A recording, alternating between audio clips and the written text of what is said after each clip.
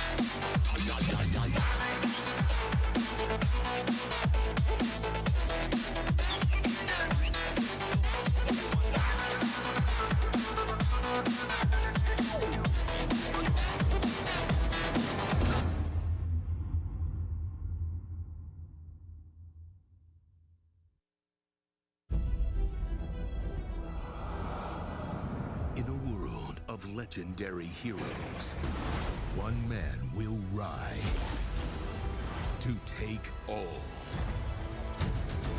of the credit. This game has something that no one else will. Me. This is where the magic happens.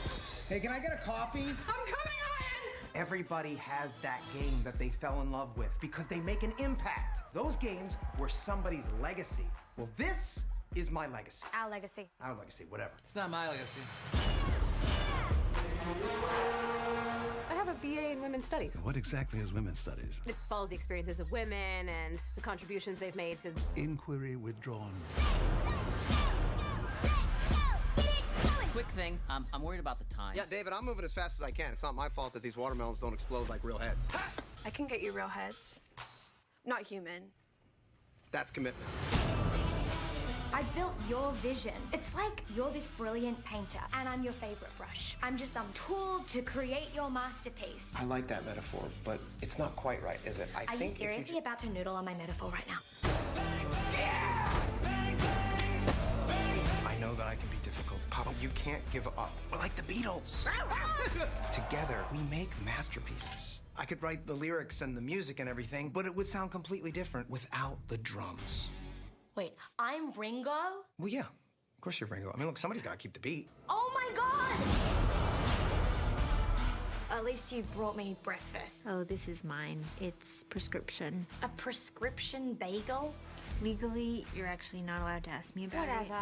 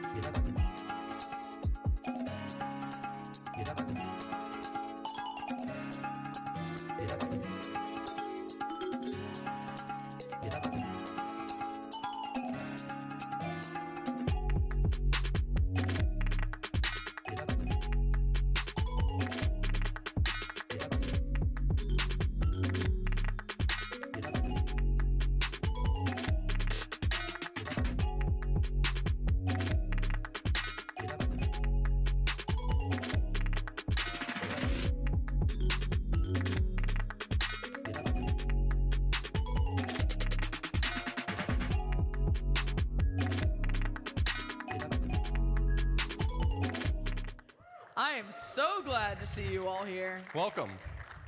What's up, guys? My name is Amber Cyper, and I'm joined by my two wonderful panelists here. I'll let you guys introduce yourselves. You first. Okay. I'm TGH. What's up? I'm a speedrunner on Twitch, and thank you all for coming out here. I'm Author Blues, and I speedrun every game you've never heard of. And I primarily run the Sonic the Hedgehog franchise, but I speedrun kind of whatever you want me to. Runs the entire Sonic the Hedgehog franchise. But today's panel is called Get Yourself into Speedrunning, an Introduction. And maybe you've seen it in the program. Maybe you just kind of like ended up in line because your friend was there. It's like, hey, come along for this. But this is mostly directed at people who, the most common thing I see in Twitch chat asks or says, like, I would love to get into speedrunning, but I'm not going to be as good as this person, or I'll never have a world record. You don't need to. And that's what we're here to talk about here. We want to talk about, you know, getting into speedrunning, maybe finding your first speed game, all that sort of stuff, your resources available to you. And hopefully you enjoy the ride. So getting started off, you might ask yourselves, why do you speedrun? Why would I want to get into speedrunning? Well, first and foremost, I know for myself, I really enjoy the journey of self-improvement. And Tej, if I'm not mistaken, that's what got you into speedrunning as well, right? Yeah, like I primarily resonate with both the first and the fourth bullet points on the slide. Actually, like both like enjoying the journey of self-improvement. Like I myself am obsessed with like seeing numbers improve. And like, you know, that's not for everybody, I understand, but like it's just like my personal like tick with speedrunning. And also I just plain have fun going fast. Like so who here has never speedrun a game before? Yeah, you've come to the right place. 'Cause we're here to tell you that like this you know, there's truly no other feeling like knowing how to play a game fast and then just doing it. And Yeah, I actually originally got into speedrunning for a different reason. I've always been really interested in playing lots and lots of different games. That's one of the reasons why I've speedrun so many games. And I think one of the sad things is sometimes you'll discover a game that's really fun, and I'm sure you've all experienced that moment where you play a game that you really fell in love with, and the game is over, and then it's over, and it's over. That's it. That's the whole game at that point.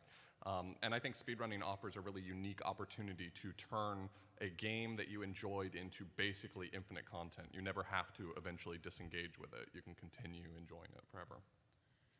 So you might ask yourself, all right, I've got the motivation.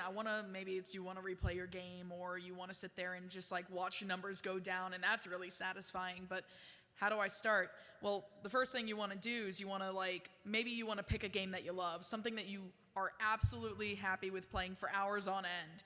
Slap a timer on it. congratulations. Congrats. Yeah, that's it. That's the whole speedrunning experience. It's just turning on a timer for the first or second time you play a game. Yeah, like you could even do it like completely blind and be like, I'm gonna try to do this as quickly as I can, and there's no rule saying that that's not a speed run. Yep. And setting personal goals for yourself as well, just like you know, like top X on a leaderboard could be top 5, could be top 10, could be top 100, could be top 500. It doesn't matter. Like, you know, as long as it's personal to you and fun to try and strive for. Yeah, or even saying, hey, I want to hit. Maybe the first playthrough you did, your casual playthrough was like 2 hours. That's like, all right, what if I want to do like an hour and a half? Can I do that? It's like, all right, and just go down. I usually like to do like, depending on the type of game I'm running, or maybe it's an RPG, so like larger segments is like expected to get cut in time, or if it's a really short platformer game, you want to like cut maybe a couple minutes. It's like, yeah, I want to go like sub 1 hour, sub 50 minutes, stuff like that, and so on and so forth. Just setting, you know, baby step goals that get you to like the point you want to be. Yeah, I think it holds a lot of people back to sometimes have this mentality. You look on Twitch and you pick some game and you see someone out there who has the world record and you say, I can't play it that way. I'm not good enough to do that, and so it's really not even worth jumping into. But the reality is that for most people, it's really not about world records. There are a lot of people out there who are purely motivated by being the best at something, and that is truly admirable. But there's really nothing wrong with being motivated by, you know, your own personal journey to move forward. You know, I've been working on some speed games for years, and my goal is just beat this time. I'll probably not have the world record unless I invest myself purely in that game, but I just want to beat a certain time. I want to hit some milestone for myself. So. And it's also really important to note, some people are like, oh, I can't be a speedrunner if I don't stream or if I don't post it to YouTube. You don't have to do any of that. If you want to keep that as your personal journey, you can keep that completely personal to you. And like, for example, like my very first foray into speedrunning was Sonic Adventure 2. It was a game I've loved since it came out in 2001. And I started just with a race on Speedruns Live. They had their seasons. This is years and years ago, back in like 2011, I want to say. And it was just like, here, play the hero side story as fast as you can against other people you don't know. And I'm like, yeah, sure. And I remember my goal was to get sub 1 hour, and I think my first time took me like several months to get that, and it was like 59.59. And I was still happy. I was ecstatic over that. But honestly, you can run anything as long as it has like a definitive like end goal or a beginning and end. You just need to do that, and there's plenty of resources out there, whether it's like speedrun.com, community discords, or even just like YouTube. Find a person who happens to run the game, message them, ask them, hey, what's going on? I have questions about this. It turns out that people who have that level of passion to speedrun a game also have the same level of passion to tell you everything they know about it typically. Yes. So, can confirm.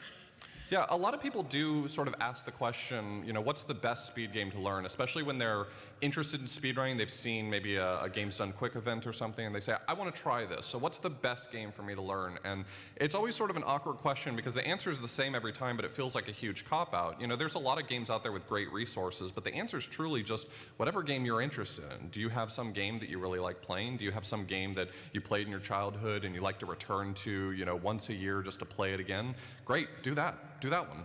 That's a great speedrun right there. And if you've already played it 10 times since your childhood, then you're well poised to just jump right into speedrunning it. So. Yeah. On the other side of the coin, actually, you know, some games that you might not like casually might be great speed games. Sonic 06 is a great example of that one. That was the one that came Yeah, out for there's me. like a whole bad games community built around the concept of these games are terrible. Isn't it great to make them fast?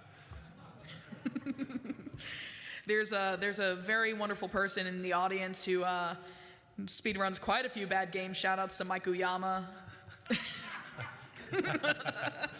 Does he run any good games? I don't think I've ever seen him run a good game. But no, like once you pick your game, it's just like, all right, maybe like how do I start learning? Where do I go? Well, if you're playing a game that has resources, you want to look around for the tutorials. Maybe you're a person who learns better by videos. Maybe you prefer documents. My business cards have a QR code that lead to a master document resource for Sonic 3D Blast. That is how much I care about that game and how much I want to get people to run that game. And like those sort of things just exist. Or like you go to the community Discord and there's always channels that are like ask for help, strat sharing, resources, stuff like that. Maybe you want to get into running a console game, or you prefer to play not on a PC, but you don't want to invest a ton of money into like the retro hardware. There's thankfully a lot of accessible ways to access hardware, whether it's like through not necessarily emulation machines, but like you have like your SNES Mini or Sega Genesis Classic or the NES Mini, and those are great starting points to be able to play like with something very close to original hardware and have that satisfaction of like just picking a game out of that library and just being like, yeah, let's try this. Why not? But I mean, even if you're really passionate about playing on original hardware, there's a ton of resources as well. So Absolutely. most of them, many of the modern flash cartridges for retro games have built-in save states, which are a great resource for practicing. If you play on the Super Nintendo, there's a special device that costs all of $20 called a Nokitech Game Saver that allows you to make save states on a Super Nintendo. Many of these communities, if they're active enough and they have a big enough community, someone at some point has made a practice ROM for the game. Mm-hmm. So it's a special ROM you can load on a flash card or an emulator that has built-in save states and tools for actually learning the run.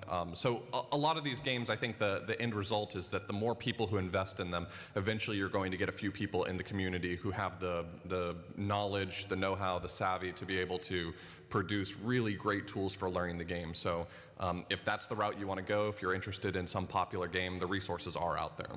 Actually, Tej, what's your preferred way to learn a speed game?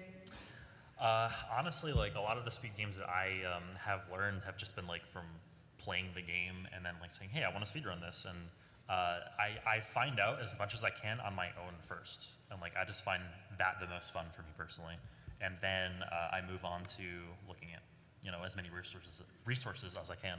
And that kind of evolves naturally into once you're actually up and running. Maybe you've done your first run.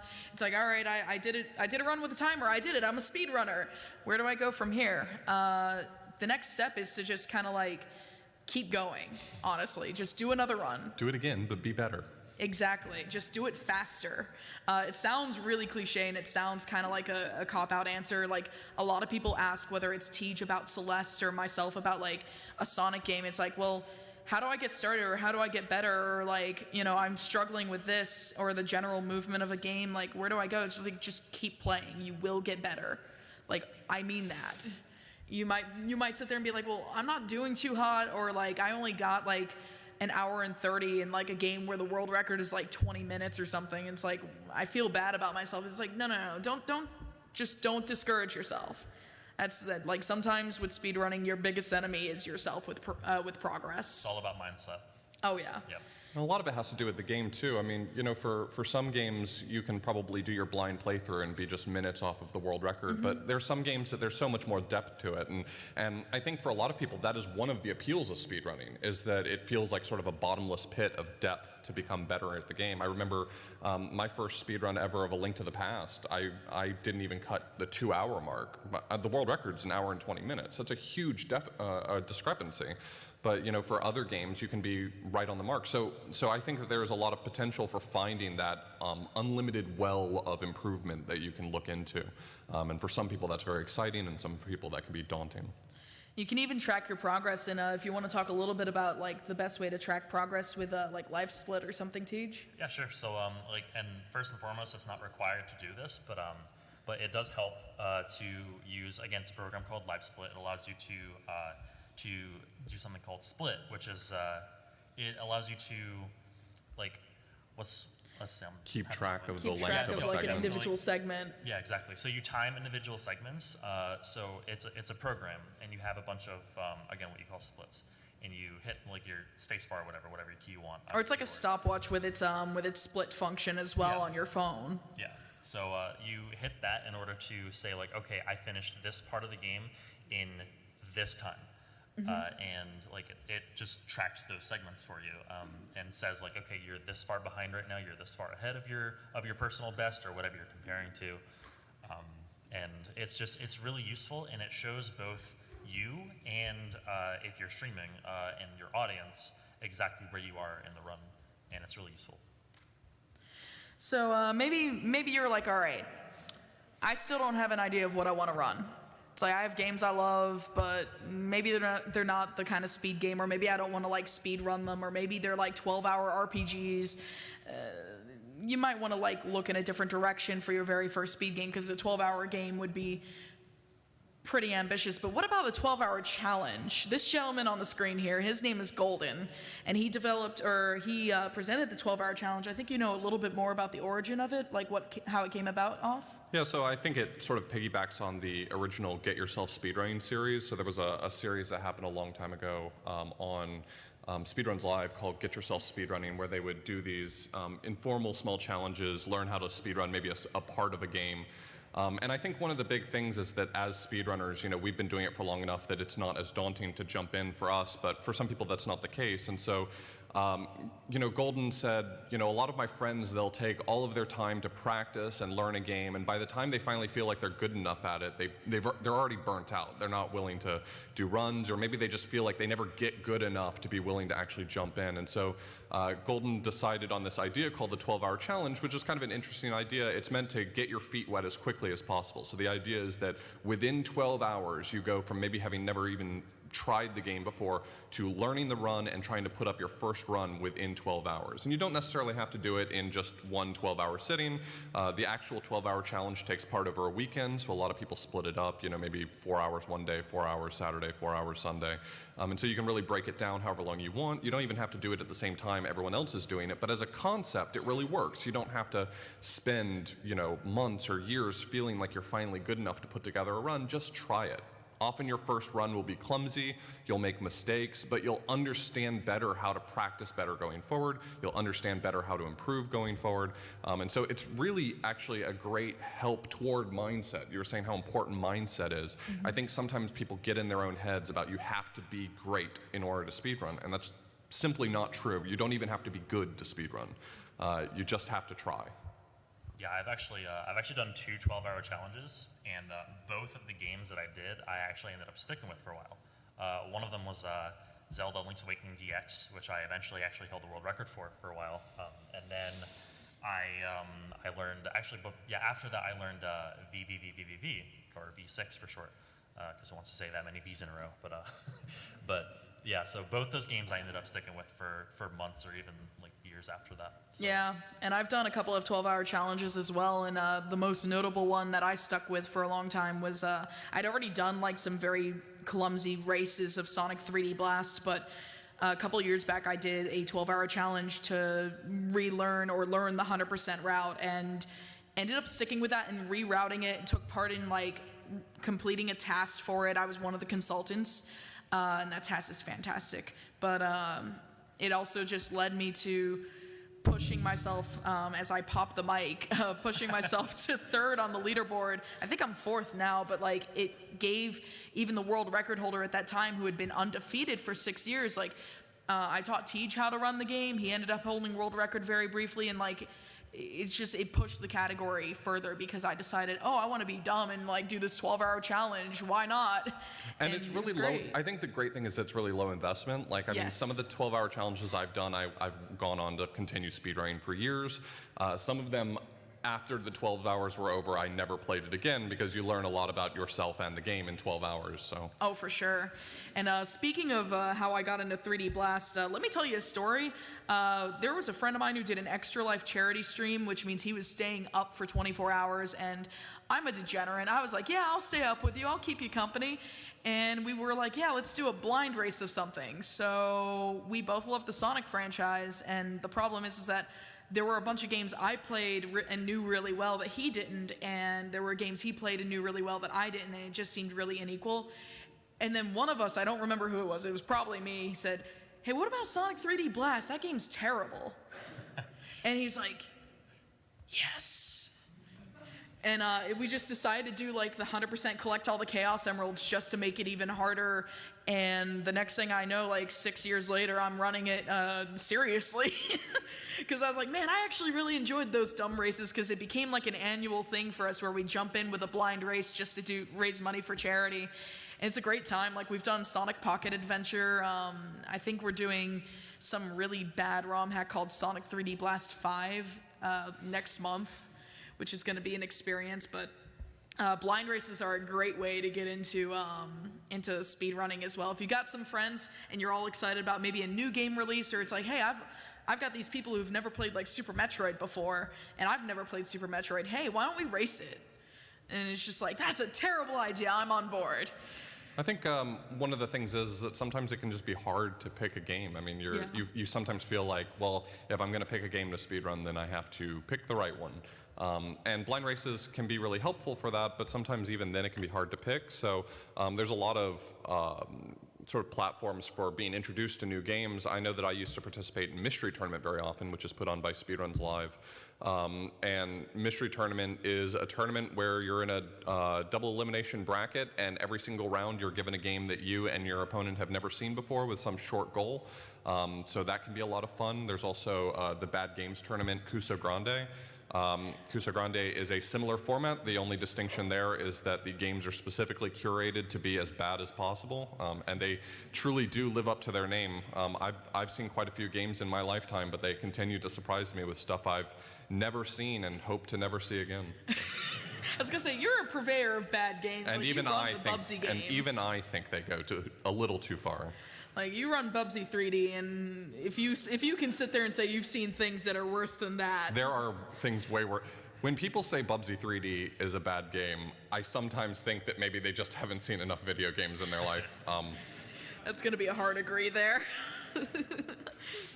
And incidentally, there's also things called randomizers as well. If you want to take a game that you know and love, but you want to kind of turn it on your head and have an unconventional way of getting into speedrunning, randomizers are a fantastic way to learn skills that you could learn and apply to a regular run, but in a completely different setting. I actually recently got you into the Pokemon randomizer. Yeah, yep, that's actually really fun to race as well. So it utilizes like basically a completely different skill set from your typical speedrun.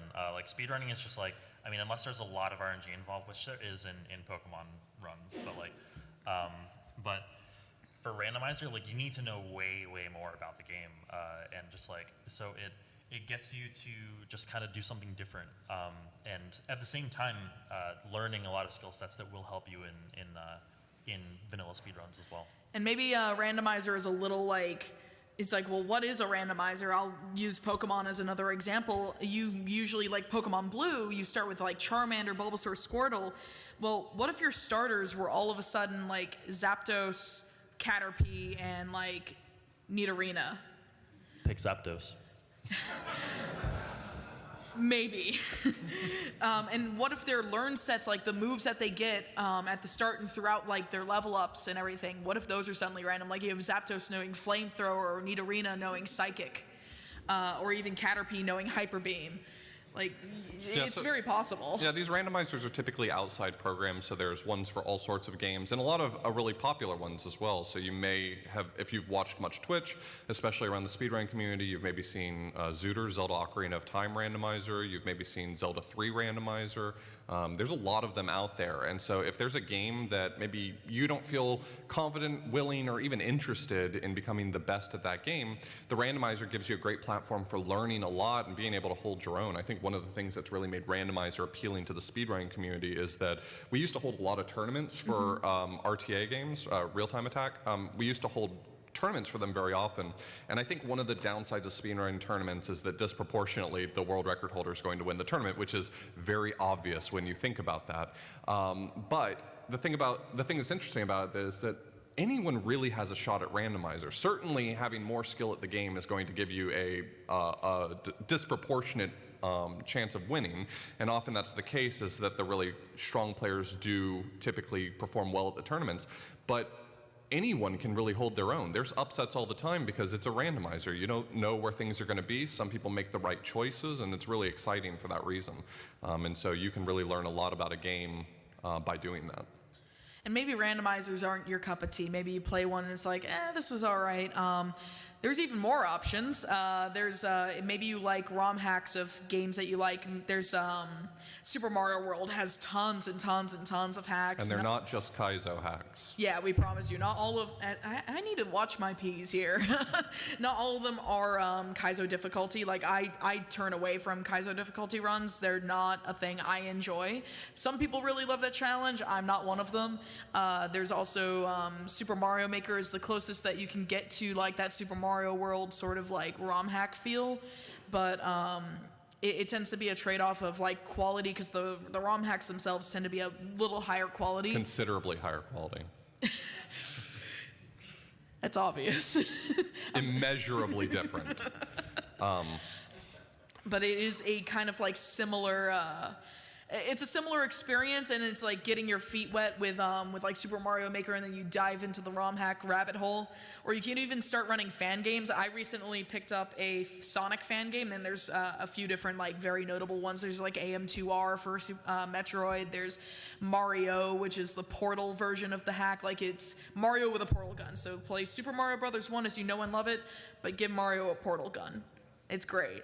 But I picked up Sonic Time Twisted very recently for a upcoming event I'm holding as well.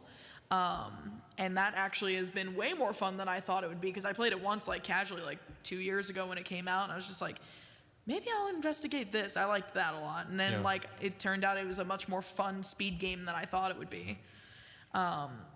But ROM hacks and fan games are definitely a good stepping stone as well. If it's just like, hey, I want to do something that like no one's ever done, uncharted territory, and like learning how to route a game, even if you've never speedrun before, is really fun, because like you can sit there and just kind of like be a pioneer in whatever it is you're doing, and it feels really good, especially when you can rope some friends into it too. For what it's worth, it's actually worth noting that if speedrunning as a concept is interesting to you, but you don't feel like you have the time or interest in actually doing runs, speedrunning communities are made up of a variety of different types of members of the community. And if other things appeal to you more, you know, every speedrunning community has, you know, runners who enjoy running the game. But you know what we're really in need of very often are people like glitch hunters or people who are actually willing to investigate and do the legwork necessary for routing. And for some people that's more interesting. The speedrunning community lives and breathes for those people alone, so. Yeah, so if your next question is like, all right, speedrunning sounds great, but maybe I don't like being a runner, that's okay. There are plenty of roles in the community for everyone. I mostly do event commentary these days because I work a full-time job and I don't have the time to invest in all the games I want to run. I do a lot of run commentary. I do a little bit of event organizing, all that sort of stuff. I've put together tutorial and documents and stuff like that. That's my sort of jam these days. And like, you might hear someone come into your, like if you're a streamer, you might have someone come in and be like, oh, this time is easy to get, or like this strat, or like this trick is really free. Free is a 4-letter word I don't appreciate very much because it comes off very like arrogant or elitist. That's a very, very tiny, small voice in that community. Like, don't let that get to you. If someone ever comes up and says, your time's terrible, or anything like that, because like, you know, you might encounter that on the internet. It's the internet. But generally speaking, the speedrun community is very supportive of one another, regardless of skill level or like what community you come from as well. Yeah, if you jump in on a new game, every single time you get a new personal best, you're going to have the world record holder cheering for you. I mean, those of us who play the game know how much effort it takes to make even the smallest improvement. And so the people who matter, the people who are around you and see the work that you're putting in will be able to appreciate every single one of your accomplishments. Yeah, we all want to see each other achieve our goals. Yeah, it's often said that the goal of speedrunning is not for me to become better at the game, but it's for the time to become better in the game. So if I'm not the world record holder anymore and someone beats my time, that's still an improvement. That's still the game getting better. And for that reason, speedrunning is probably one of the more cooperative, competitive activities you can do. Absolutely. And maybe you also like, one thing I know has been limiting me, both like maybe it's in speedrunning or also in general life, is that like maybe you have like a disability or anything. I have problems processing auditory and visual things, and also I have carpal tunnel.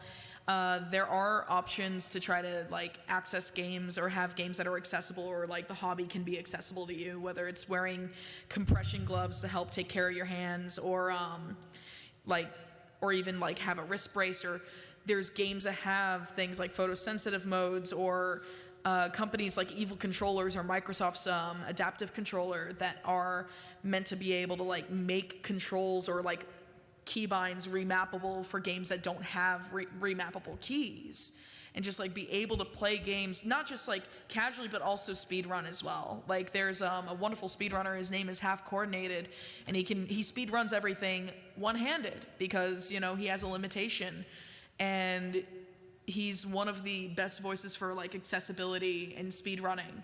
And if you haven't checked out any of his like GDQ runs or anything like that, I highly recommend doing so because it's very inspiring. He's a wonderful person. The speedrunning community is also really open to things like that. So for people who have maybe disabilities, or maybe there's just some challenge that prevents the normal action of maybe a controller or something from being easy.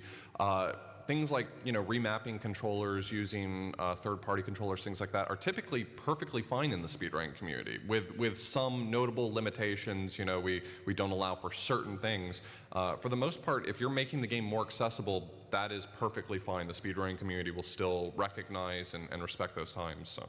Oh, absolutely. And that's going to bring me to mention, by the way, if you are interested in speedrunning, like maybe this panel's got you thinking, hey, I want to try something out. There is also a Games Done Quick, if you're familiar with that. They are usually biannual. Now they have several different events going on throughout the year. They're a marathon or a company that raises money for charity, whether it's Doctors Without Borders, Prevent Cancer Foundation, Able Gamers. They actually are here at PAX. They have a small stage right by the food court. So if you go down one level to level 1 and take the sky bridge across, they'd be on your right-hand side. There are live runs going on. There's gauntlet challenges. They have stations set up as I tap your mic with my ring. How in the world? You can even challenge yourself in like these little bite-sized challenges, and it keeps track of your times, and it is exciting.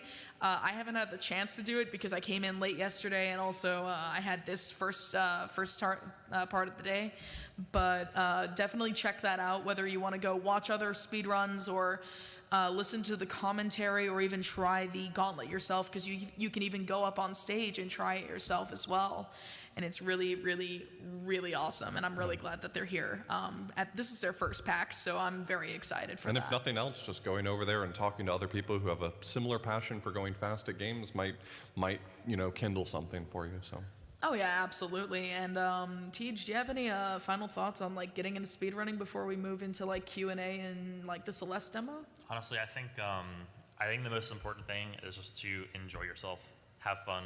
You know, whether you're the type of person who likes to improve yourself like me, the type of person who likes to be competitive, or the type of person who just wants to get a little bit more out of the games they've been playing, like speedrunning is meant to be fun, and just have fun, enjoy it. Yeah, I would just say don't hold yourself back because you see other people being better.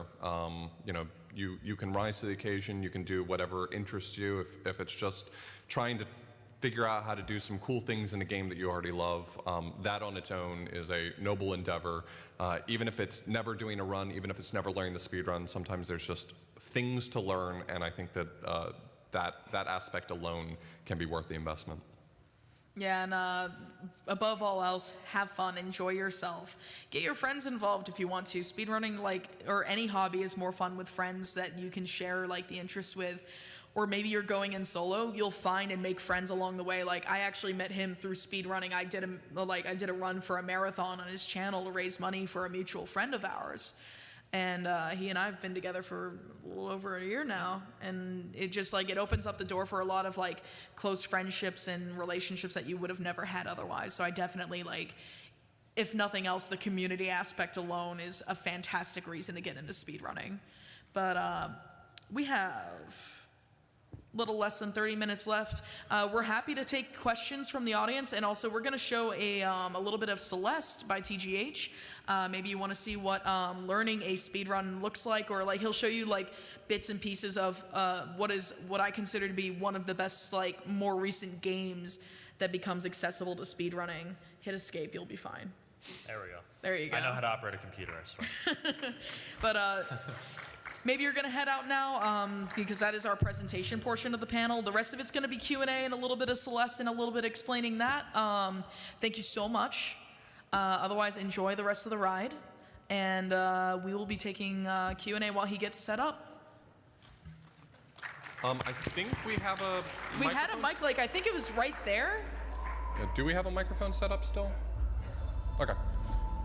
Great. Oh, okay. It was just pointed down. So. Testing. Okay. Great. All right. While that's being set up, I guess I'll just go over basically the reason we're doing this. I truly think that Celeste is a really good example of it's like a culmination of everything we just talked about, accessibility, learning a speedrun. This game caters to speedrunning really, really well, at least in my opinion. Okay. And yeah, so you'll see right away, we talked about different modes and stuff in. For accessibility, this has a photosensitive mode. You can turn all these sorts of effects off. Screen shake can be turned off. You can configure your keyboard any way you want. Configure your controller any way you want. It's really good. It's really good. So I guess I'll go over as well just the way I learned how to speedrun this game, and this game's kind of taken me on a journey speedrunning wise, but I'll show you some examples. We'll show these examples, and then we'll take the first question. Okay? Yep. All right. Yeah. So Celeste is a very, very good game. It's a side-scrolling 2D platformer. If you've never heard of it, if you have not played it, I think you should. It's a very, very good game. Yeah, even if you don't want to speedrun it, I highly recommend. Yeah. So imagine this: you just completed Celeste, right? You just completed the last chapter. I don't want to go into too many spoilers in the late game or whatever, but you just completed the last chapter. You're feeling pretty good. The game has taught you like 100% of the core mechanics. So you go back and you want to play. You say you want to speedrun the game. You want to go back and play chapter 1. Okay. So you start chapter 1 again. And so it's a very simple game. You have a jump mechanic. You have a dash, and you can grab walls and climb them, right? So a typical like first player's speedrun might look something like this. Like, you know, okay, I need to turn super dashes on. You turned them back on. Oh no, it turned itself back on. Turned There we itself go. back on. There we go. Okay, so yeah, never mind that. All right, so just like combining the jump to dash mechanics together to make sort of a, you know, vanilla speedrun. It's pretty fun, right? I could see the challenge for you to turn off all of everything you know right now. Yes. To demonstrate this. So I'm telling you, this was exactly what my first run of this looked like. So those dash crystals like refill your dash. And while you are you going to play through the whole chapter like this? Okay, so we'll actually take the first question now while he's playing through this chapter. Hello. Other than music games or, let's say, Dead Rising, outliers that can only be beaten in a certain amount of time no matter what, are there any genres that you think do not lend themselves to speedrunning? That's a hard question to answer because the answer is going to differ from person to person. Like, I feel like there are games that don't make for good speedruns. Like, controversially, I don't really care all that much for RPG speedruns, but there are people out there who really make great work out of them. I think that there are very few games out there that just purely are unserviceable in terms of speedrunning, though. I mean, even music and rhythm games have found their own niche in speedrunning, and you mentioned Dead Rising taking a specific amount of time. I mean, Home Alone for the NES takes a certain amount of time, and 11 people just got a brand new world record at it at the last GDQ because something was found that made the game very slightly faster. So I think the answer in general is that you may find that games aren't as popular sometimes because they don't immediately seem like they are speedrunnable, and I would say by and large that's just not true. You answered that way better than I could have, but I can imagine anything that just doesn't have a definitive beginning and end, is not that can be harder. Yeah, that would be something that I would think would be difficult unless it's like something that has an end goal, like, you know, collect this sort of thing, and the run ends there. Yeah, I was gonna say, it's not to say that you can't create a beginning and an end. Yes. Yeah, Minecraft doesn't have a very clearly delineated beginning and end, but Same people thing have with speedrun it. Terraria. So. Okay, so I just finished chapter 1. Thank you for the question. In a very vanilla way, without utilizing practically any like speed techniques at all. So, say you play it again, right? You restart the chapter, you play it again, and you just happen to realize when you're playing, like you might do this by accident. It's like, oh, I just dashed and jumped at the same time. Like, I could use that. I could utilize that. So I could maybe just like utilize that as much as I can, and I'm going faster right now. Are you going to play through this chapter like this?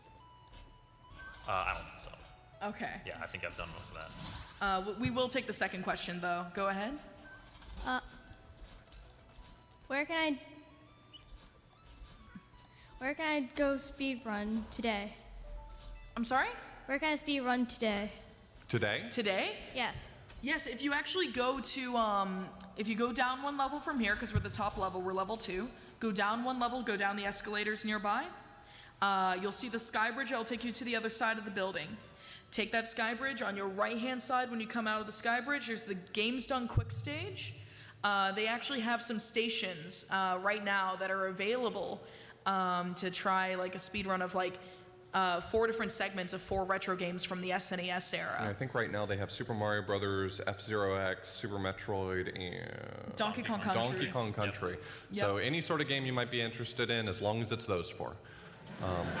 I do hear that they will be having different games tomorrow, so today's your chance to try those, and then tomorrow they'll have 4 different games in that rotation. But you could even go down and try that. Or if you're on the expo floor, there's plenty of game demos as well. If you decide, like, if there's not a line right behind you and a dev is showing you the core mechanics, you can even try to speed run their demo. I do that in the indie mega booth all the time. I just show up to a game and I'm like, all right, well, I'm just gonna try to go fast. Yeah, like just try to like be like, all right, explain the core mechanics to me. It's like, all right, cool. Here's your controls. Here's how the game works. All right, how do I go fast? Oh, actually, yesterday I stopped at a game booth because as I was walking by, I saw someone demoing the game and I thought, oh, I bet I can skip that part. So I stood in line for like 20 minutes just so that I could try the game, and I got my hands on it, and I jumped over a gate and all the enemies despawned, and I was like, yes, I got this. Yes! But definitely, I recommend checking out the Games Done Quick stage. They're here all week, and even TGH is going to be doing a speed run for them on Sunday at 12 noon. So you'll be able to find me doing commentary for that as well. Definitely check it out. Yeah, a lot of people who are really excited about speedrunning and can show you some cool stuff. Yeah, if you want to speed run today, that is the right place to go. Okay. Thank you so much for your question. Yeah. You want to do? Yeah, sure. Finish So, do the next step. Yeah, so like the next thing, I'm sorry, I didn't rehearse any of this at all. So like we're moving very slowly here.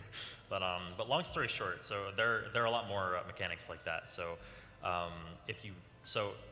the jump dash I just did, or I just showed you guys a few minutes ago, you can actually separate the jump and the dash themselves in order to keep your dash in midair like this. And you might figure that out by accident as well. But like a lot of the stuff I actually like, I found a couple things and then I watched a speed run of it, like way back in the day. And I was like, oh, you can do this. You can do all the stuff. You can do this as well. That's that right there. I like to call it wall bounce or like an up hyper or whatever. You can do a jump dash as well with a crouching state as well, and you get like a lower, longer, faster jump dash. And long story short, if you put it all together, it looks like this in the end. And we'll start taking the third question. Thank you so much. While he goes through city much faster than before. Hey, hello everyone. I know this is something I shouldn't worry about like right now, maybe somewhere down the line. But since you guys are here, I want to ask, I see the leaderboards on speedrun.com. Like, what makes a run official? Like, does it have to be streamed? Does it have to be in an event? Like, what makes my run official to participate, to be part of the leaderboard? Great question. That is a very good question. The easiest way to make your run official, you want to have video proof. You want to have video proof of the game. You want to have a timer showing, which is why we recommend a program like LiveSplit. You can use WSplit. There's LAN Flare. There's a couple of other different timers out there. You just need to have something tracking your time from start to end. And then you want to make sure you don't have to stream it. It can be pre-recorded, like you can record it on a recording software like Open Broadcast Software or OBS or XSplit or anything like that. Yeah, so at its core, some communities don't even require video evidence. That's not typically all that great because without video evidence, it's how do you prove it's true? But in the most general sense, all you need is a video showing you doing the run. Most communities wouldn't even necessarily require you to put your timer on the screen. As long as you have a video, if you pre-recorded it, upload it to YouTube, that makes it official. The communities themselves decide the rules. We say often speedrunning community. There isn't really one big community. There's communities around specific games, and we all sort of seem to have a common interest and purpose, so that works well for us. But the leaderboard itself will often tell you exactly what the rules are, and if you follow those rules, it is an official speedrun by all accounts. So, thank you very much. Yeah. You're very welcome. Thank you for the question. We'll take next question. Teacher's just going to run through some ILs here of Celeste just for your for background for those of you who maybe want to sit down and chill out. So you mentioned that almost anything in the way of accessibility or controller modifications is acceptable. What might not be acceptable? And also tell us more about the compression gloves. Sure. So some communities don't allow things like turbo controllers. Turbo controllers is usually the most notable one where that is not allowed. But if you have like, I know Evil Controllers has a joystick modification where it can be completely separated. So like maybe you don't have the complete use of your hand, you can only control it with your wrist or something, and you hold the rest of the controller in your right hand for face buttons. You could do that. It's just like anything that would make inputs faster than a human possibly could do, like anything that would be even considered like close to a tool-assisted speedrun like that. Things that are not humanly possible. Yeah, the spirit of the rule is typically anything that you shouldn't be able to do on a stock first-party controller is disallowed. So turbo is allowed in some communities, like RPG speedruns that are 9 hours long. Who wants to mash through text for that long? So very, very many of them have wisely taken the option of allowing for turbo. TurboGrafx 16, the stock controller has turbo built into it, so turbo is allowed on all of those leaderboards. In general, if you would be able to do something you can't do on a stock controller, that's when it becomes disallowed. So for instance, if you're playing on an emulator, if you bind two different keys to the same button that would allow you to mash faster than you otherwise might be able to on an actual controller, that sort of thing might be disallowed. So that's where we typically draw the line.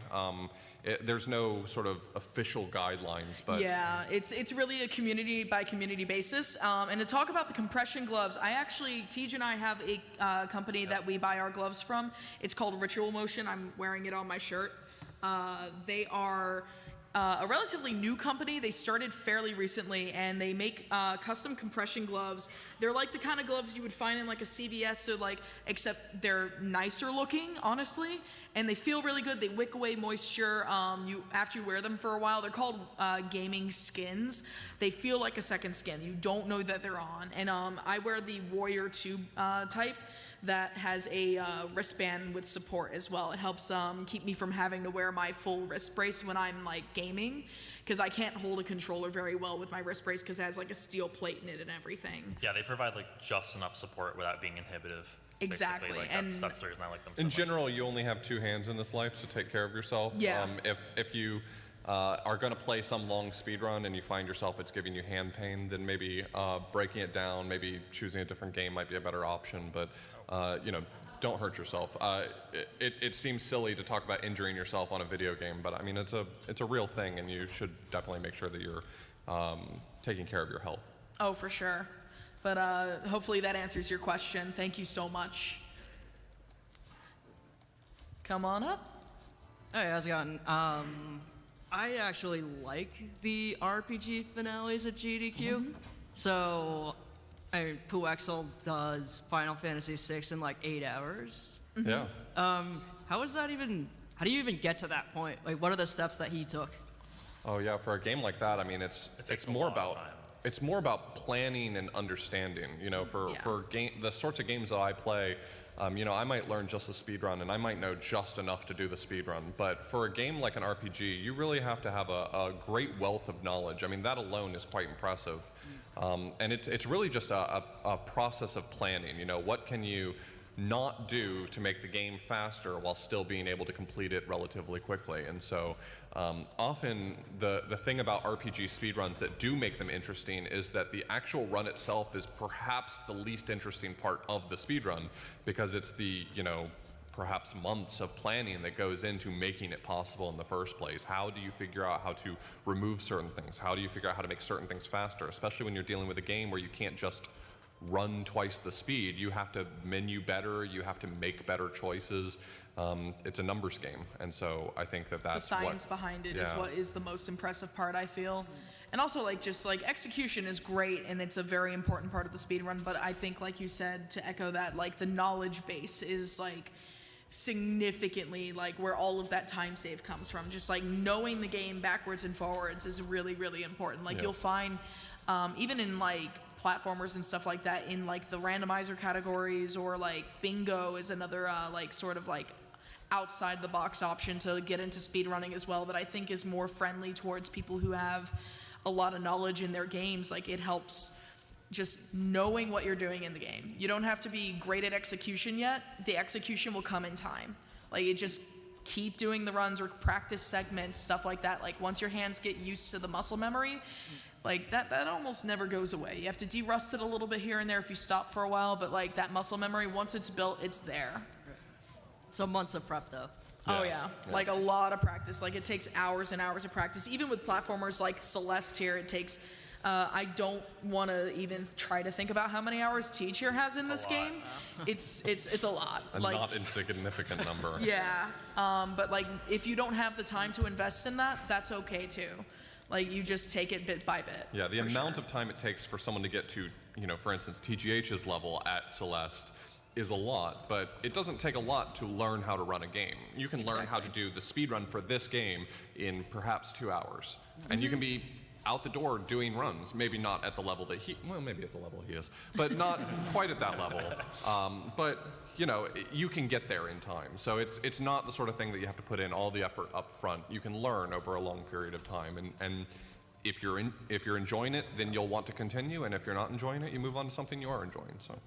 Exactly. The number one rule in speedrunning for me is if you're not having fun, stop it.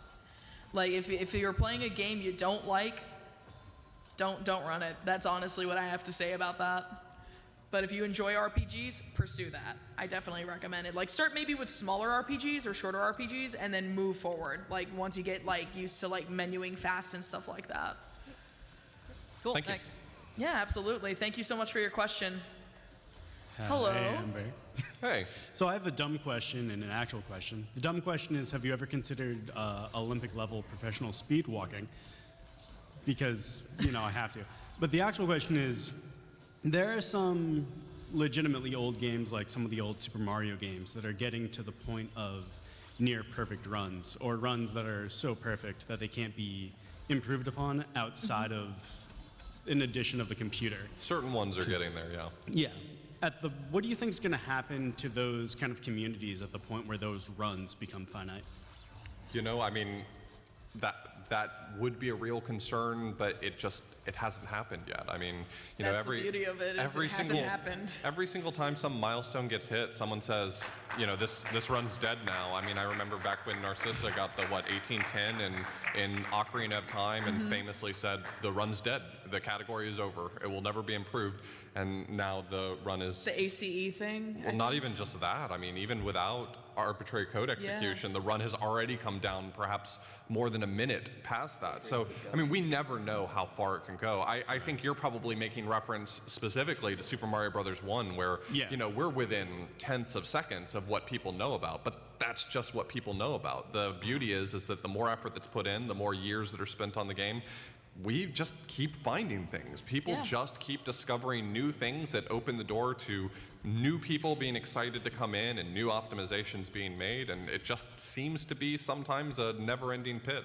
Oh yeah, and there's still things being found to this day, like in games like Link to the Past, or even slightly more modern, like even Sonic Adventure 2 is still being broken wide open, whether it's via one of the taskers or someone just messing around in a level. It's like, hey, I can now skip all of Final Chase. Why not?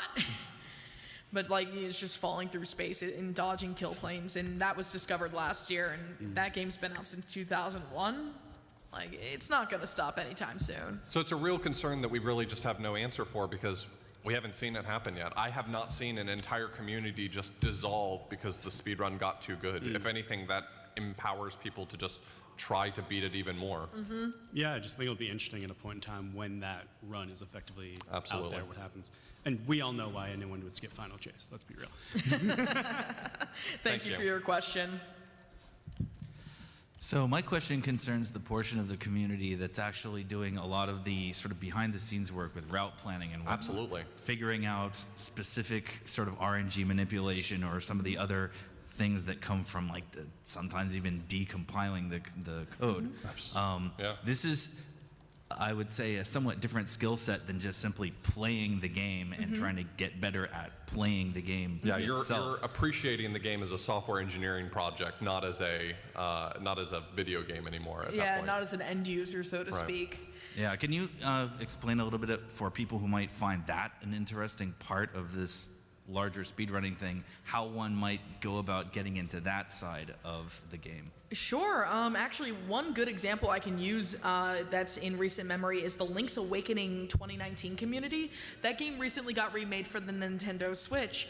And we actually, in the speedrun community Discord for it, we had a channel that was dedicated to like the people who were able, who maybe have homebrewed their Switch or something, who have access to like the game's code or like the general, like being able to decompile it and understand how like the event tracker works in it, like, you know, how flag switches work, or just being able to understand like the coordinate, like we actually had a coordinate tracker that tracks Link's coordinates throughout a game or throughout a dungeon even on the map, and it was a coordinate viewer, and it helped us like, the trick is still a mystery, but it helped us have a little more clarity on this one really ridiculous skip in the any percent run where you take damage on the same frame you get grabbed by the enemy called the Hinox. And the enemy would normally grab you and throw you against a wall in the room. Instead, like, he grabs Link when Link is still like damaged, and he just throws him and he ends up somewhere else in the dungeon, like a completely different room. It's a really bad trick. Yeah, it's a terrible trick, but what happens if you look at the coordinate viewer is Link goes from where he is to like, and mind you, his speed value doesn't change. He just goes from like point A to point B, point C, point D, and so on and so forth within a span of like, what, a few seconds? Not even a few seconds, like 2 seconds or something like that? It's like 3, yeah. 2 Yeah, 2 or 3 seconds. So the question is like, how do you get into doing that? And I think get into the Discord for starters. I think it might be easy to sometimes think that all of these people are really investigating the internals of the game, and so your only real choice is to have a 4-year degree in some engineering background. And I think that that's simply not true. It is certainly a different way of thinking. It's a different way of approaching the problem-solving aspect. But it's all about how do you approach problem solving. So I think most glitch hunters, or many glitch hunters, don't necessarily even have that background, but you have to have an analytical mind. You know, you see something unusual happen, and you look at something else unusual that happened, and the question is, how can I combine these, and where can I try combining them in interesting places? And so it's less about, you know, can I read, you know, decompiled code, and more about, you know, can I take these interesting ideas and combine them? I'm actually really close friends with a friend of mine is a glitch hunter and has looked at a lot of games, and I think a lot of it is just knowing how to be meticulous. You know, I will watch him stream glitch hunting, and it'll be 6 hours straight of rolling into the same corner of a wall, because he's figured out that there's a reason why he believes he should be able to get through there, and it's really just analyzing it from a lot of different angles, taking a lot of different approaches. I mean, having the right sort of approach, having the right analytical mind can really break a game wide open. And that's what we need. I mean, the speedrunning community is made up of a lot of people who are really excited to play video games, but you know, those speedruns don't happen without an army of people behind them. If you see a game that is a really impressive speedrun, be aware that that had a lot to do with people who took a lot of time investigating a game, and it's usually not the streamers, to be perfectly honest. Yeah, we're the show ponies at the end of the day. So, like, a lot of things that are found, like when I got into routing like Sonic 3D Blast, I took level maps that were made by another person in the community like years ago, and was just looking at them and was just like, man, what emeralds are better than what is used in the world record video? Because the world record video was years old, like 6 years old at that point or something. And I was like, hey, this looks like it's near enough rings. And I actually sat down for an hour with like my my tablet and was drawing out like ring routes, like with my like tablet pen with like a dumb color key and everything. And I just did that to route it out. And it could be something even as simple as that or rudimentary as that. Or you can even get into the rabbit hole of decompiling code. But a lot of it is done by people with no background in engineering whatsoever. And it's definitely a thing that I recommend if you're not the kind of person who wants to get into running itself, but you want to help the community. Just like having the tenacity to sit there and roll into a wall for like 4 hours to like have a reason to try to clip through something or like skip some other thing, like, is a great way to start for sure. Yeah, there's a ton of other roles that can be taken. I mean, you know, the community needs people who are willing to run the numbers and do routing for a game like an RPG or an adventure game where it's like, what order do I do things in? A lot of people aren't willing to take the time to sit down and, you know, actually time things out and figure those are so invaluable as resources to know that information, to be able to make the right decision. A lot of times, you know, I'll learn a game or route a game myself, and I say, this feels like this is the best option, but I'm not willing to take the hours it takes to make sure that's the right choice. So Yeah, like even someone who goes down to optimizing things like that, like timing different options out, like Tej does that. That's the most he does, like with contributions. He does a lot of movement optimizations of like, instead of like moving straight through this, you can take like this slightly different path that ends up being like even fractions of a second faster. And that happens a lot with Celeste because it's at the point where like we're doing micro optimizations in this game. That's all I'm good for, by the way. Thank you very much for that question. That's a very important one. But I think we're just about out of time. I want to thank everyone who came out and came in. I hope you enjoy the rest of PAX. We'll be around if you ever see us. Feel free to flag us down. We're happy to chat. yeah, reach out to us online if you want to get into the speedrunning community. We're all mostly friendly. Oh yeah, and once again, my name is Amber Cyprin. I've been joined by TGH and Author Blues. Thank you so much for having us. Yeah, thank you so much.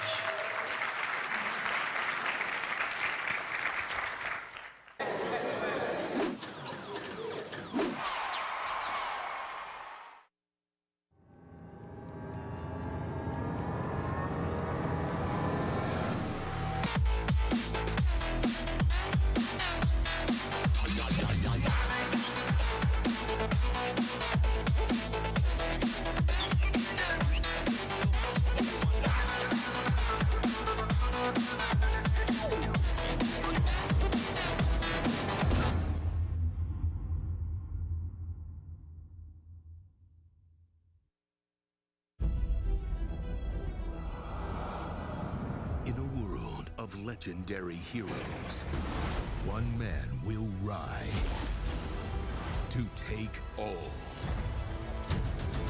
of the credit. This game has something that no one else will. Me. This is where the magic happens. Hey, can I get a coffee? I'm coming, Ian! Everybody has that game that they fell in love with because they make an impact. Those games were somebody's legacy. Well, this is my legacy. Our legacy. Our legacy, whatever. It's not my legacy. I have a BA in Women's Studies. What exactly is women's studies? It follows the experiences of women and the contributions they've made to... Inquiry withdrawn. Quick thing, I'm worried about the time. Yeah, David, I'm moving as fast as I can. It's not my fault that these watermelons don't explode like real heads. I can get you real heads. Not human. That's commitment. I built your vision. It's like you're this brilliant painter, and I'm your favorite brush. I'm just some tool to create your masterpiece. I like that metaphor, but it's not quite right, is it? Are you seriously about to noodle on my metaphor right now? I know that I can be difficult, Papa. You can't give up. We're like the Beatles. Together, we make masterpieces. I could write the lyrics and the music and everything, but it would sound completely different without the drums. Wait, I'm Ringo? Well, yeah. Of course you're Ringo. I mean, look, somebody's got to keep the beat. Oh my God! At least you brought me breakfast. Oh, this is mine. It's prescription. A prescription bagel? Legally, you're actually not allowed to ask me about Whatever. it.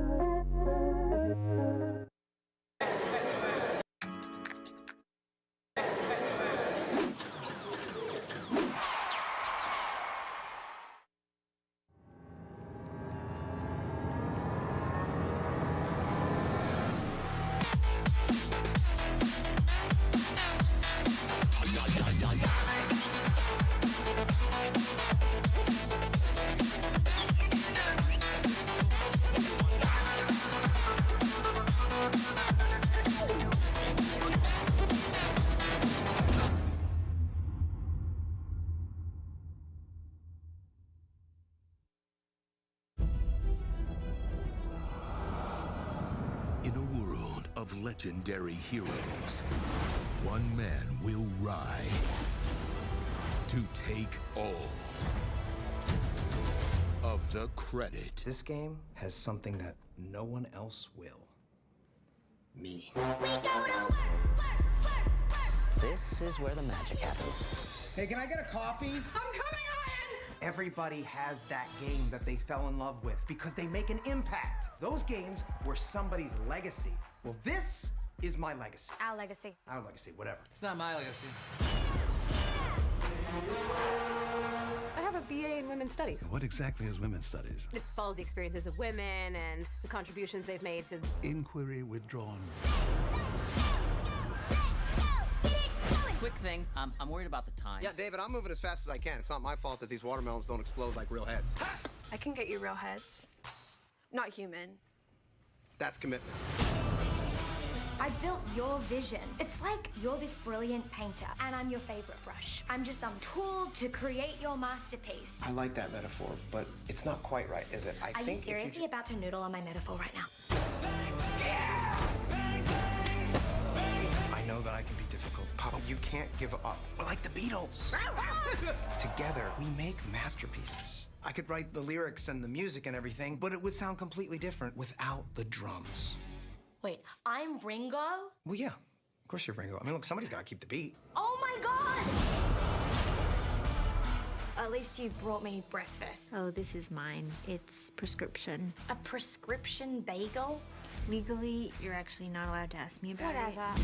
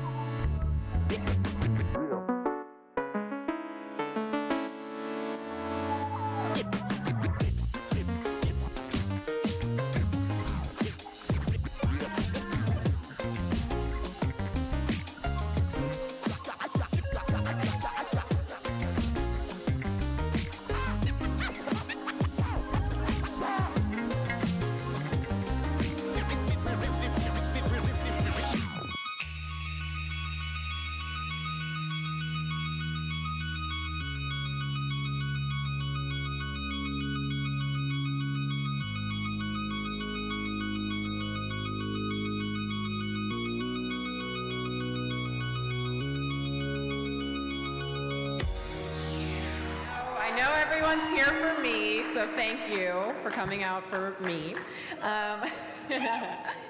I'm Allegra Frank from Vox.com and Polygon, and I am so happy to be here with two very exciting guests for, I think, what will be a really fun, interesting panel about a show we all know and love. But let me introduce them first, and then we'll get into it. So first, I'm going to bring up Derek Bachman, writer, creative designer on Samurai Jack, the Samurai Jack video game. And then our second and final guest, very short intro here. Our second and final guest is Gendy Tartakovsky, the creator and director of Samurai Jack.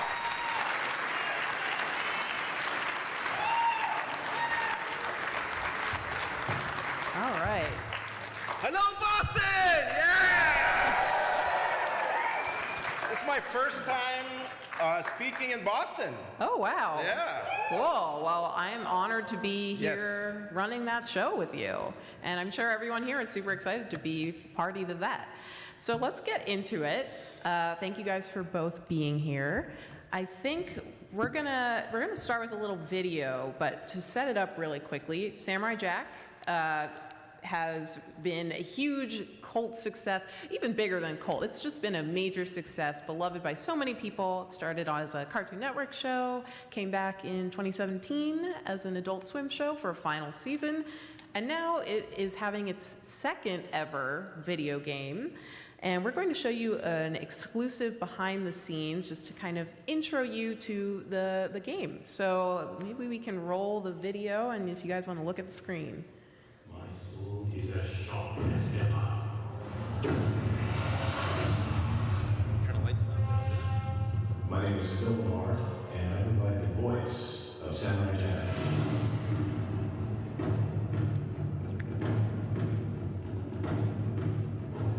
The Samurai Jack video game is not so much an extension of the story as much as an exploration. They've very cleverly figured out a way to add more adventure within the story that we already know about. Ashi is the focal point for Jack in the game because she represents hope. That's what she brings. That is what she symbolizes. Grab the hope. That is the way he is finally able to fulfill his life's ambition. And that is ultimately the only way to win the game. It's interesting because Gendy and Ryan and Derek and all the guys, in a really cool way, were able to honor the stuff from the original episodes while creating a new story, a new world, and the game does that as well. It allows us to go even deeper and not only just see those elements that we remember from the original series, but to go in and explore and be in those worlds and fight the villains that you remember. You're so looking nice and nice. While I listen to you, he's got a little city. He's getting old. You thought you would return to the past and destroy me? But also the allies. Jack, you're so close. You have to keep going.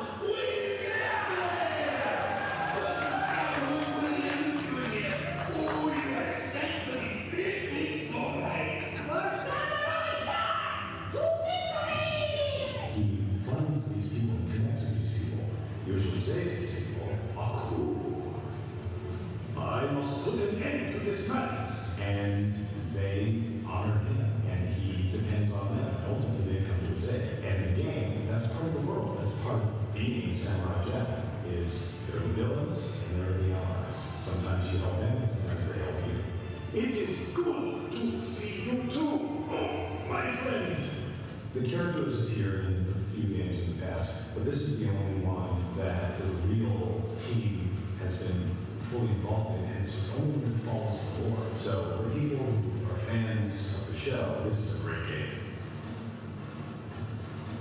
When I think about what Samurai Jack means to me, it's something I'm so proud to be a part of. This character, this series, this game, this world. It's great to be able to play a hero who really embodies so much that we all should aspire towards. It's so nice to have somebody who's clear about what is right, what is wrong. It sort of works on evil people, but that be nice to have. Aku, I will return to the past and destroy it once and for all.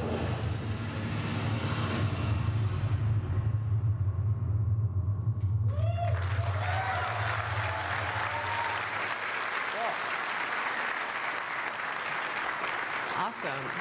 So, Samurai Jack, Battle Through Time.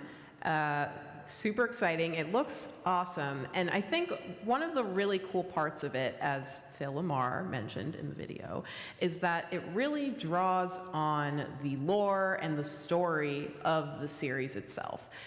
Derek, maybe you can tell us a little bit about where in the series this game takes place. Where are we when we start up the game? Sure. Hi, everybody. So we pick up in the series finale, the climax. Ashi realizes that she has Aku's power within her, and she rips open a portal in time. She's traveling back with Jack to destroy Aku, and he knows that his time is done. So he launches one last desperate Hail Mary while they're in the time tunnel and knocks Jack into a pocket of time where he's trapped. And so that's where this game takes place. Jack is trapped in between time, where he basically has to face everything that he's ever encountered in this world of the future. And Aku is basically like the puppet master who is taking him through this and trying to keep him trapped.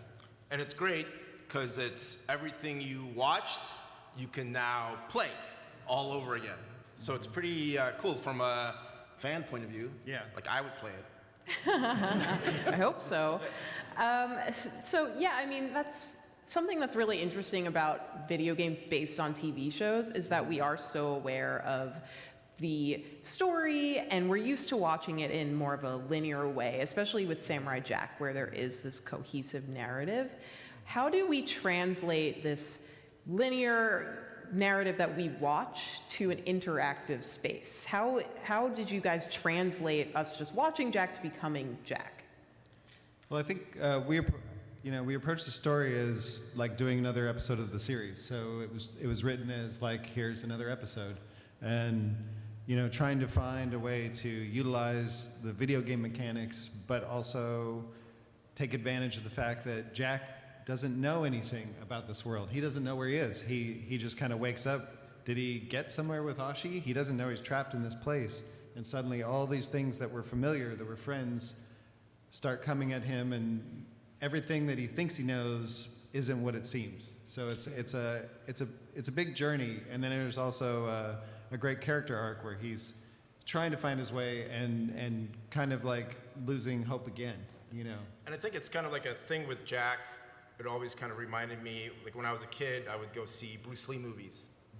And then you would come out of the movie theater and you would want to fight your friends and imitate what you just watched because Bruce Lee was so inspiring. And I feel like sometimes, like when my son was real little, he would watch Samurai Jack sometimes, and we'd have to make him a sword, and then he'd walk around and fight and stuff. And I think this is the great thing of utilizing this kind of play, and now you could have the sword and you can actually control it and play out all the adventures that he had as yourself. Yeah, and as a fan and somebody who's worked on the series the whole time, it's like when we went to the Japanese studio to Soleil and I actually got to see like the 3D models of the actual like villains from the series. It was incredible to me. It's like the fact that Jack's actually playing them, and it was pretty mind-blowing. Right. I mean, as you said, as fans, but also the creators of the series, the creative team behind it, what were the core parts of the show that you wanted to make sure, okay, these need to be in the game, and we need these to be as close to the original show as possible? When you're approaching this video game, obviously some things are going to change because it's a video game and not a TV show, but what parts of the spirit of Samurai Jack would you say remain in this game from the show? I say the emotional angle of him as a character and remaining on his original quest.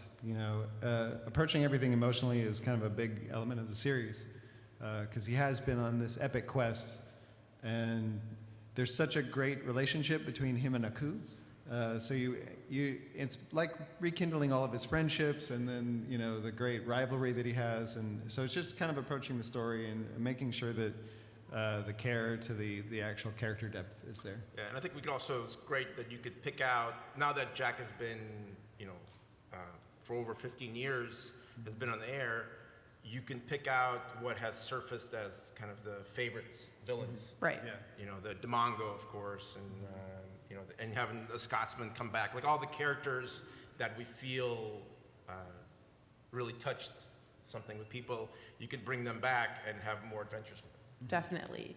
And another thing about Samurai Jack, other than the iconic characters, is the style of it, the actual artistic style. It has this really unique look to it of silhouettes, of these really bright, beautiful backgrounds. How did you guys preserve that part of the game? I know the developers worked very hard on that, but for you, what was it like seeing the style of animation become the game? It's difficult.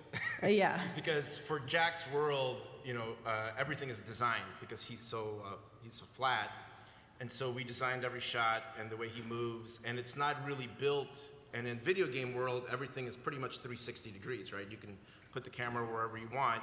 And Jack is certainly not built from that because he does not look good from every angle. We have to really design it to the camera. And so I was really worried about, because this has happened once before, and the game was done very economically, the original game, very quickly, and it wasn't the love that you always want for one of your babies, really. Right. And I think with this game, we talked about initially the issues that we can have, and they really stayed true to the color palette. And even Scott Wills, who's the production designer, we would show Scott some of the scenes, and he was like, wow, it's so weird to see it come alive in this three-dimensional world. And so it was trying to keep, it's never going to be exactly the same because it's a different camera, different tools, and so we just want the aesthetic and the feeling. The feeling, you want it to be very similar.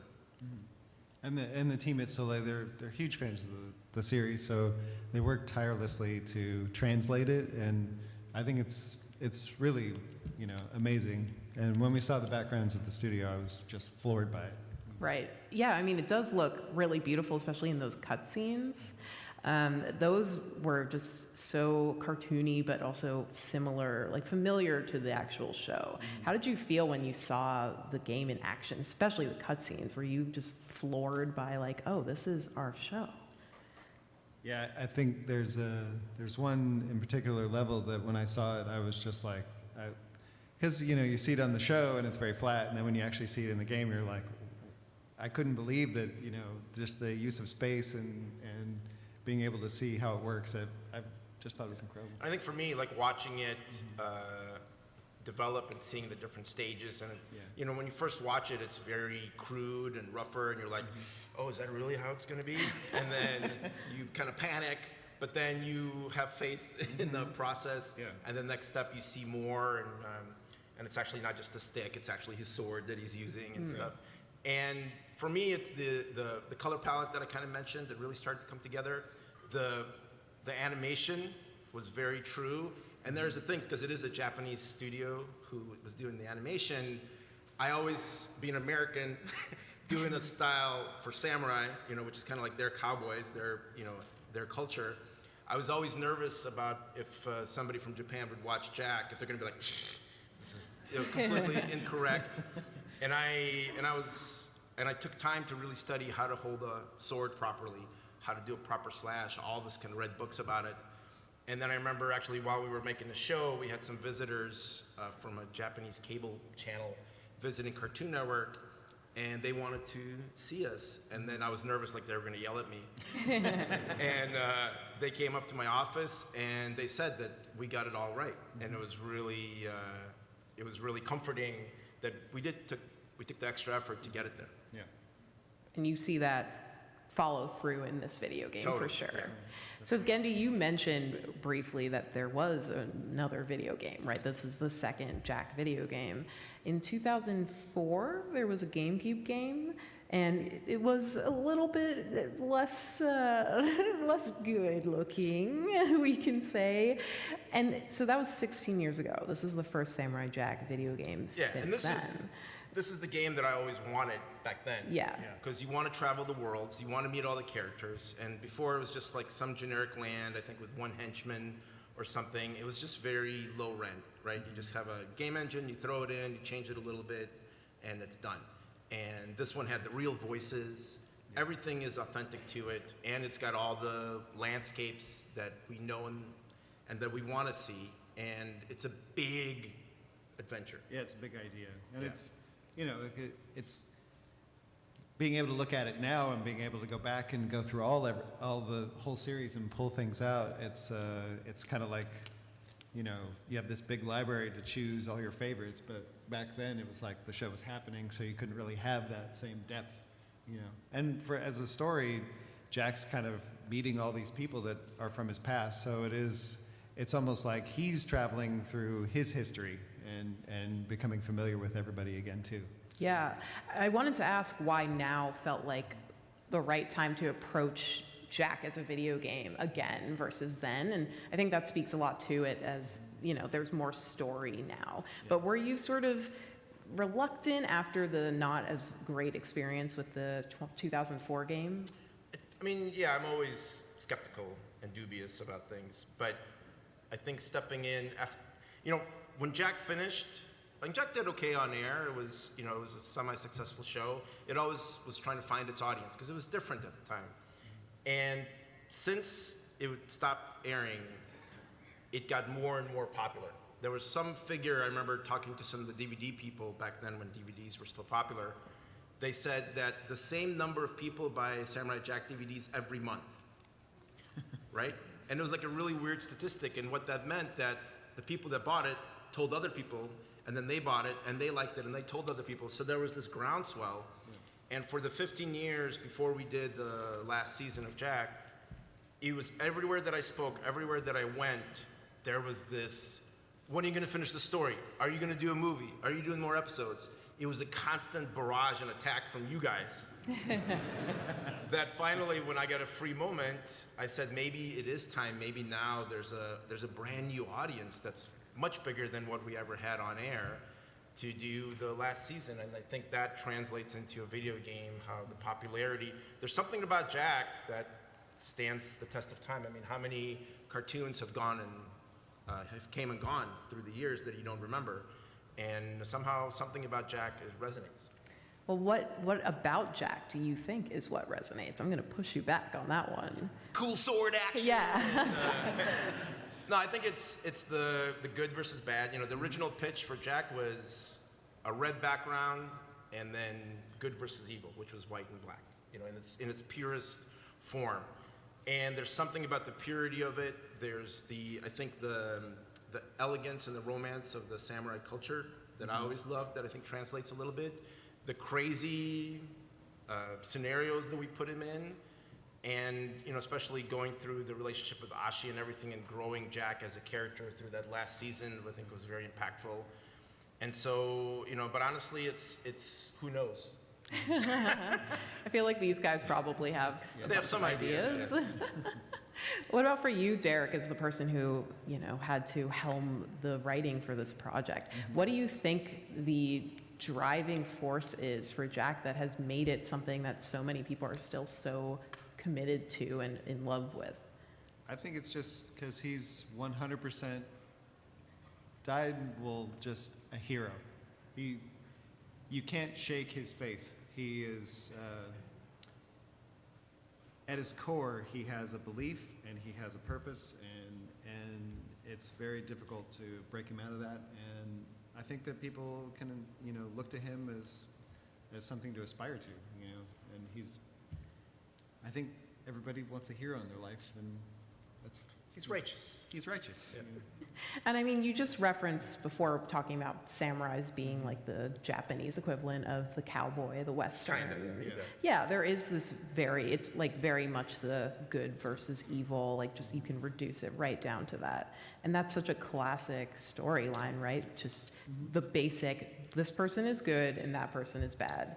and we want the good to win. Yeah, and sometimes when you're doing storytelling, people have to understand what you're trying to do. So sometimes just understanding who's bad and who's good is challenging. And with this, it was always very clear, and it's always, I think Aku was always a big success of Jack because he is such a fun villain, and he's just pure evil. There's no motivation.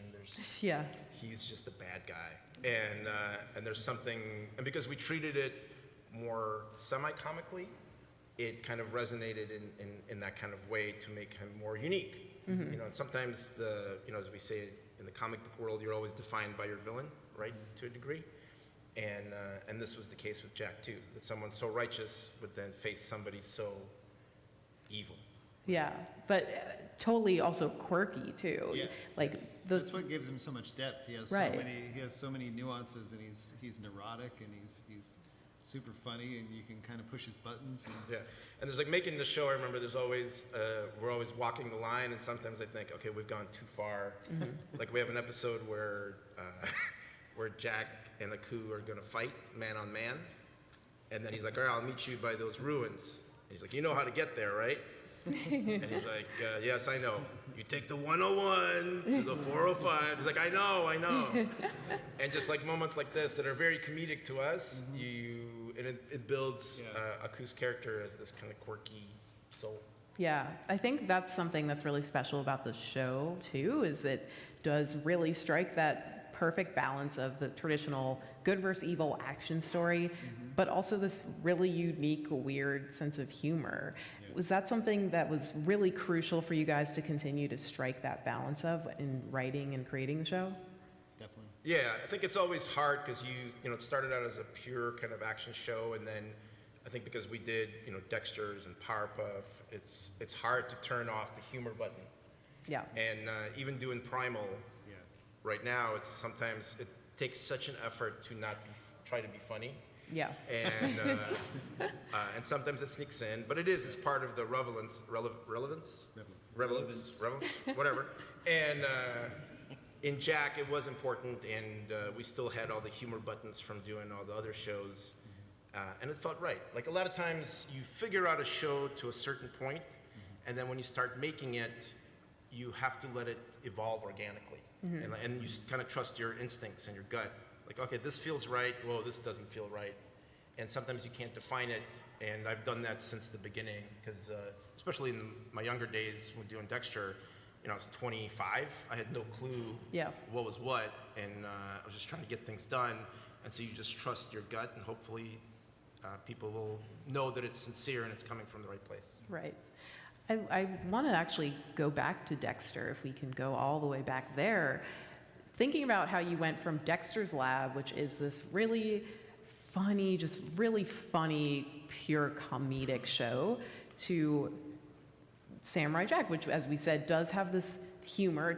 It's not completely, dry. It does have a really great sense of humor, but it is also an action show. So to watch Dexter's Lab growing up and then see, the next thing from the Dexter's Lab guys, this action show, what? Is it going to be like Dexter fighting people?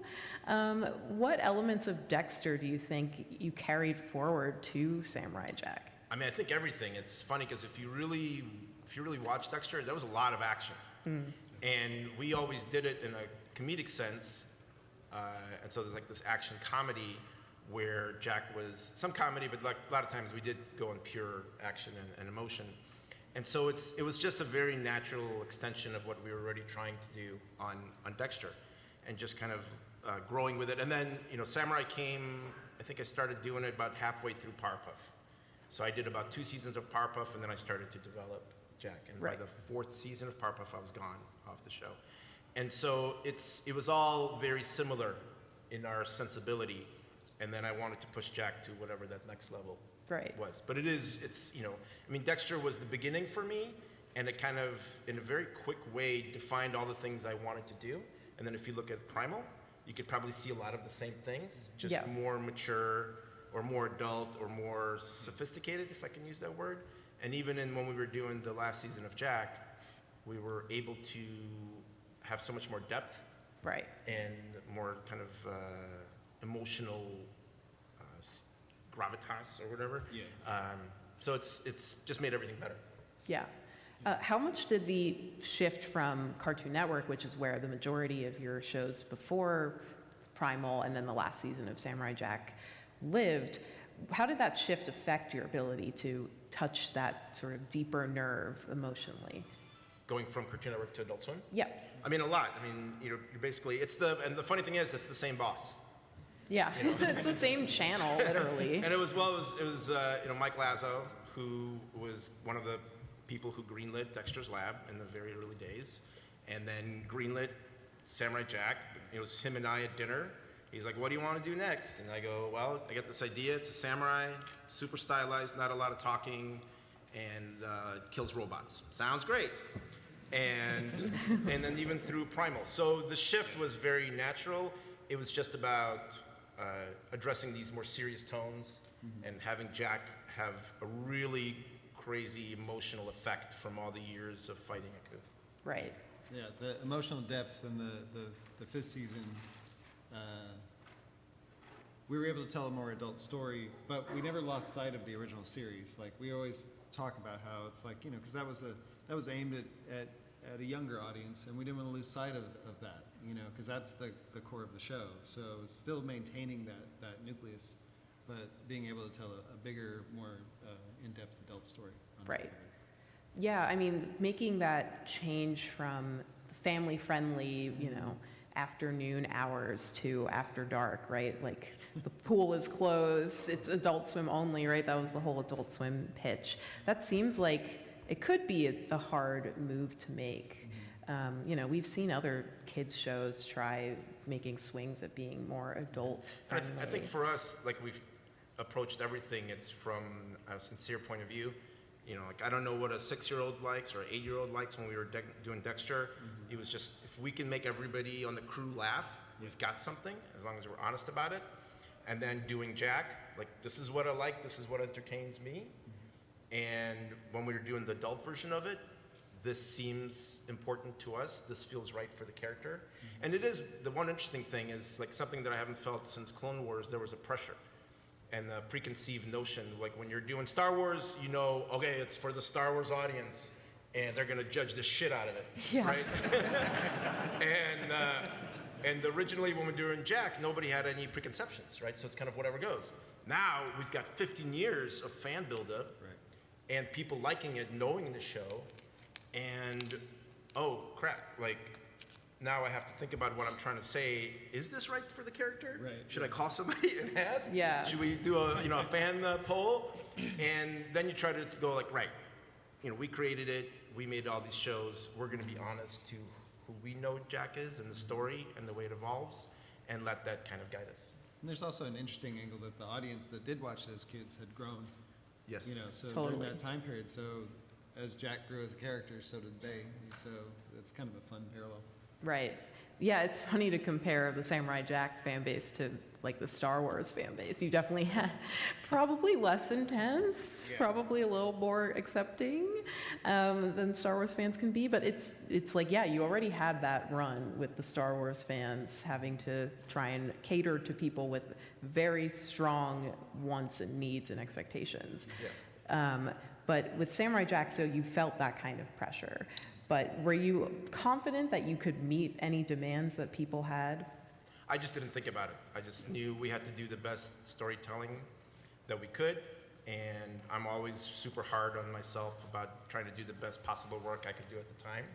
I never want to look back and go, oh, I wish I worked harder, or I wish I did this or that. It's 100% of me is in everything that I do, and because you can't have regrets, right? It's, you have, you know, one time around, and you kind of want to always look forward and not look back. And so we did everything that we kind of wanted to do. Right, so you don't necessarily pay attention to the fan chatter. I read it. You read it. It's fun. I mean, like, look, I mean, there's nothing better to sit in an audience and watch a movie or a TV show with, you know, 1,000 people. That's an incredible feeling, and it is great.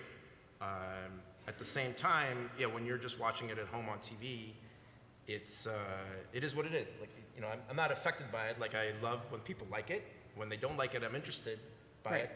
But I don't think it necessarily sways my sways me one way or another. Right. Unless, yeah. So there's something satisfying for fans of Samurai Jack to have this 5th season because it completes the story. It's a return to the series they knew and loved, the character. What was personally satisfying for both of you to be able to return to the series so many years later?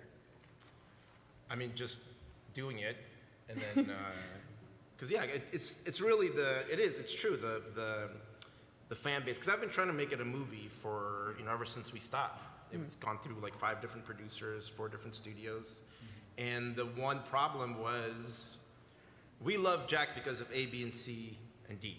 Right. Then this is what they tell me, right? And then we get into the studio, we start working on it, they go, okay, you can't have A, B, C, and D. Right, but I'm like, but then that's all of what Jack is, and they don't understand that, and then you try to Hollywood, make it like a Hollywood film and just follow the formula, and that's never what Jack is, right? So it always stopped, and no matter how many scripts people wrote, I'm like, yeah, this is no good. And it stayed true, like nobody wanted to do it because it wasn't true. And so then finally decided, yeah, let's just do a TV show and let's just do it right and finish the story the way it should be. And so that was, the satisfying part about it is, I guess, just finishing it and having a final arc that we completed. Yeah, and for me, it's like, his journey wasn't complete. It's just like, it was left hanging there in the air. So it's something that, you want to see the story done. You want to see it finished. And now in a game, you can complete the story the way you want to complete the story. Yeah, let's talk about games. Yeah. Let's talk about games now. So what kinds of video games are you guys into? Are you video game players? I play a lot of sports games and a lot of old games. Yeah. Old games? Yeah. Like what? I play Centipede all the time. Hey man, it holds up. What about you? I skipped the video game birth. I mean, I played, I went to arcades and played Dragon's Lair and Pac-Man and all that stuff that we grew up in the 80s. But then I remember I bought the first Call of Duty. And I didn't, because I was, into World War II and it's, protecting Russia and all this stuff. And it was like a Stalingrad version of it, I think. And I didn't understand just running around and doing things. Like when you grow up your whole life on the let's say the Pac-Man philosophy, you gotta eat the dots and avoid the ghosts and you're done. Right now to explore, the exploring part of video games and committing that much time to it, I couldn't fathom, and it didn't fit where I was in my life and blah, blah, blah. And then, I had kids, and my son got into all those video games, Assassin's Creed and all that stuff. And I would watch him play, and I'm like, where are you going? And he's just running around, jumping buildings. And it just never connected with me, so I'm off any video games. I think I play Wordplay on my phone, but that's about it. That's fun. And I played Red Dead Redemption, the new one, and I spent like maybe an hour stalking a deer. And then I realized, what am I doing? I gotta go to work. I get it. Like I understand the coolness of it. It's just when you let's say if you're a vegetarian on your life, and then all of a sudden you got to eat steak, and it tastes weird, and it doesn't just fit. And so I feel like I just missed it. Right, but now we have Samurai Jack as a video game. Yeah, so there's more action. It's not as much discovery, but I think it fulfills. I'm not an expert, but I think it fulfills both of those worlds. Yeah, right. Definitely. So other than being able to go back to this moment in season 5, and being able to actually play through and give people the opportunity to experience this segment of the series and story themselves, what was exciting to you when approached to make a game for Samurai Jack? As non-gamers. I mean, for me, it was, are we going to do it right? Are we going to have a full commitment? Not just, you don't want it to just be a cash grab, right? That's the worst thing about it. So if it's done and approached from the right point of view, and the folks at Adult Swim were always so supportive, and I think they wanted that too. They didn't want it just to be opportunistic, right? So I think for me, it was just, if it came from a sincere place, then it was time to do it. Yeah, exactly. And also when we were on the series originally and the other game came about early on, everybody on the show loved games and play games, all day. I think Zelda, they ruined the Powerpuff production at one point. But, when it was approached that there was going to be a game. Everybody was doing designs. Paul Rudish he'd created all these things, and everybody had so many ideas, and then it was just kind of like left a little disappointing, you know, because nothing, it wasn't what we all hoped for. Right, for the original game. Right, and then seeing this and knowing what it is, it's like, it's the culmination of all of that. So Right. it's kind of like you actually get to play the game that we always wanted to play. Right. So, Yeah, which is I mean, it pretty seems fantastic. it seems really interesting and maybe even special to have other people who are really in love with the franchise, with your work, and take a stab at interpreting it. Yeah. Like, is that a weird experience, or is it flattering to even to have that? Yeah, I think it's very flattering. It took me a while to let go. Like, you know, I used to want to have my hand in every piece of marketing art and all of it because it's your baby. You want to watch every one of his steps. And then as the show became bigger than just me, then you start to accept it. And you're like, oh, okay, this is kind of okay, and this is okay, and this is different than I would have done it, but it still feels right. As long as it feels right is what's important. And so this was a very natural extension of that. Right. Yeah. Especially like coming up with everything and bouncing it off Gendy, and you know, like, all right, so we're gonna do this, and we had parameters that we had to put it in, and being involved with it all the way through and making sure that it was all being done correctly is chief. Yeah, and it was neat. Like I think we were doing. They were showing me some storyboards from the beginning or something, and there were some cool ideas with boards, and I was like, oh yeah, let's take this and let's even take it further, like what we would do in the show. And because what the show is you take one kind of cool idea and then you do it for 3 minutes. Yeah. Right? And this was, well, here's 5 ideas for 30 seconds. Yeah. You know, so I go, let's take this one idea is really cool, and then extrapolate it into this time frame. Right. And so it was fun to do that again. And what was it like to have other folks from the show, like Phil Lamar, who we got to see in this video, who is awesome, and it's scary to see him do the Jack voice when it's just his face and not like through Jack, but also like he is the best. So what was it like having people like him also work on the game? It's traumatizing to see to see Phil do Jack. Yeah. But the cool thing is about Phil especially is he understands Jack. And when we would talk, I would never ask him to do a read specifically. We would talk about where he is in the story, and he would actually act his way. Like we talk about pacing a little faster, slower, whatever. But generally, he wants the story. He wants to understand where he's at. And then it's almost like Jack is alive in him, and then he can perform it. Yeah, definitely. Even in the recording phase, we'll be going through the dialogue, and he'll be recording the line, and he'll be like, He actually was like, I think we shouldn't use that there. We should, you know, like there was, I think we put a can't in there, and Jack doesn't do any contractions. So it's like, you know. I cannot. Oh God, it sounds like it'd be scary to not only see Phil Lamar do the voice, but also be acting like Jack in the studio. He never breaks too. He just walks around like, no. He is Jack. He's very intense because we auditioned back in the day. I think maybe almost like 100 actors to find Jack. And what ruins it for me sometimes is in auditions, if you see the person, you have already prejudged them. That they can or they cannot do the voice. And so somewhere in between, during my audition process, I started not looking at who's in the booth, and I would just react to the voice. And then all of a sudden I heard this booming voice, because I wanted like a Clint Eastwood type, you know, soft-spoken, but speaks very well. And I was like, yeah, that's really great. And then I look, and then it's Phil, and he's kind of unassuming and quiet. And I was like, oh, okay, yeah. That's good. And he was very intense. Like he would, after he left the audition, he spent like half an hour walking through Cartoon Network hallways looking at artwork. Oh, wow. It was really, And a lot of the original, the crew, you know, all the voice actors are back in this, so that's kind of amazing to see. Like John DiMaggio come back and do the Scotsman, and he's a pretty big character. Yeah. In the show and in real life. Yeah. He is the real life Scotsman. So, Yeah.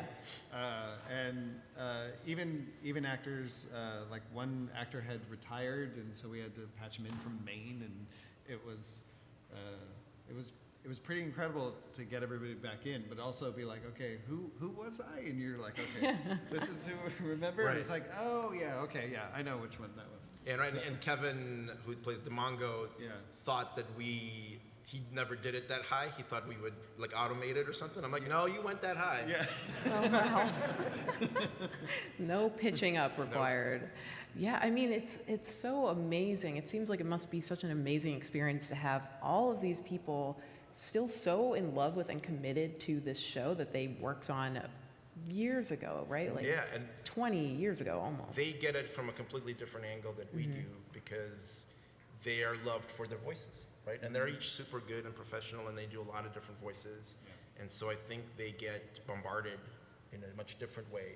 Yeah. You know, and there's an attachment, almost more of a, you know, like I'm the creator, so I get a certain different aspect, and then they get almost more of like a acting.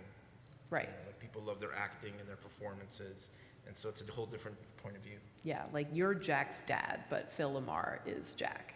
I'm the papa. Yeah. You are Phil Lamar's dad. And Phil feels that way too.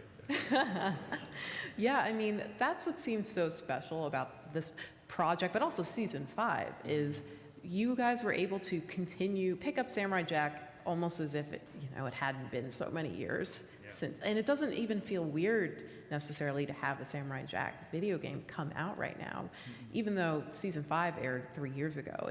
Samurai Jack continues to have this life.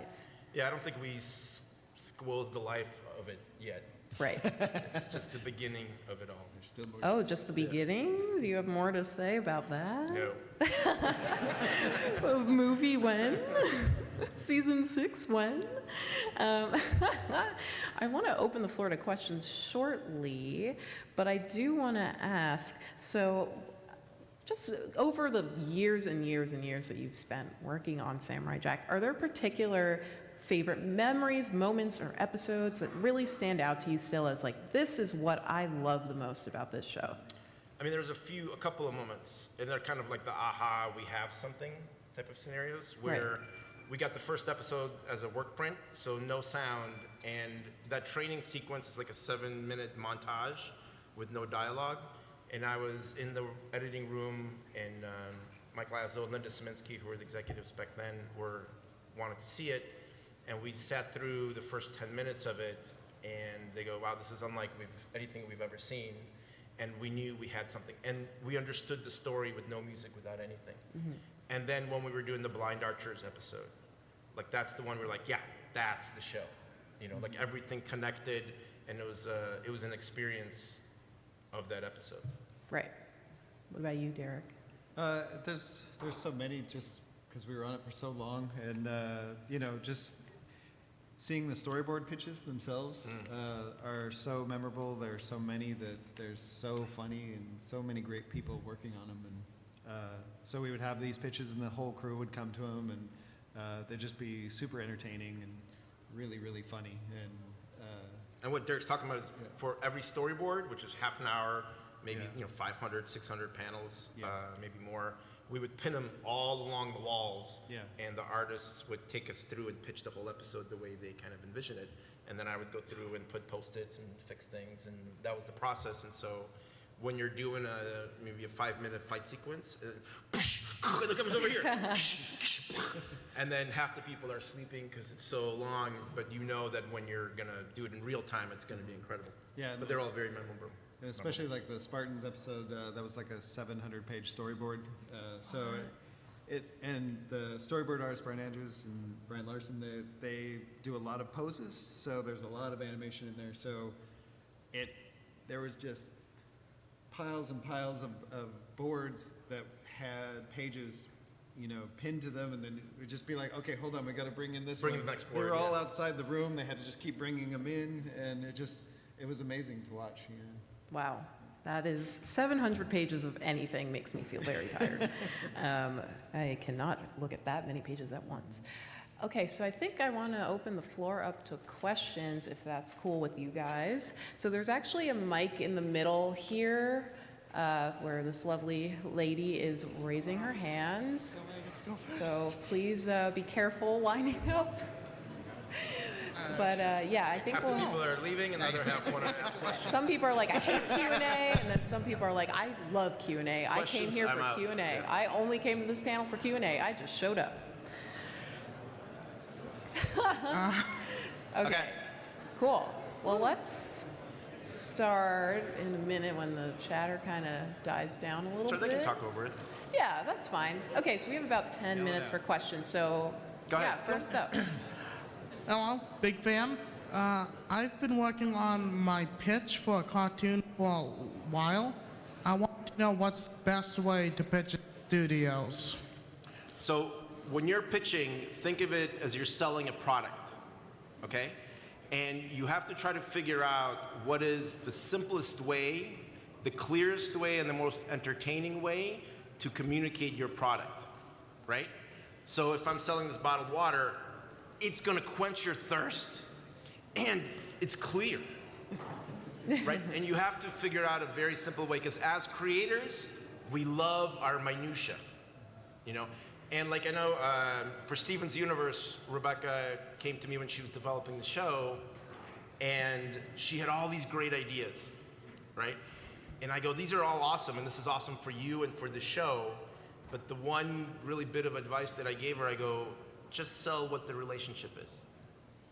You know, and I think that helped her clarify it going forward, you know, and helped her make it and stuff. And I think that's the thing, is that we're always our worst enemies because we have such a grand scale of everything. But just boil it down to its essence of what it is. Thank you so much. Best answer I've ever gotten. Good luck. Thank you. Hello.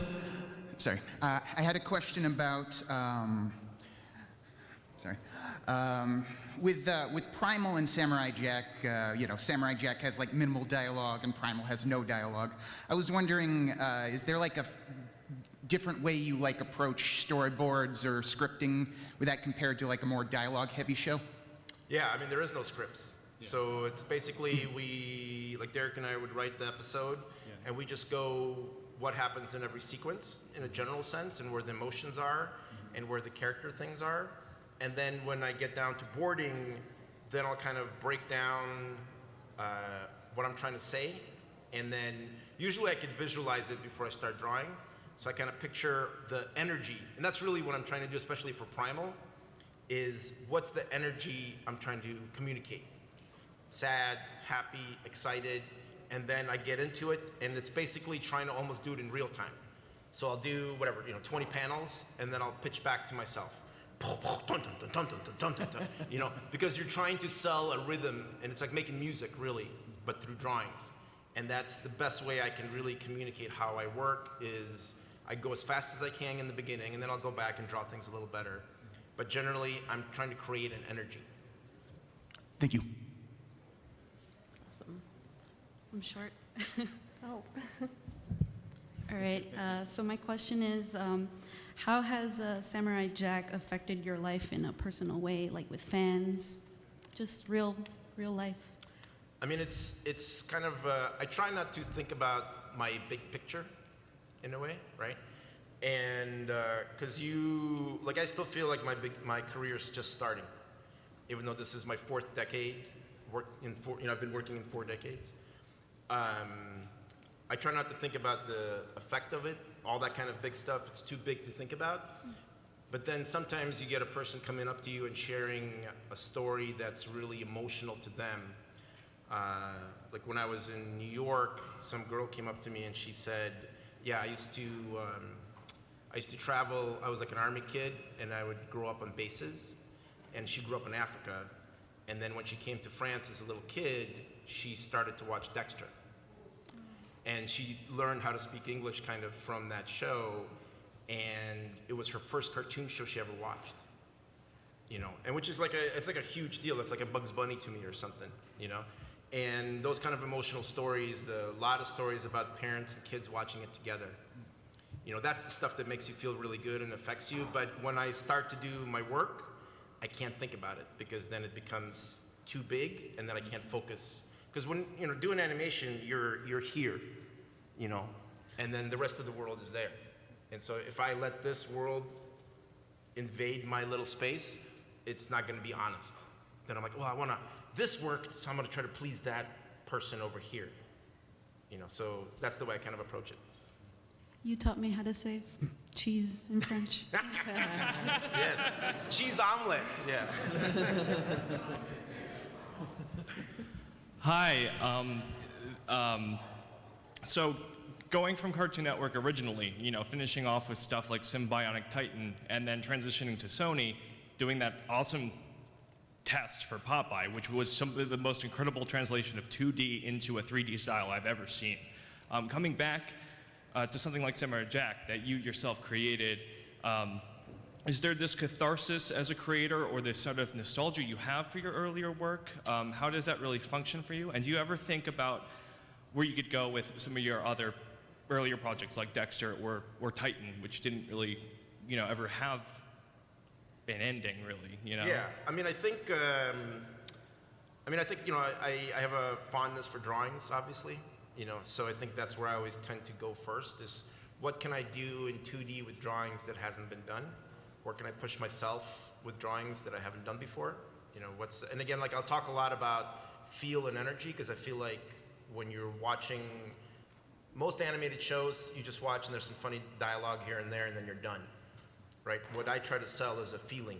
You're more of like that felt cool, that felt weird. Like a storyboard attitude. Yeah, like feel the flow of the action. Yeah, there's like listening to music or something. So when you watch Primal, you get a feeling.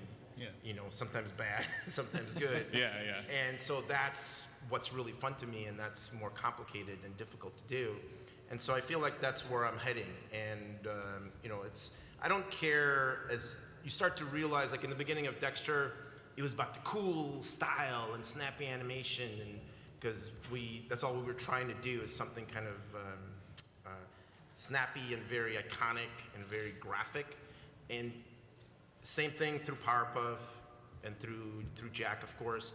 And then you start to realize, style isn't as important anymore. It's the substance of what you're trying to do. And I started to shift, even in the adult version of Jack, we started to shift into feeling because we could now get really deep into the psyche and do PTSD and do consideration of suicide and all these heavy themes, but still in our own language, And I think that's what became really exciting, and I feel like I'm tangenting off your initial question. Oh, no, that's fine, yeah. But that's the kind of where we're at with it. Yeah, you and Craig are some of the most influential people to me, especially growing up and watching your creation. So I just want to thank you, and keep it up. Thank you. 40 years. I think we have time for like one more question, Okay, if quick that's question. okay. Originally, all of the Jack series was in a flat 2D, like Dexter and Powerpuff Girls. Why did we move to such a 3D cartoon? Is it just modern day? Is it just something new we're trying, or are we just... For what? For the actual animation? Oh, for the video game? Yeah. Yeah. I think doing a 2D drawn game, like I felt that the video game audience maybe doesn't like that as much because you're much more limited, right? And then I've always wanted the translation to be good and like to facilitate not just what I want, right, but to facilitate what more people would want, and the playability has to match that. And I feel like 2D is really hard. You couldn't do this. It wouldn't look good. Yeah. Right? And so I think this is the kind of the best of both worlds. Perfect. Yeah. It's just a lot going on. Thank you very much. As you play as Jack, you are Jack in the game. You are playing him. So giving it a 3D space and being able to move around that space gives it a sense of where you are actually living in that world. Perfect. So. Thank you. Thank you. Awesome. Well, Gendy and Derek, this was awesome. I hope everyone appreciated just geeking out about Samurai Jack for an hour. And thank you guys so much. The game is out in the summer. Thank you. And Samurai Jack is available to watch wherever you watch anything. Thank you guys.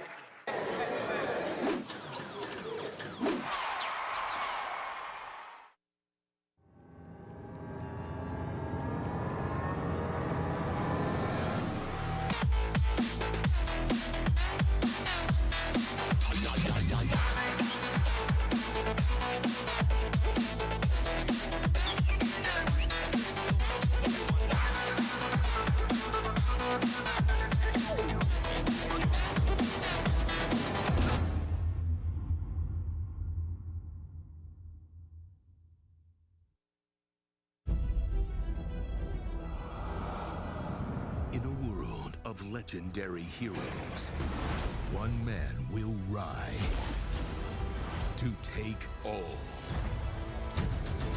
of the credit. This game has something that no one else will. Me. This is where the magic happens. Hey, can I get a coffee? I'm coming, Ian! Everybody has that game that they fell in love with because they make an impact. Those games were somebody's legacy. Well, this is my legacy. Our legacy. Our legacy, whatever. It's not my legacy.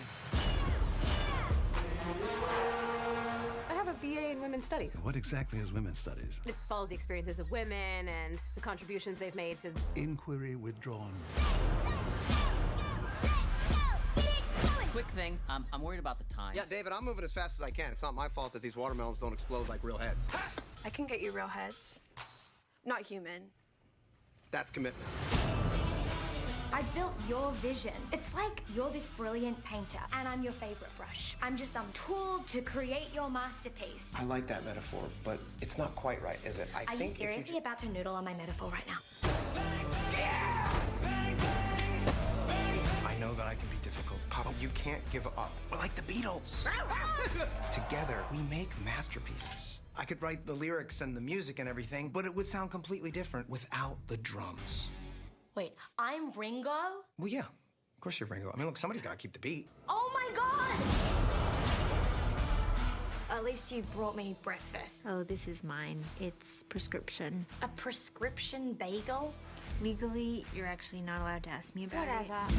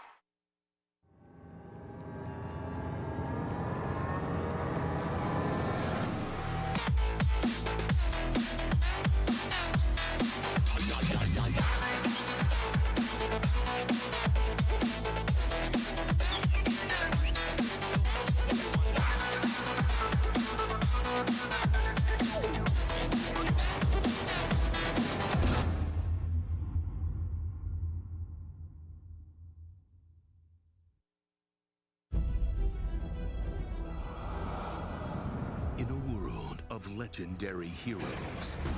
One man will rise to take all of the credit. This game has something that no one else will. Me. This is where the magic happens. Hey, can I get a coffee? I'm coming, Ian! Everybody has that game that they fell in love with because they make an impact. Those games were somebody's legacy. Well, this is my legacy. Our legacy. Our legacy, whatever. It's not my legacy. I have a BA in Women's Studies. What exactly is women's studies? It follows the experiences of women and the contributions they've made to... Inquiry withdrawn.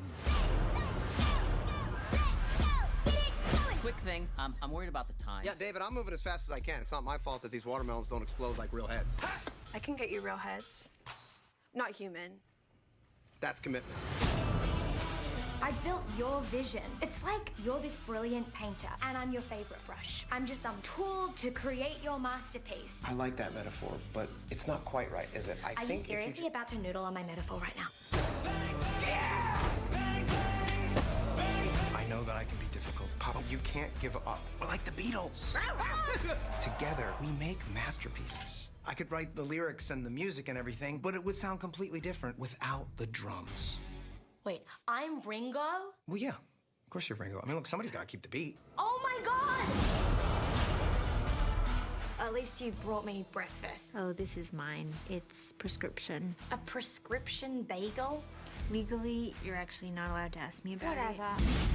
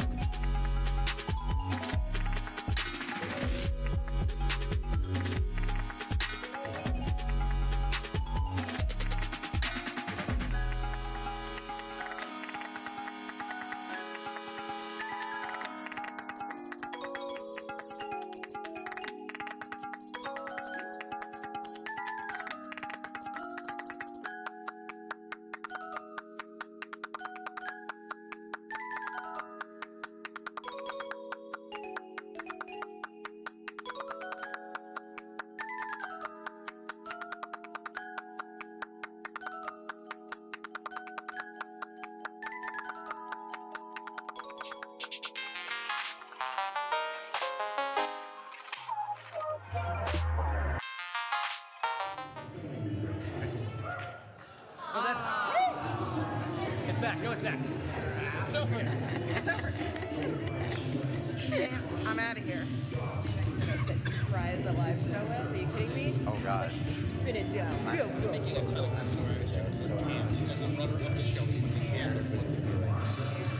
it's gonna call like the words aren't. Have we started on it? I started already. Really? I have a lot of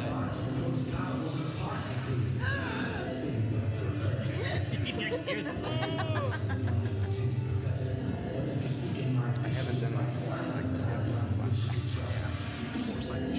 It's gonna be a nightmare.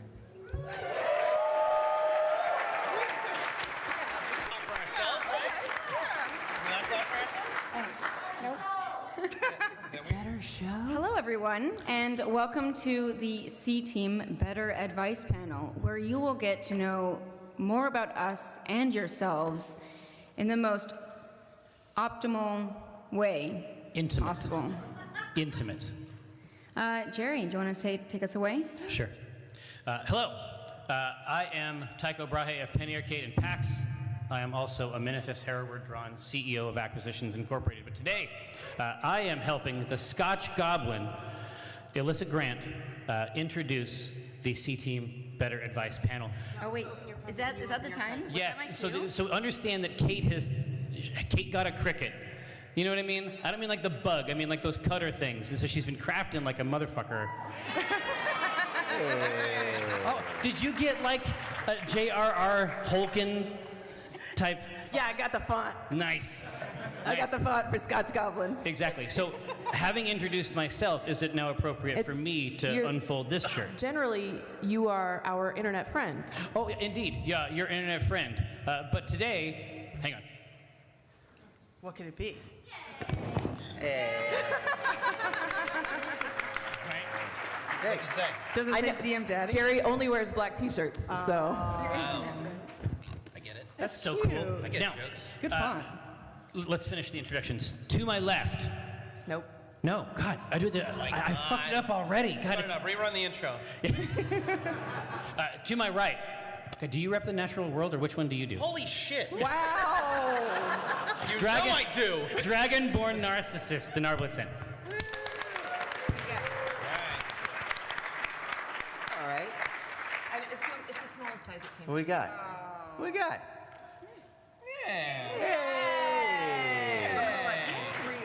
It's obnoxious and bright, just like you. Just like me. It gleamed. Well, I like that it's mirrored like he is looking into a mirror. There you go. There we go. There's a subtext there. To the right of my right, repping the natural world, walnut, dung, grass, cacra. Oh, I love it, Kate. It's incredible. Yay! That's a really good one. Thank you.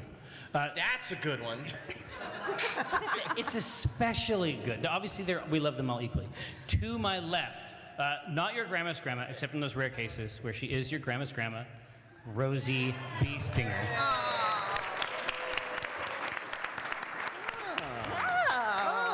And then, of course, to the left of my left, emerging as though from a mist shroud. What? Hurry. Cathris Drow. The Raglan. I just love this group of people so much. You went hard as hell on these I shirts. sure did. This is a real grandma thing to do. Yeah, It's these like, are great. also I crafted for you. It's grandma tier for sure. Yes. I can't wear this. As most things that you would get from your grandma. Right. Oh. It's on now. There you go. It's on before it, huh? All right, so let's get started. Let's answer some questions here. So let's start with AJ Scorp from My Kitchen in Waterdeep. Dear C-Team, I have a new significant other that I'd like to particularly impress with my culinary experience. What dish would each of you prepare for maximum tastiness as well as to demonstrate your affection? Oh, well, as we know, squirrels are a natural aphrodisiac, so... Do you mean to eat like to eat? Yeah, if you eat a squirrel, you get horny. That's just fact. That's just you, babe. What? That's just you. You all don't have? All right. It's like, so if you eat this, here's the issue, Walnut. If you eat the squirrel, Yeah. let's say that it has had the effect on yourself of increasing your ardor. Now you're an incandescent torch, like a sexual torch. Yes. The person who has seen you eat the squirrel is now running at maximum speed away from the heat. Yeah. Haven't you ever heard the phrase "the thrill of the chase"? Listen, I've thought about it. Anyone else? By all means. Well, thank you, Cthulhu. It's grandma's know-how to know the exact answer to this question. Now, I have a lot of follow-up questions. One is, what realm of existence are they from? Are they from this plane? Are they from a different plane? That's one thing you got to know. What's the thank you, woman? What is their natural inclination? Do they need gluten-free? Do they need a live board? Is there a dietary thing? A dietary thing you got to know. It's important. How interesting, because our answer is very similar. I was going to say that it would be probably the kindest meal if you were aware of their dietary needs and the specific deficiencies they might have. So I would first request 7 or 8 ampules of blood to analyze a full workup for vitamin content, and then Right. prepare a meal around that. Ah, that's brilliant. And if they are completely healthy, serve them their own blood back. Return it. It's so thoughtful. It's aggressive. So a humble squirrel from that acorn tree in your backyard has a very relevant question for you, Walnut. Uh-oh. Calm down. Shit. Calm down, Walnut. Woo. Okay. Oh boy. Just thinking about it. Dear Walnut, how do I evolve from a land squirrel to a flying squirrel? How do you evolve from a land squirrel to a flying squirrel? Without getting eaten is the asterisk Without here. getting eaten. Okay. Whoa, tough one. Be lucky. I don't know. Listen, some of us can wild shape and some of us can't. And like, we just have to live in a world where some of us are born with these ungodly natural gifts. They're so great. It can be any animal. Yeah, some of us are the inheritors of an ancient tradition. Inheritors of an ancient tradition. Exactly. Oh, sorry. No, go ahead. Oh, I was going to say that even a ground squirrel may fly toward the ground at 9.8 meters per second squared. Enjoy the dream. There art thou happy. You know, when you put it like that, so optimistic, Cthulhu. Always optimistic. I think it's just a matter of XP. You just get it. You just get it. Yeah. Eventually it just shows up. You're like level 8. You're like, I can fly now. What are levels, Rosie? What? Next question. Inez 666 from the Netherlands. The number of the beast. Yeah. Says, this is for Rosie and Rosie only. Everyone shut up. I haven't had a date in about 3 years, and even though my well-manicured self is super cute, the boys just don't seem to catch on. Whatever should I do? Girls.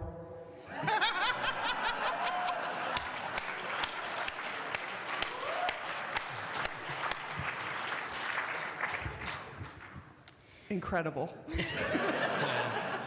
Is that the most efficient answer yet? I think so. Usually.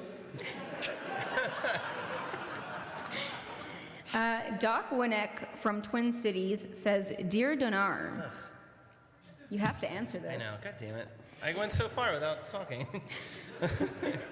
I am clearly the moral compass of the group, being surrounded by bloodthirsty psychopaths. How do I assert my authority as the only guiding ethical light amongst these villains? It's best to set a good example when surrounded by pieces of shit. I've found. And the important part about being a moral compass and an alpha is just, going first and doing what you got to do, and they'll have no choice but to follow. You think you're the alpha? End. The end period. No, I'm the alpha. Okay. Next question. You should read your contract very carefully. It clearly Says here I'm a states delta. I'm not even a beta. What the? there is a clause in the contract about if you pee in enough corners of the cart, you are the alpha. Yeah. Look, I was going out of my way not to mention P this time. Don't mention P, don't mention P. And I was being a good boy. I had a good piss-related answer for that first question. I didn't say anything. So you open this door, Kate. Just know that. Kate. Walk through it, baby.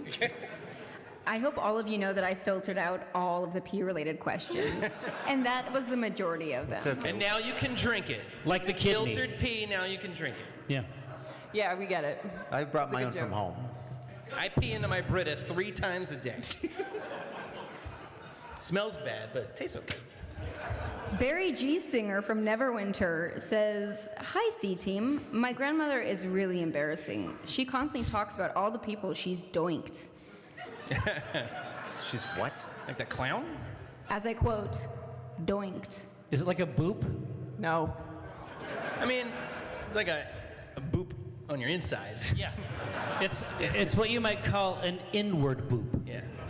One of the rules of grandma is don't doink and tell, so she's already screwing this up. She also embarrasses me in front of my friends that she then tries to intimidate them. I love her, but what should I do? Nothing. Be intimidated. Yeah, I think she's. She's you know, the alpha here. I mean, Right. Oh, sorry, it says P.S. Please don't read out loud if Grandma Rosie is around. I feel like you should have started with that. You do that first. Yeah. You lead with it, really. Yeah. Yeah, you vet the question that way. Oh Are my there- God. Are there outlets down there? No, there's none there. Okay, That's thank what I you. look for. You'd be Okay. electrified.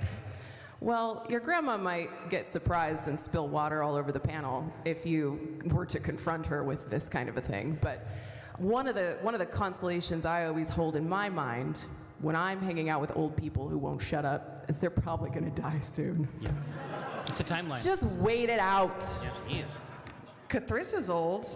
They have like no death in sight for them, huh? Look at No, them. the embarrassment that I am capable of is ageless. Not me. Ziltblast Gibblefort from Waterdeep says, God bless you. Dear Walnut, it is frequently regarded that if one person is turned into two through some means, such as cloning, that their identities and selves will diverge to two distinct individuals. If those two are re-emerged, however, is it one person instantly or two slowly converging identities? Well, okay. So in my case, it's one person, and we diverged into an original, that's me, and a clone. And through our mutual hatred of the person that cloned us, we are now one person again. So keep that in mind, Omen. They had the same question for Cathris. Whether or not it's two, like, do they merge slowly or what? They're looking for a cosmic answer, I think. I don't have that because we're talking about a very, like a basic, like corporeal nature, how the brain sorts that out. My understanding, my assumption would be that there's like a collision table, like where each memory is hashed in some way, and then you keep some, you throw some out, and you just become that person. You're done. Otherwise, I mean, I suppose you can make a case that if that one mind had more capacity, maybe it could inherit, you know, so like a polymorphism, like if you've got a mind that can contain multiple states, and they don't have to be both active at the same time. Absolutely. Multiple configurations could exist. And it's just a question of who they want to inhabit in the moment. That's right. It's a decision matrix, essentially. Boo. Are they done? No. They're never done. Oh, good, you're back. So when Professor Erwin Christoph von Boitov from Mesomet Polygnostic Gloriana is asking... Come on. Is it a school, a person? You know... Who? Wait, who? Who It is might be a it? disease. Who from where? You might want to go see your doctor about that. This is a side effect, yeah. Yeah, so a query from my fellow conjurer of the dark arts. My patron is presently, well, sort of infesting me. Pruning the tentacles back is becoming a mild annoyance. How do you deal with unwanted, abominable growths? I Dude, there's can't gotta answer be a that. product. I can't answer that one. I have all the ones that I want, and none I don't. Sounds like a bad problem. Sounds like a bad person to be a patron of, to be honest. Probably, yeah. And Rejecting those gifts. probably see your doctor about that. Lame. You've already been there. But ultimately, I mean, it could be a situation where it's as routine as shaving. It's just you get to the point where it's like a topiary type situation where you just maintain the growths. Yeah. Dinar, you have that horrible, horrible growth on your back. You just have to reframe it. Instead of trying to get rid of the growths, just find a way to love the growths. And then the problem's solved. Is that Then what- it's not a problem. Then it's called a tail. Yeah.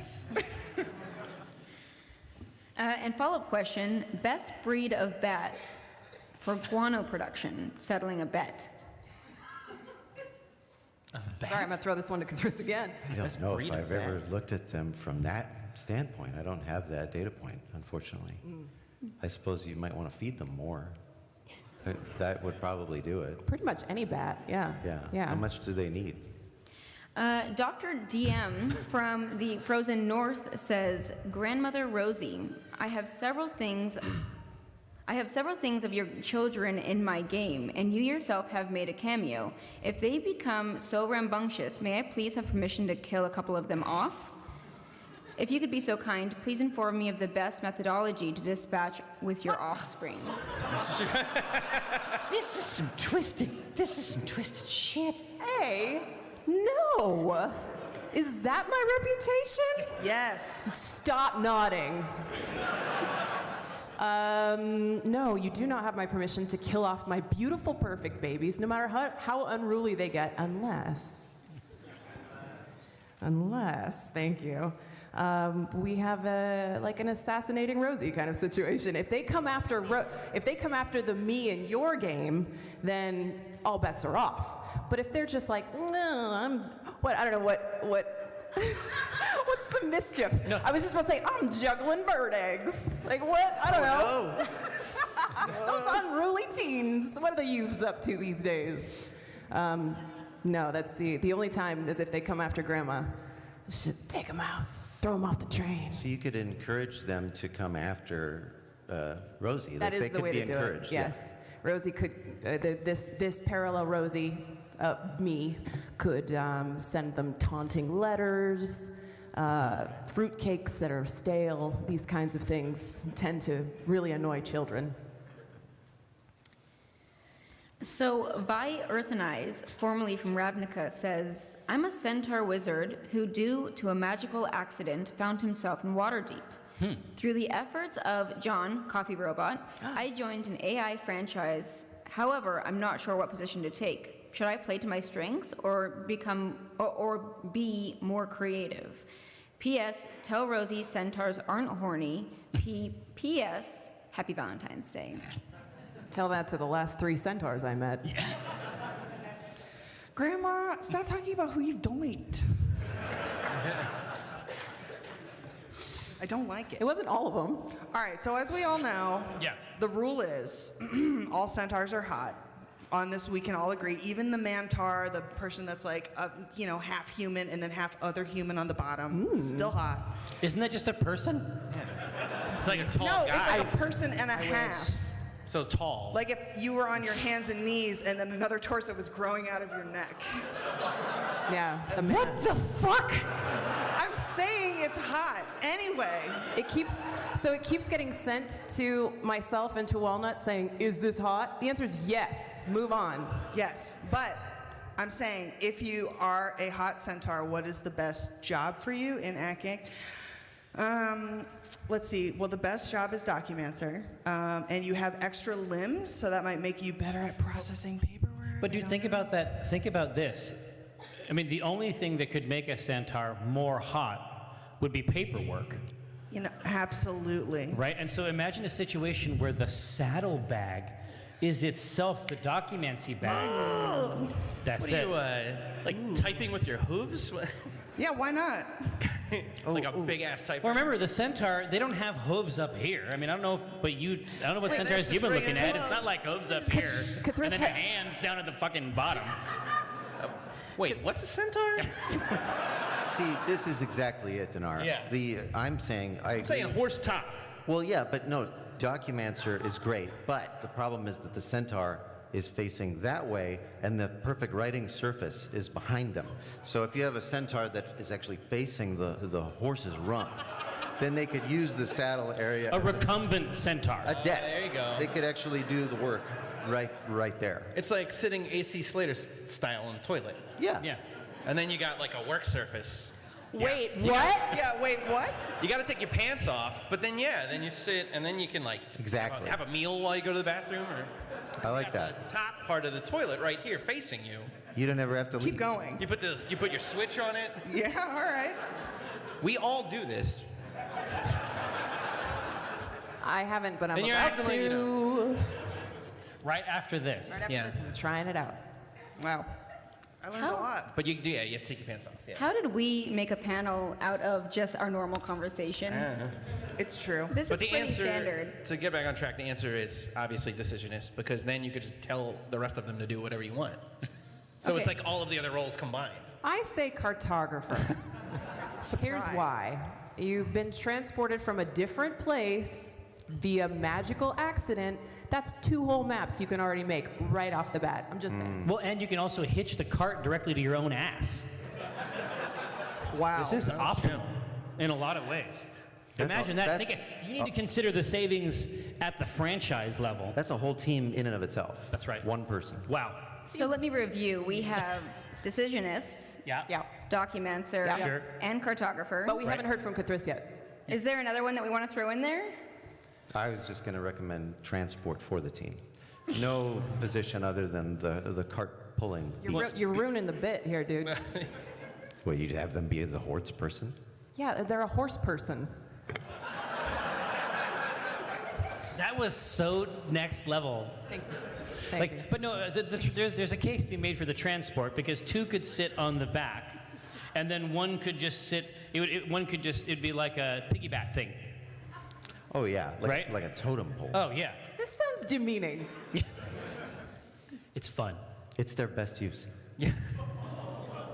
Wow. I mean, it's for Whoa, them to decide. a lot of centaur apologists out here. Got it. It's about surface area at the end of the day. Yeah. Well, we'll see. We'll see. So you're welcome. You don't have any good answers here. So John Coffee Robot from behind the DM screen says, hello, a member of the adventuring party I manage is a centaur, yet refuses to do his duty and pull the carry cart us around. when they travel, despite having 4 perfectly good working hooves. How can I convince him to hitch himself up? No. Go for it, Omen. You got all the advice about hitching centaurs up. Let's hear it. What about a hat that has a dealy bobber that extends out a few feet, and from this dealy bobber, a carrot is suspended? Would the human half want to eat a carrot if it's only the bottom half that's horse? It wouldn't be able to resist. It's a part carrot, part cake. It's like a Carrot cake. Carrot cake. We're done. Which is a kind of centaur. Well, It's no, like a you dessert put- centaur. You put the job position article, like the documency bag or whatever, on there, and then they're always trying to get it for their preferred position, and then get your cart. That was surprisingly easy. Please do a hard one. Use, what? No. Hey, centaur rights. Great work. Great work, me. You put a picture of their family, so it like inspires them, like, oh, I love my family, but it's also like a kind of a threat. Yeah. Like, where'd they get this picture of my family? Dude, it's a power move. This is through the window when they're eating. It's like in our barn. Yeah. God, I hope nobody ever plays a centaur with you people. Richard Cheese, the lactose king from Boston, Massachusetts, says, Dear C-Team, I'm looking to grow my humble cheese business into the exotic cheeses market. With the young folk guzzling nut milk nowadays, what? With the young folk guzzling nut milk. You gotta hyphenate that real careful. What kind of store is he opening? Yeah, read it slower. With the young folk guzzling nut milk That's nowadays, not what we want. the sky's the limit, right? I guess so. What's the question? Anyway, Dinar Blitzen, what's the best way to milk a dragon? Huh. I don't know why that took so long.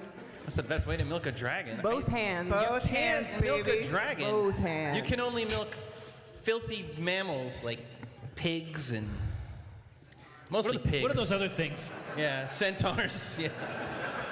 No. Not even close. You can milk a centaur. It's a mammal.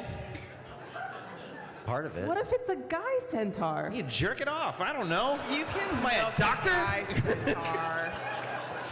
I don't know. It's these dumb kids. Yeah. It's their problem. What's up to all the I'm just putting elementary fluid in the school glass, kids? all right? It's on you if you drink it. I'm sorry.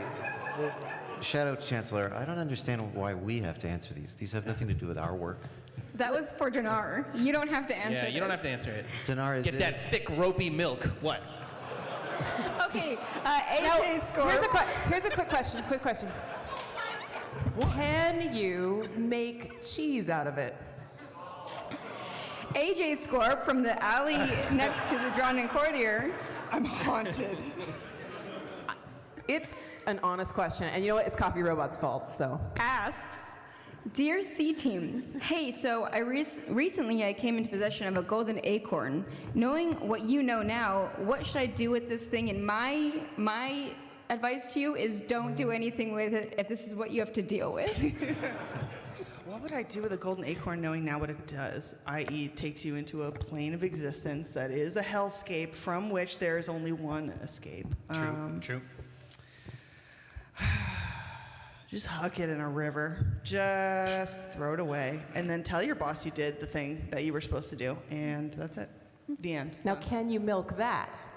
Can you milk an acorn? Yes. Yeah. The golden acorn milk. Yeah, Yeah. exactly. That's what I'm thinking. You get nut milk that all the young folk are slurping or whatever the hell it was. Yes. Guzzling. Thank you. Do you have a boss if you throw it in the river? What do you mean? You said tell your boss you did it. No, don't tell your boss you threw it in the river. Tell your boss you did the job right. What if that was the job? Then you did it. What is the question? We didn't get assigned a boss until we went through the acorn. Yeah, how did they get it in the first place? It's your boss from your previous You job. don't, yeah, my Let previous them know. employer. Just Call let it them know how you're Blockbuster. doing. Hey. It was like a severance. Sorry. Hold on, everybody. Dinar worked at Blockbuster before he worked with Ack Inc. Is that true? Yeah. Fantasy Blockbuster? Fancy Blockbuster. What would that be? What do they do? They take those like stone blocks. They break them. Yeah. Smaller pieces. It was like a. It was a quarry. It was a prison camp. No. Yeah. Wow. You get dark. Thank you for that. Lovesick from Boston, Massachusetts says, once an associate and I disguised ourselves for a stealth mission in which we retrieved a captive guarded by the fearsome bugbear, Gerda. On the mission, one thing led to another, and now Gerda and I are engaged. How do I tell the woman I love I'm just the bottom I feel like half? we're missing a middle part of this. I'm just the bottom half of two gnomes in a bugbear suit. Oh. What is a butt bear? But you know what? It's fine. It's not worth clarifying. Is it like a centaur? I heard, all right, the second time she said it, I heard bugbear. I legit heard butt bear the first time, and I don't know D&D that well, so I'm like, that must be a thing. Well, you know what an owl bear is, right? Yeah. So this is like a bear made of butts. No, it's a bear with a butt face. Oh no.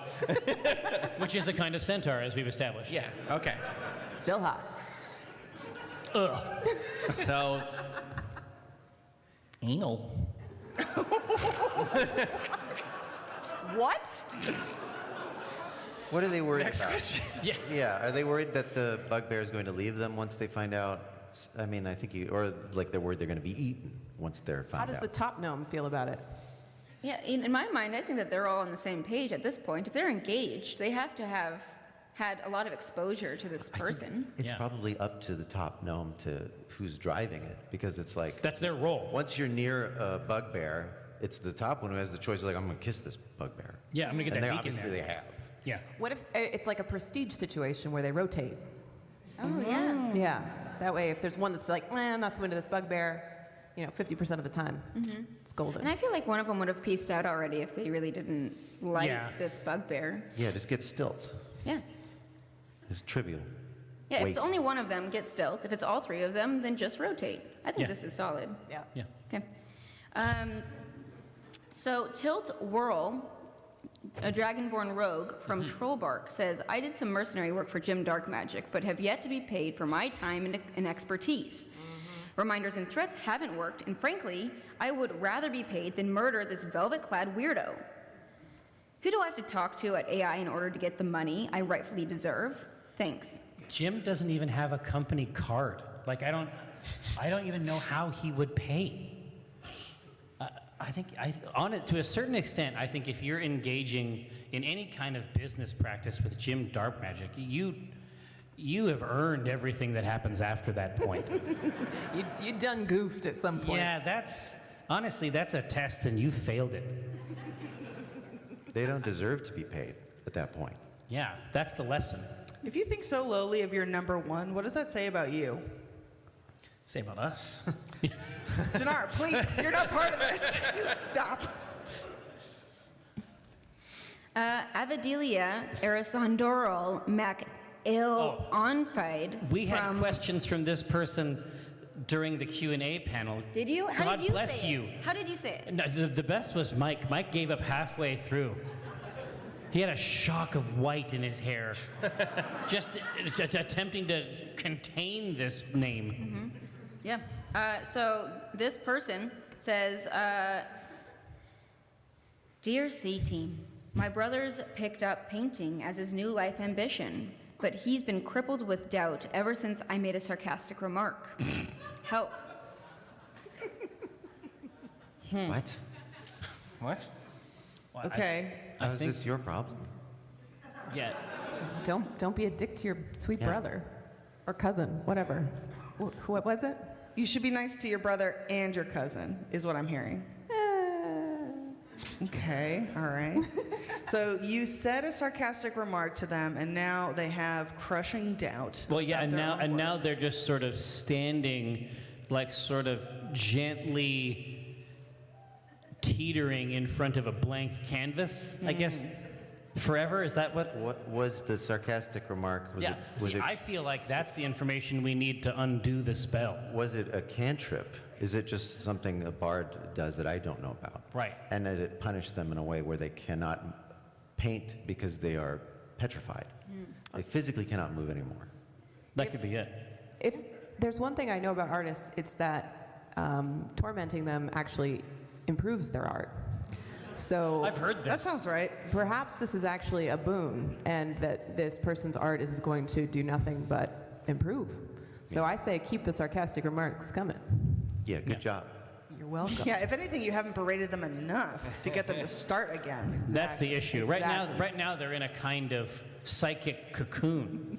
Yes. And when they emerge from it, and you have to harden that cocoon with a torrent of verbal and even physical abuse. This is more or less how it's gone in my life. And then by the time you're done with it, then they will emerge a beautiful artist. I'm trying to think of what the sarcastic remark could have been. And the best I can come up with so far is... Your painting isn't very good. What is that, a paintbrush? Get out of here. Yeah. How very dare. Nice painting. Yeah, exactly. Nice painting, idiot. Stupid baby. It's like the D&D version of Whiplash. Is that impressive in D&D? Was Whiplash? I really like that movie. Jaden, are you here? Okay, Pepper Bell, the gnome druid from Neverwinter, says, To my future grandmother, hello. In a few months' time, I'll be marrying one of your granddaughters. Is there anything I can do to ensure the wedding goes smoothly? Any customs or rituals I should know about? Do you have any advice for about-to-be bee stingers? Help, I just want it to be perfect. Okay. Yeah, so number one is if you've got any assassination plots brewing, just don't. Just put a stopper in that. If you do have assassination plots brewing, it's probably best not to invite me. I also think that it's best not to invite Dinar to your wedding, just because he eat up all the food. Okay. Well, and also assassinating the baby is just, it's not done in the finer houses. Oh my God. When did that happen, Omen? It's rarely done. It's not ideal, but if that baby's coming at you, what are you supposed to do? Yeah, I guess you're right. Yeah. I didn't think about it like that. Because it's fast. Very fast. It's small. Blah. And it's a surprise, I think, for everybody. What? I hope that helps. Yeah. A potential franchisee from a new territory says, can you list some potential cons of working for Acquisitions Incorporated? No. I did some research, and I can only seem to locate pros. Don't go to our glass door. That's all I'm going to say. It's like a lot of disgruntled employees there. But we got like the cool snacks in the No, you don't. the Waterdeep. No. We got those pop chips. Bit locale. There's a ping pong table, but there's no ball. Yeah, there's no ball. There's no ball. But if you just get the rackets on either side, it's very convincing. Mm-hmm. People will just think you're very good. I mean, one con I can think of is that you may have up to a dozen clones of yourself made without your permission. Right? Is it capped at a dozen these days? I don't even know. What, a dozen? Like, that's a limitation. Yes. No. Oh. No, that's not how we do it. Oh. No. Okay. I remember the cat being a dozen. No. I don't see a clone as a con. It's like a gift to the world. 2 of you is not a gift to the world. It is a con. I'm going to stay out of my way. What do I need, ulcers? Let them have their fun. They will not stay out of your way, in my experience. What would you do? 2 of him is not a gift because it dilutes the gift that we already have. Oh, that's a good point. I didn't mean it in a touching way. It's just a very literal way. It's a concern. Yeah. Hey, what do you got? A really nice cake there? It'd be nice to have a second cake, right? That's how I look at it. Okay. And replace I with the world. Okay. Oh my goodness, I forgot. It's like a weekend shift. Yeah. I don't know. Actually, probably would split the duty. This is great. Let's get to cloning. Let me know. Crackle Bee Stinger from Waterdeep says, Dear Grandmother, my artificer internship is going well, but I can't decide what animal to base my steel defender on. How do I choose? Good. Walnut, can you help me with this one? How does one choose an animal? Name the best animal. Yeah, what's the best one? Choose an animal chooses you, and I thought all of you would know that by now, okay? Sorry, okay. Listen, you go into the woods, in my experience, and whatever tries to kill you first and most, that's the animal you pick. So for me, wolf, For pretty me, badass. Sweet Wheezy. No. Are you? This weasel came out of nowhere, went right for my throat. Just imagine like a murderous weasel. Yeah. Are you allowed to go into the forest and bait yourself with something to get a specific animal that you want? Yeah, bait yourself with weasels, and you'll get more weasels. No. Hey, they're okay. There's some over there. Let's see those guys. Could you? That's so interesting. There's a lot of lore ramifications, and I'm just going to think about that for a while y'all answer questions. All right. All right, best animal. Dolphin. Centaur. Nice, dolphin. Dolphin's a good one. Porpoise. That's really close to mine. Oh my God. Oh my God. This Best animal? There's no appreciable difference between them. What about you, Omen? Best animal? Just in general? Like, for what? Yes. Yes. For what? Okay. Best animal, bullet. Okay. Oh, wow. What is it? It's like a very, very, it's, you know about like an armadillo? Oh, yeah. Imagine an armadillo that also like plays in a metal band. Hey, that is the best animal. Nice. There you go. All right. Okay, Brandon from What's Round on the Ends and High in the Middle says, Rosie, my adopted daughter is trying to follow in my footsteps, and I don't want to see her make the same mistakes I did. I'm still trying to figure out the first part. Oh, we got it over here.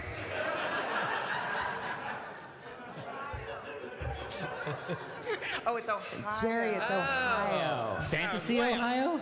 It's not. Like, two rounds, two. So it's 2 rounds And the middle's really high in high. the middle? Yeah, it's a dick joke. We all get it. God. Did they have a question, or is this puzzler for us? Oh, I think we're just stuck on this for the rest of the time. Where was I? Footsteps. Oh, there we go. Nope, there we go. Rosie, my adopted daughter is trying to follow in my footsteps, and I don't want to see her make the same mistakes I did. How do I convince her to find her own path without revealing all of my shameful and/or dangerous secrets? Time to lie. I think writing a book about the cool things that you didn't do but wish you did, and then give it to her as a birthday present and say, now don't do any of this stuff, because this is really, but then it's actually the stuff you actually want her to do. It's reverse psychology. Yeah. Pro grandma tier. Double mega S tier grandma horse shit. I think you have to write it as though it were your diary, and then leave it someplace. Yes. Oh, that's so good. that they absorb the message without you really having to lean too hard into it. But I think the diary should say "keep out" on the cover. Yeah. Do not read, and then it has the lock, but it's open. It's opened ever so tantalizingly. May I offer also, do not open, then this means you. Yeah. Oh, very good. Very, very, very They'll good. know when they see it. Oh, Yeah. I'm me. Yeah. Harbeck documents her level 2 from Team S Icewind Dale. Says, Dear Omen and Walnut, Indeed. how do I stress the importance of documancy to my team? Mission after mission, I'm receiving incomplete, messy, wrinkled, and sometimes late forms from members of my team, and I'm sick of it. Unacceptable. No. I think you temporarily become a decisionist and decide that they all need to die. I don't. We're talking about It is the best role.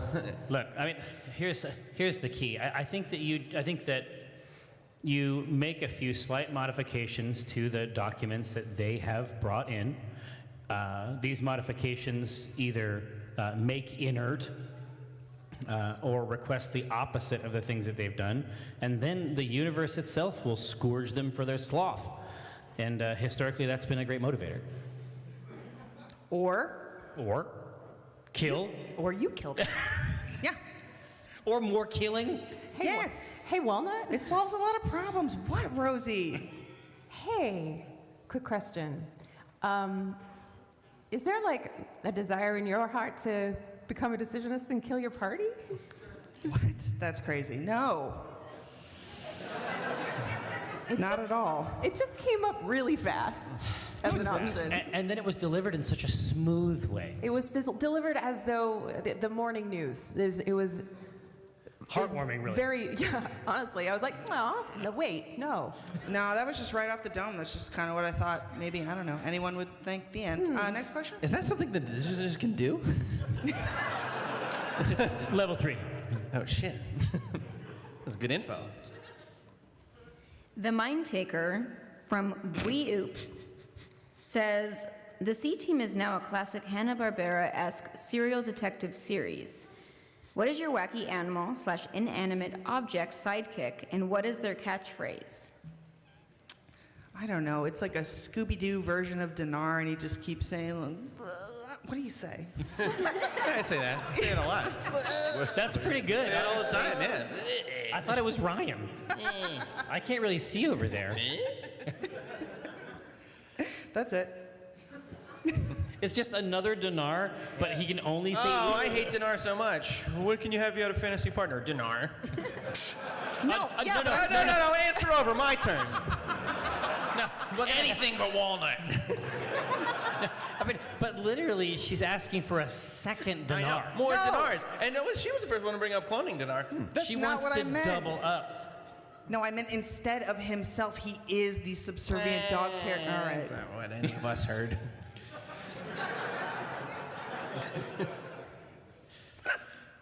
Oh, nobody else? Cool. I'm satisfied. That's good. This was an enjoyable answer. I Walk the Lime from Lancaster, Pennsylvania says, Dinar, what advice would you give a young restaurateur like myself who was trying to dodge a pesky health inspector? What, as a bribe? What was it? What advice would you give a young restaurateur? Some sort of bribe? You take him in the back and you milk him real good. Dude, call back. Y'all asked for no pee jokes. Look, I don't know much about business. Next question. Oh, boy. I'm still stuck on the ropey comment from before. Yeah. I was I good paint without it. pictures with my words. Sure. Would frothy have been better? No.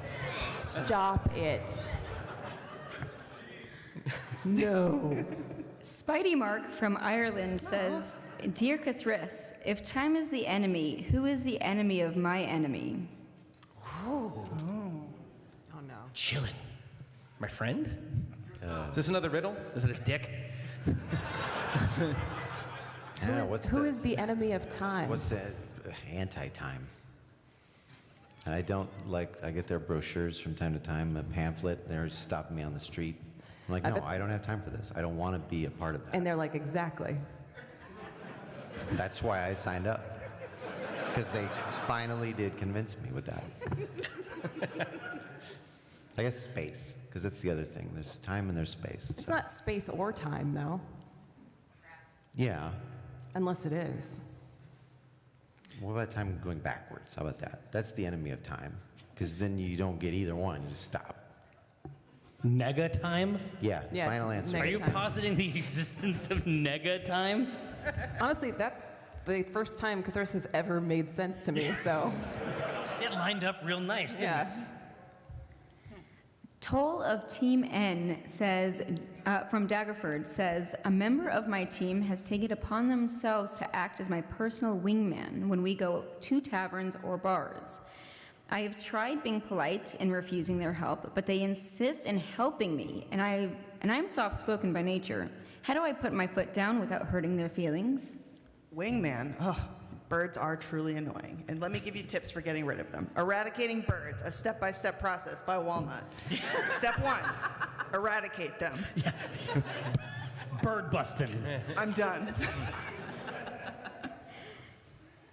Oh, is wingman something else, not a bird? Okay. Might be. I'm just now getting this in. Not a bird. It's just in? It's a kenku, I think is the joke. Ah, I get it now. I still say eradicate. How about from anyone else? How about our missed the most question. soft-spoken? Yeah. Yeah, I wasn't listening.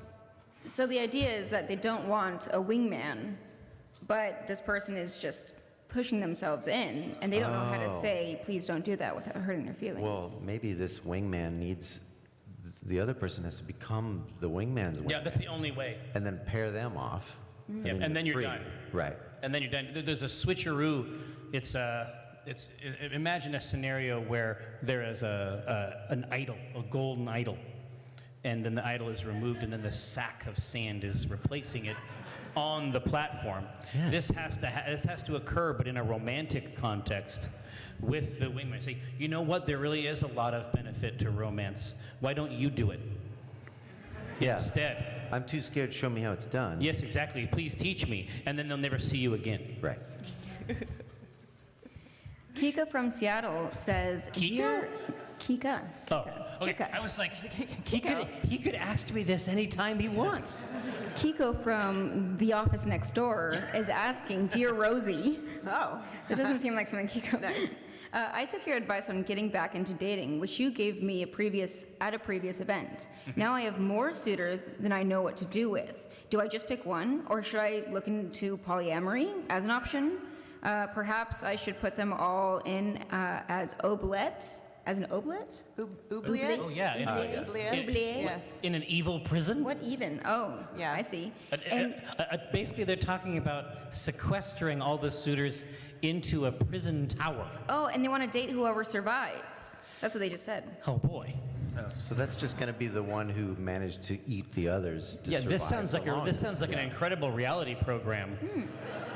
The monetization. Yeah, the monetization potential for this oubliette situation. Is this our next? Let Kika know that Acquisitions Incorporated is prepared to invest.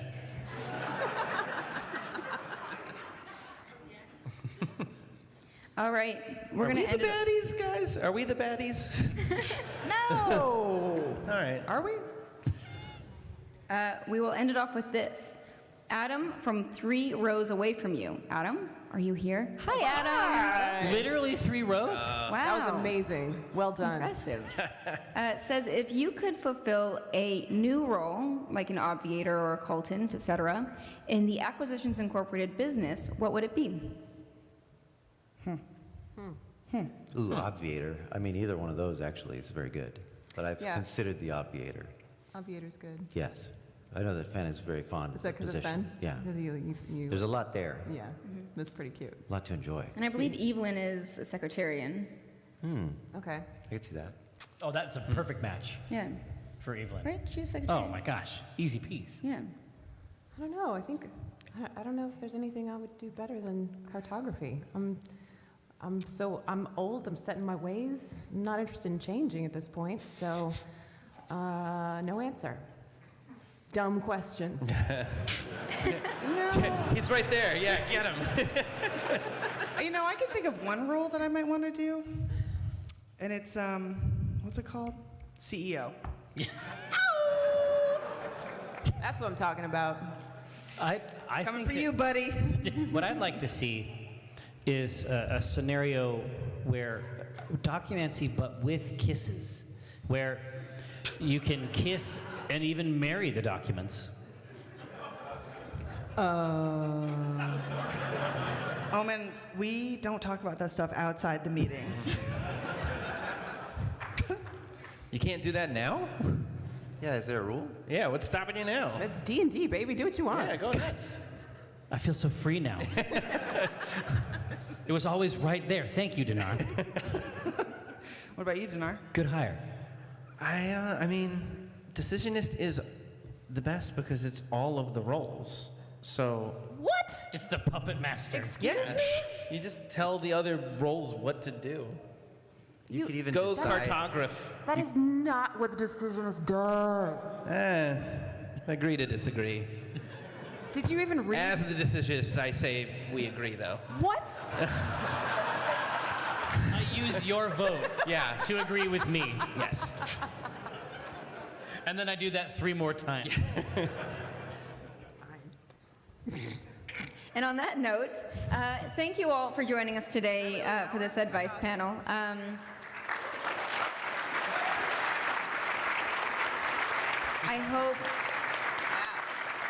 I hope all of you walk away as feeling like you are better people. I hope that also means that you don't take any of this advice to heart. And then we hope to see you tomorrow for the show at 8 p.m. for Ack Inc. It's going to be awesome. And then again for our very exciting show on Sunday at 1 p.m. Thank you so much.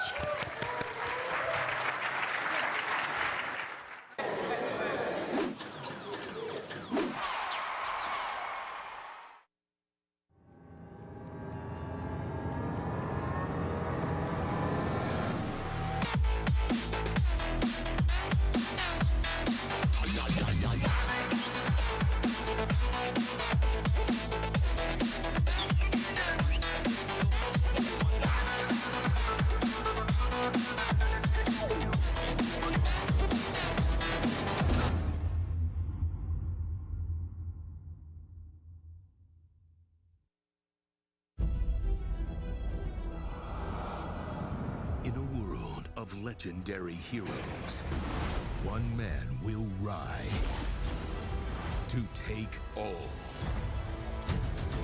of the credit. This game has something that no one else will. Me. This is where the magic happens. Hey, can I get a coffee? I'm coming on! Everybody has that game that they fell in love with because they make an impact. Those games were somebody's legacy. Well, this is my legacy. Our legacy. Our legacy, whatever. It's not my legacy. I have a BA in Women's Studies. What exactly is women's studies? It follows the experiences of women and the contributions they've made to... Inquiry withdrawn. Quick thing, I'm worried about the time. Yeah, David, I'm moving as fast as I can. It's not my fault that these watermelons don't explode like real heads. I can get you real heads. Not human. That's commitment. I built your vision. It's like you're this brilliant painter, and I'm your favorite brush. I'm just some tool to create your masterpiece. I like that metaphor, but it's not quite right, is it? Are you seriously about to noodle on my metaphor right now? I know that I can be difficult, Papa. You can't give up. We're like the Beatles.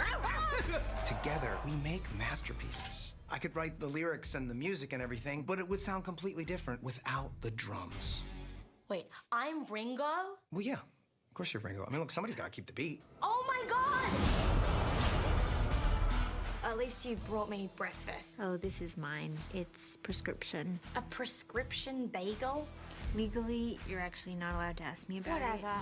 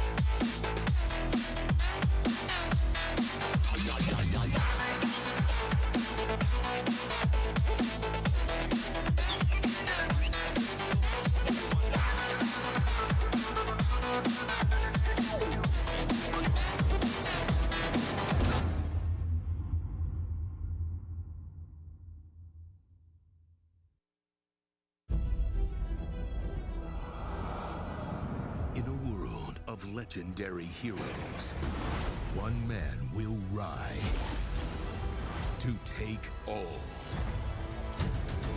of the credit. This game has something that no one else will. Me. This is where the magic happens. Hey, can I get a coffee? I'm coming, Ian! Everybody has that game that they fell in love with because they make an impact. Those games were somebody's legacy. Well, this is my legacy. Our legacy. Our legacy, whatever. It's not my legacy. I have a BA in Women's Studies. What exactly is women's studies? It follows the experiences of women and the contributions they've made to... Inquiry withdrawn. Quick thing, I'm worried about the time. Yeah, David, I'm moving as fast as I can. It's not my fault that these watermelons don't explode like real heads. I can get you real heads. Not human. That's commitment. I built your vision. It's like you're this brilliant painter, and I'm your favorite brush. I'm just some tool to create your masterpiece. I like that metaphor, but it's not quite right, is it? Are you seriously about to noodle on my metaphor right now? I know that I can be difficult, Papa. You can't give up. We're like the Beatles.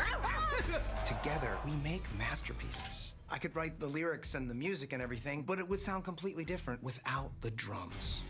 Wait, I'm Ringo? Well, yeah. Of course you're Ringo. I mean, look, somebody's got to keep the beat. Oh my God!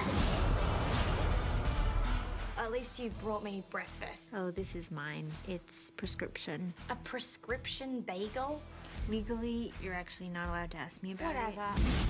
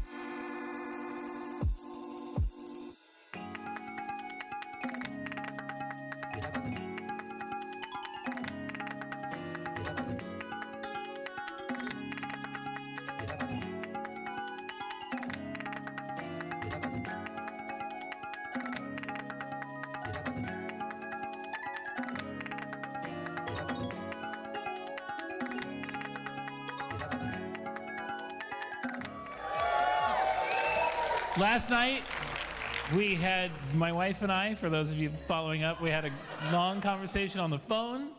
I told her to go back and watch the stream, and she said no, and then said, don't double call me unless it's an emergency again. And I said, no promises.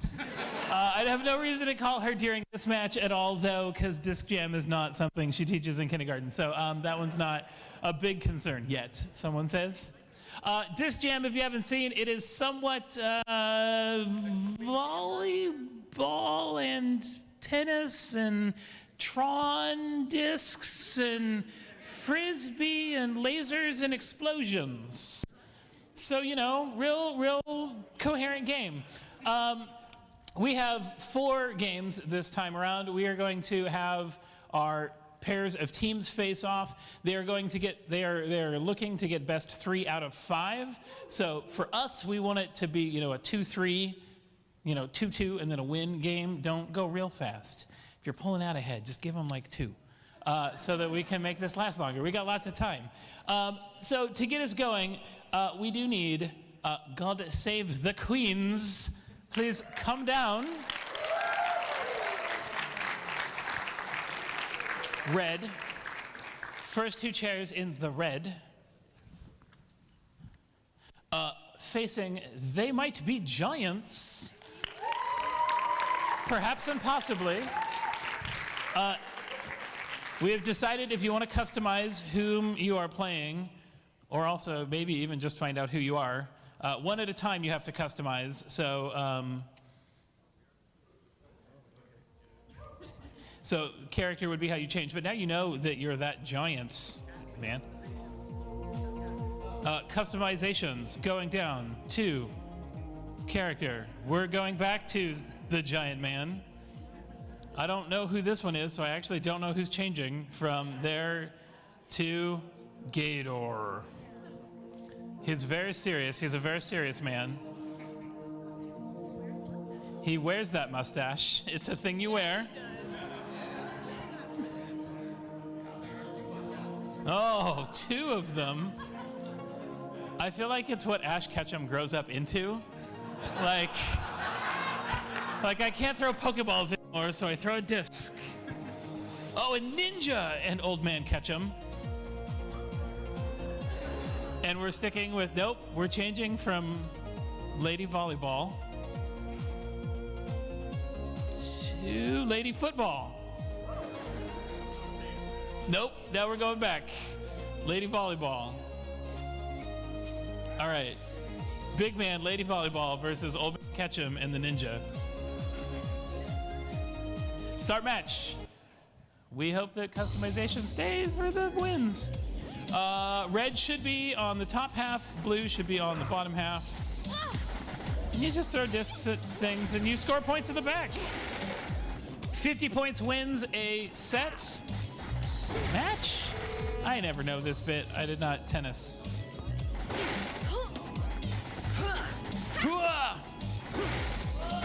Oh!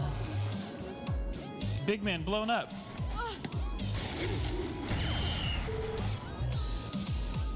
Red team slipping ahead into an early lead.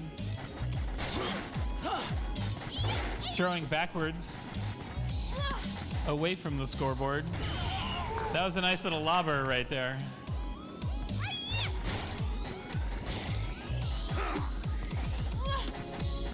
The ball, disc, the disc landing further back is more points. Ooh, nice slide. Oh, all right. Hey, look at that replay from the top. It's like we're a professional sport. We should keep these. There's no reason to skip these, unless maybe you're the last group going. 39-17. 50 points is it. Oh! Nice. Nicely thrown.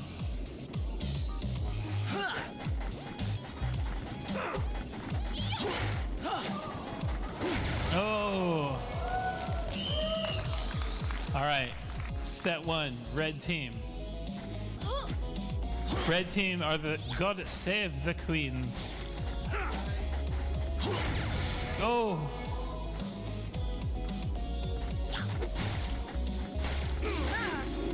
Oh!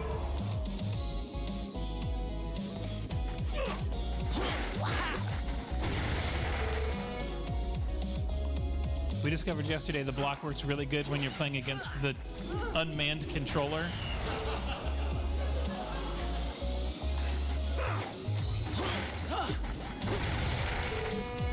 Oh man, Red's found a weakness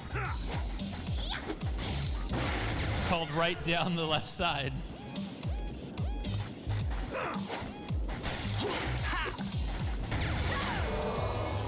Oh, and then curved it right.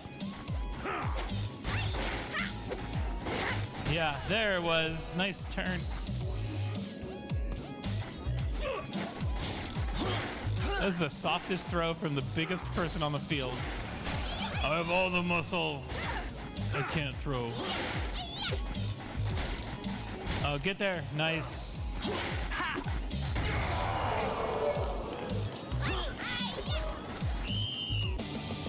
Oh, we skipped the replay. Remember, Red, you're not supposed to win anymore, so we can see more games.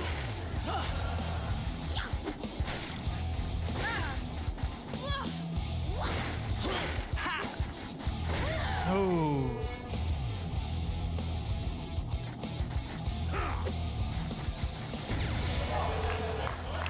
There we go. Do that many more times. Well, just 4 more. Ah. Nice. Good save. There we go.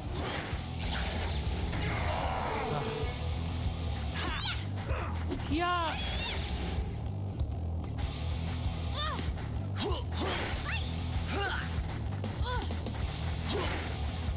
Oh. It's only a couple points at the front by the net. Oh. Oh, that's climbing in the middle. I know this game real well.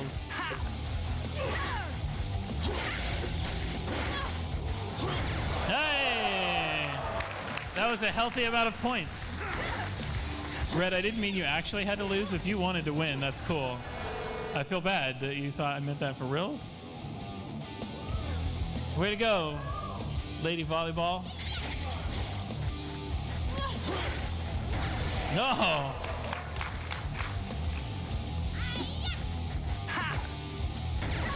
No.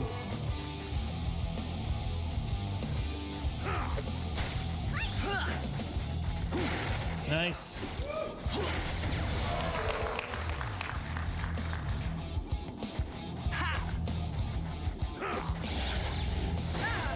Oh, nice save.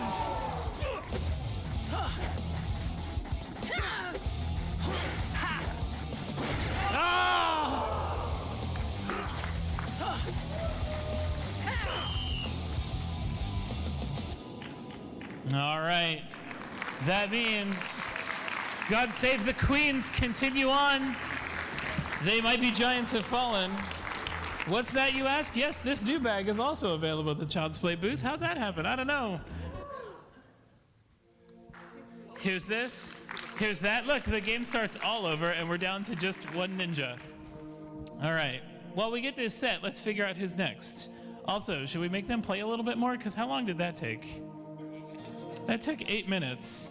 Yeah, we need more than 5. Maybe 5 wins? No. 5 is good. 5 is good. We could nearly double. We could up the points per set, too. Let's see what happens with 5. 60. Can you do it? If you do it, I mean... Not if you guys fight over who's doing it. All right. Birds of Prey, get up here into these shenanigans. You're taking the red team seats.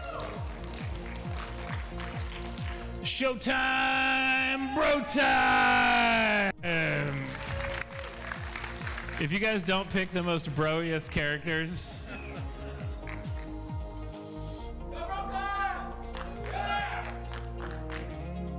Oh, double ninjas? No, are we changing? Red, Birds of Prey, Showtime, Bro Time, blue. Old Man Ketchup and the Ninja.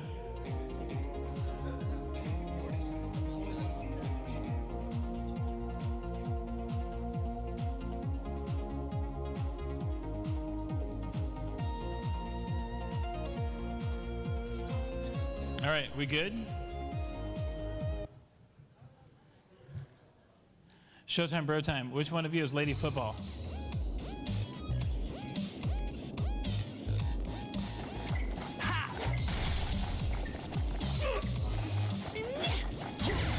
Ooh.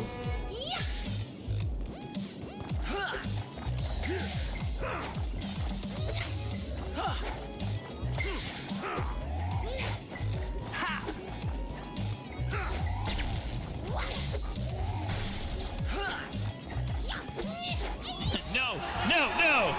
You, right there! Oh man, you skipped that replay?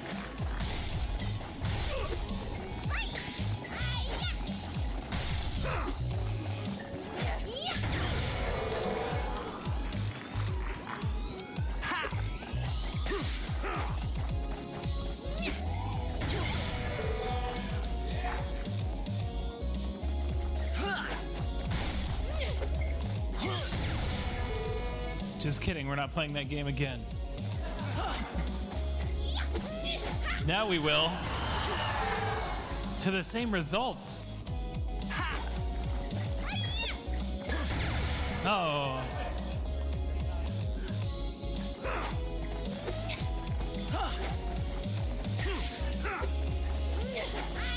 Hey, nope. Take that back. Showtime, Bro Time, 10 points away.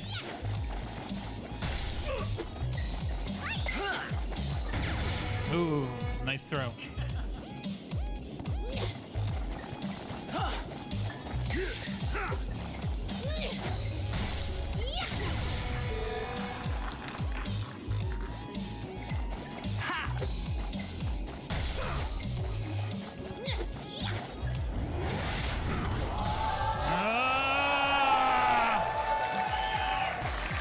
It doesn't count though. That's 74. We said you had to win with 69 points.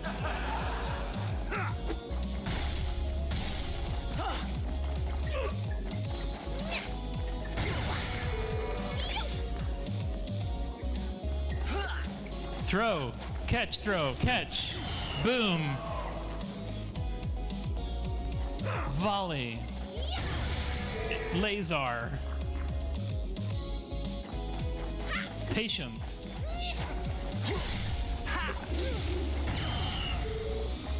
There's some definite strategic net play happening with Showtime Bro Time.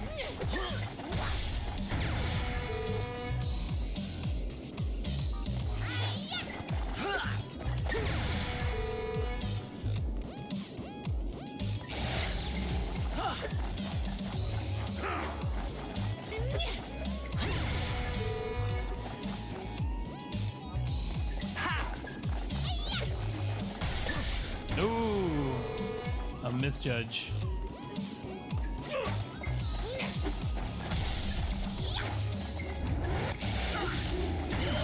Birds of Prey coming back.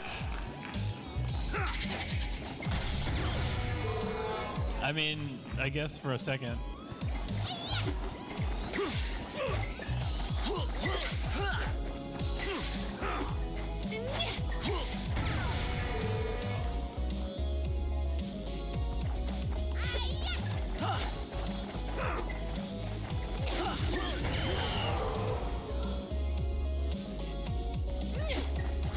Blocks getting used a lot this game.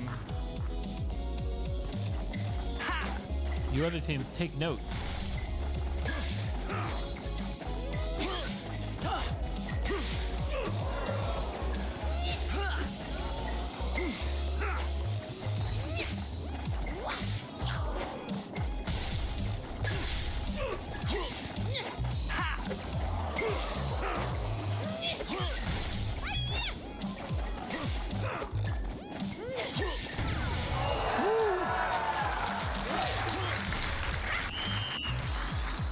That was a solid volley.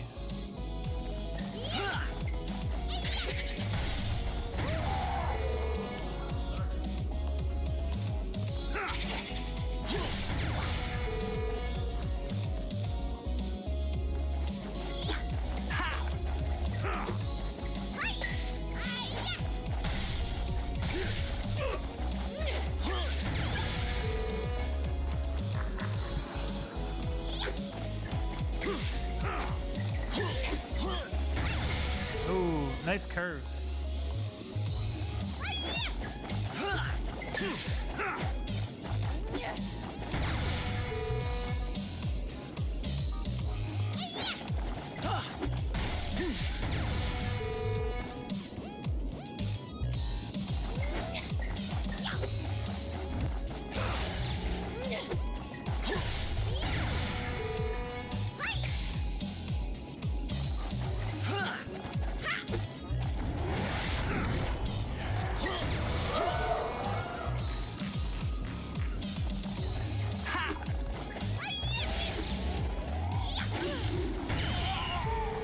A little taste of your own medicine.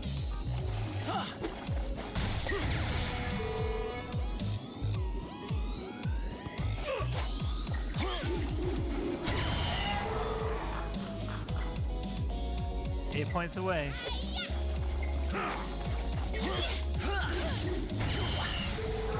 That was it. It happened exactly. You get to keep that one win so far.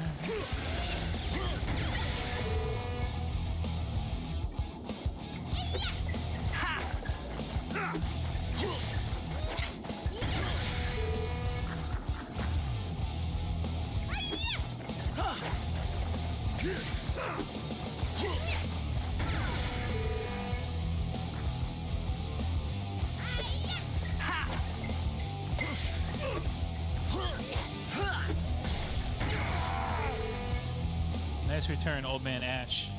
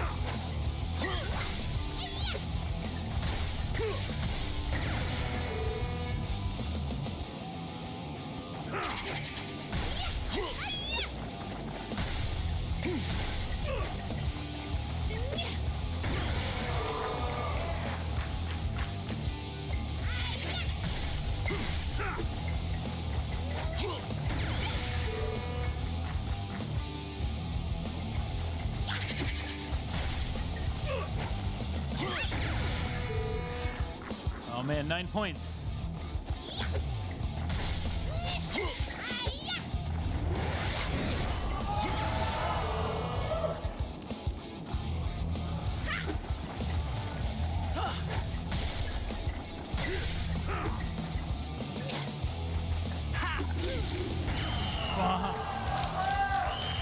Showtime, bro time! Doing it again tomorrow night.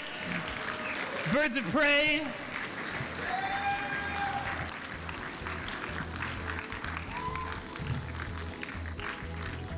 Bro time. I feel actually really like I didn't want to root for anybody. But normally when we play a game like this where there's like a red seating section and a blue seating section, and then like the red wins in the first game, and then the red wins in the second game, and then the red wins in the third game, and then we're getting to the fourth game, and it's like, I swear, there's nothing going on. It's just players. So now it's even. Either side can win. It's been proven. All right, Ice Babies.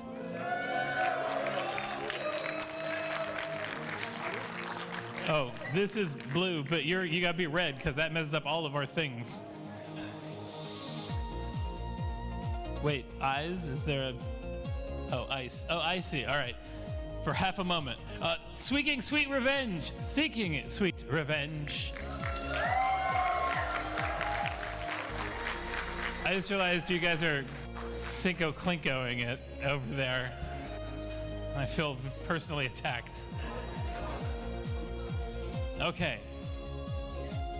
I just realized I should have called that guy Skip Legs Day. Whomever you want to be. Wait, what has just happened? That's real confusing. You gotta be red.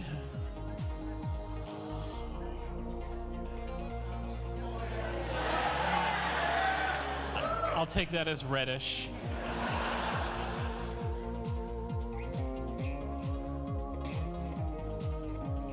All right. Yo.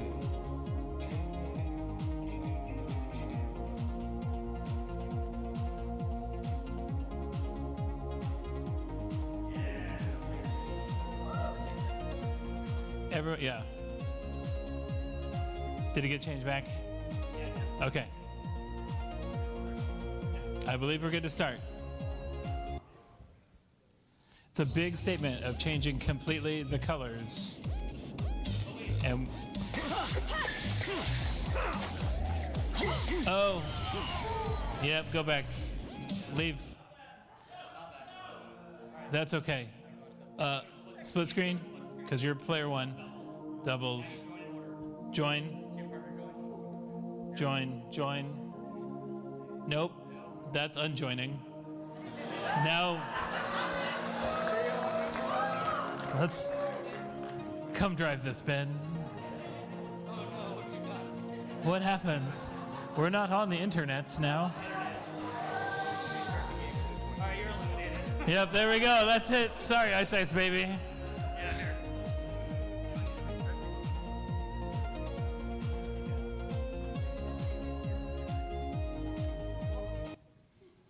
And I suppose we're almost at the halfway mark.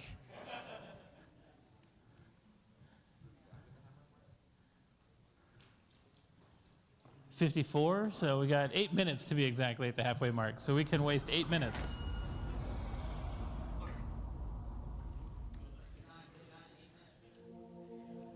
Oh no. This one's fine. This one's fine? I don't remember how.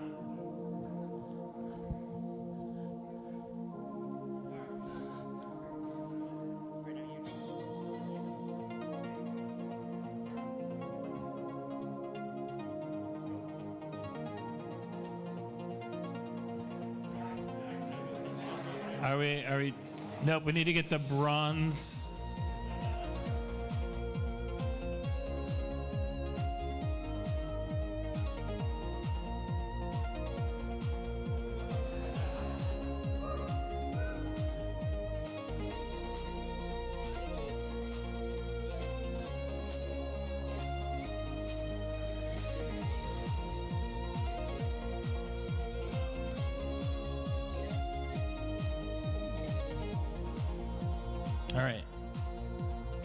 Start match. This should be better. No, but you did that.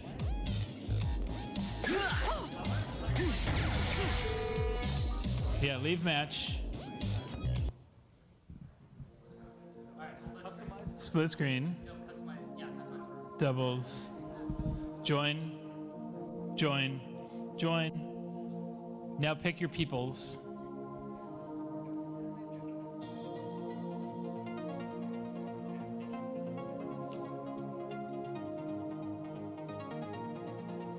All right. Now match settings. Stadium.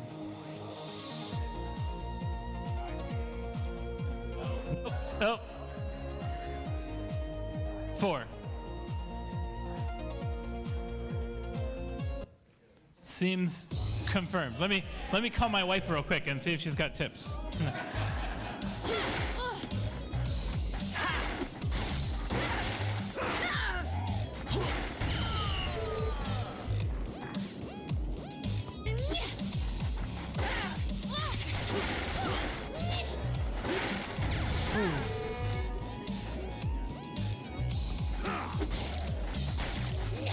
Yes, we just never skinned out when we set everything else up.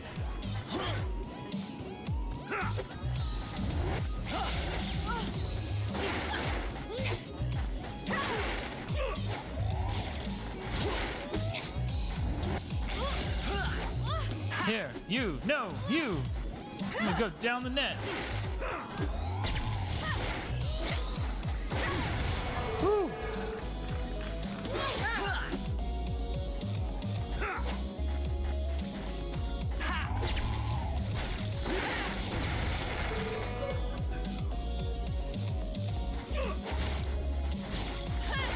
Oh.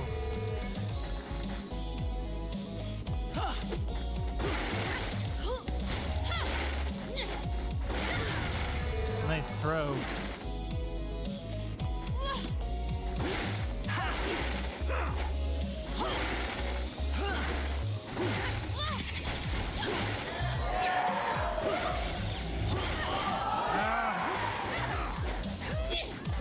You take it. No, you take it. I don't want it. You can have it. It's gonna be worth a lot of points.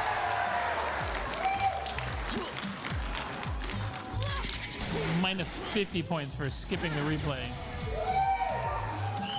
All right, seeking sweet revenge. Set 1.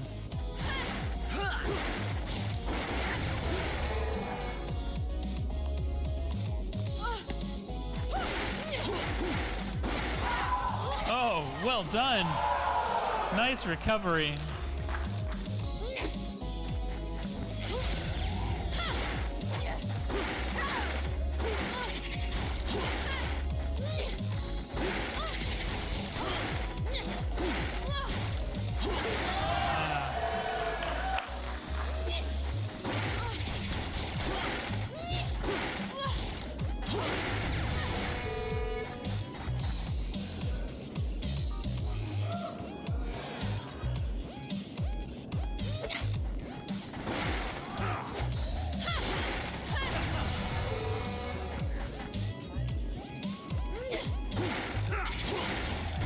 Ooh, another down the wall.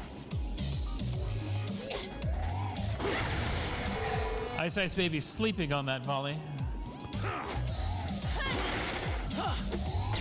There it is.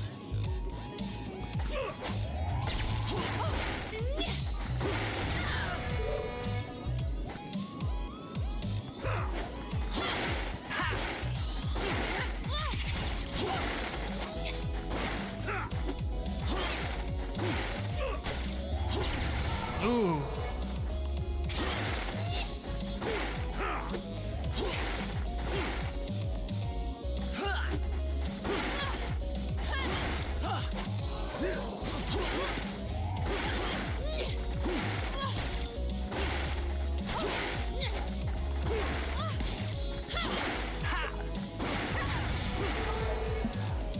Ooh, nearly tied up.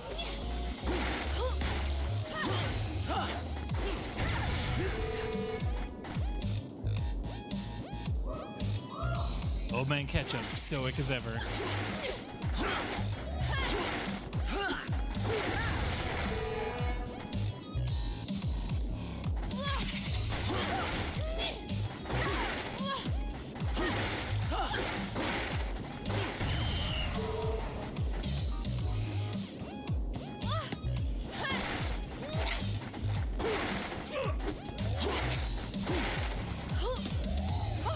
Oh.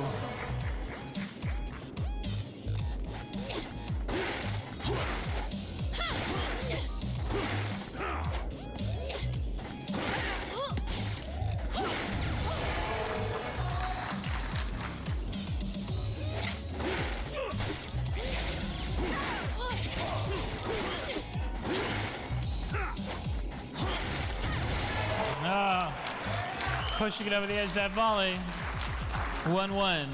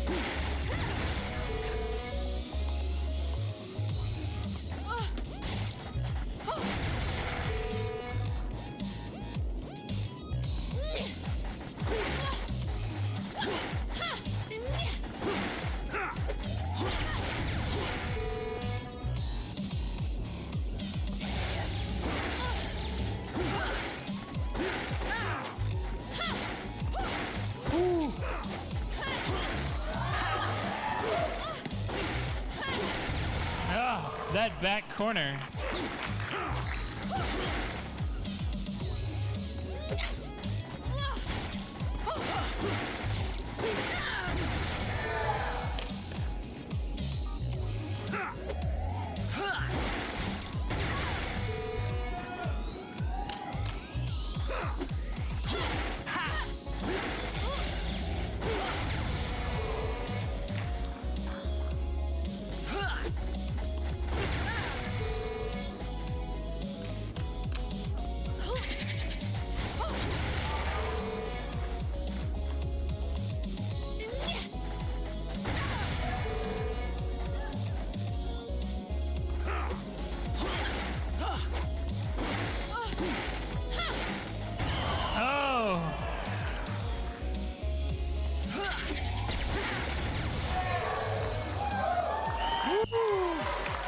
Seeking sweet revenge, set 3.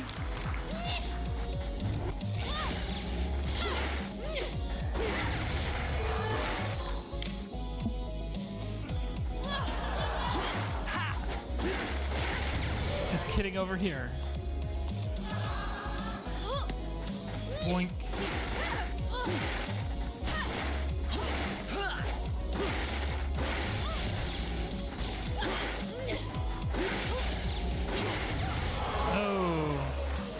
Switching the corners up.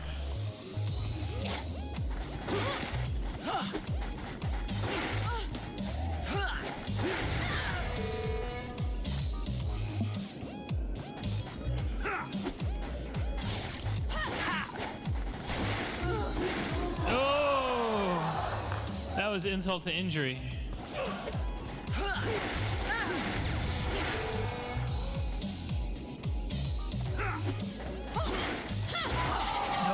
Nice save. Back to the scoring corner.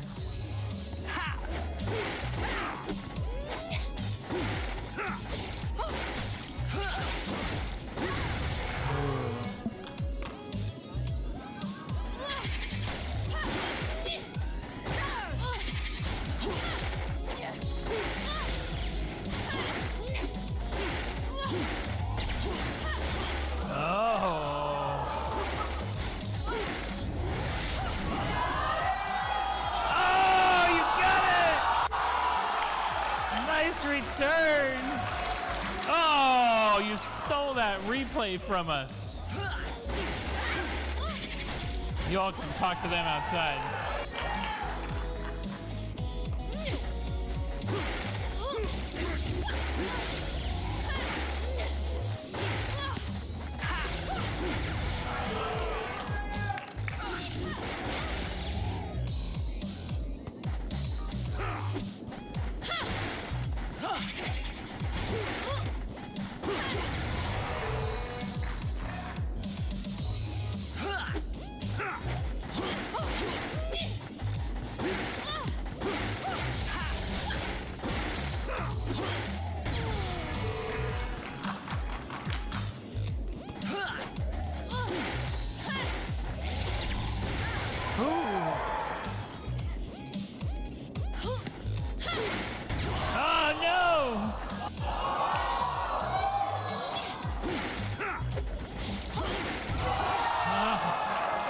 2-2.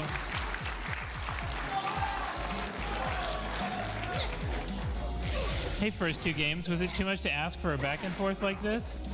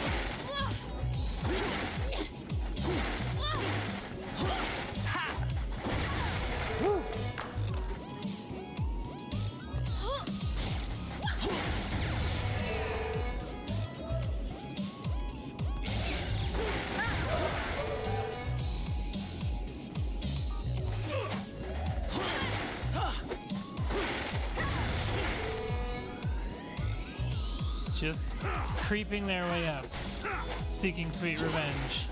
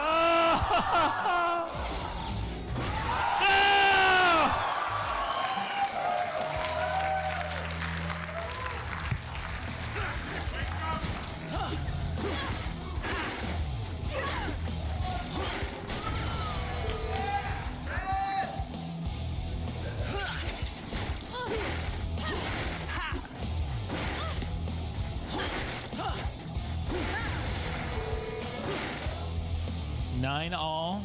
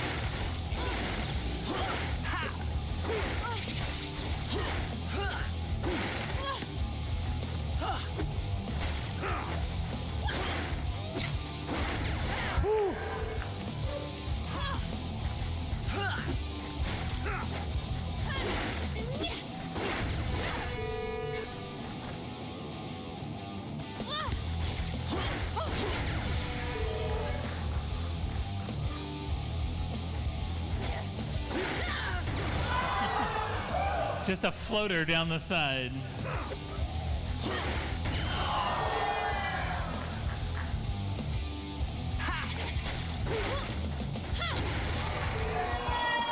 At 69. All right, that brings it down to this game.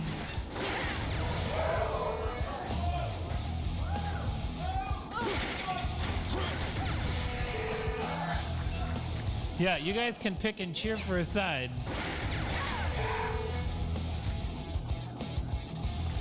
Just trade aces back and forth.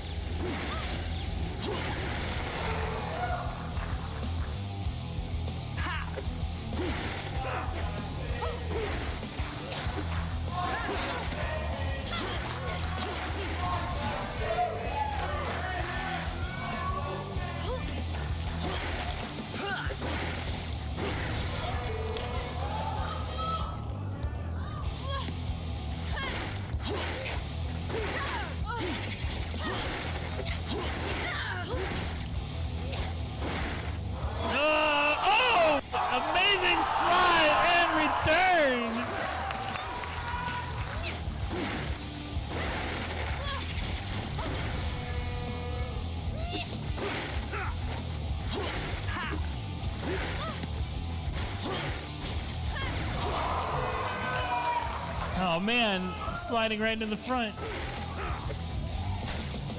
Ice Ice Baby by 1.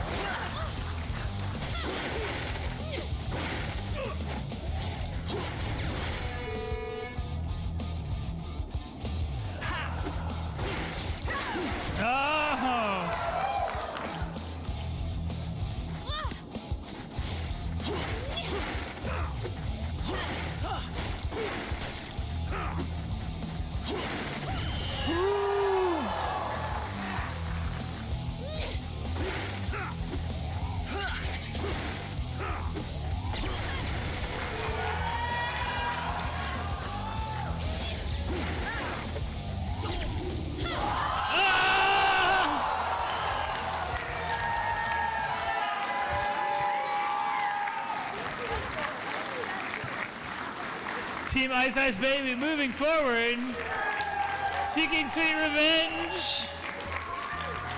Time to seek again. All right, we need our last two teams.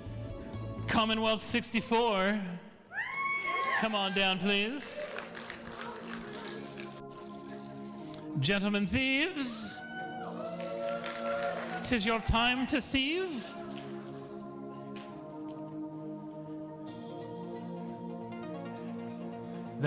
That last pair gave you guys a lot to live up to. I don't want to 4 and out.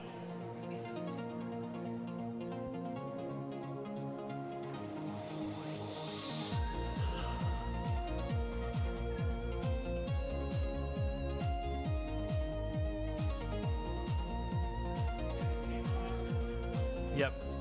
Once we're all happy with who's what.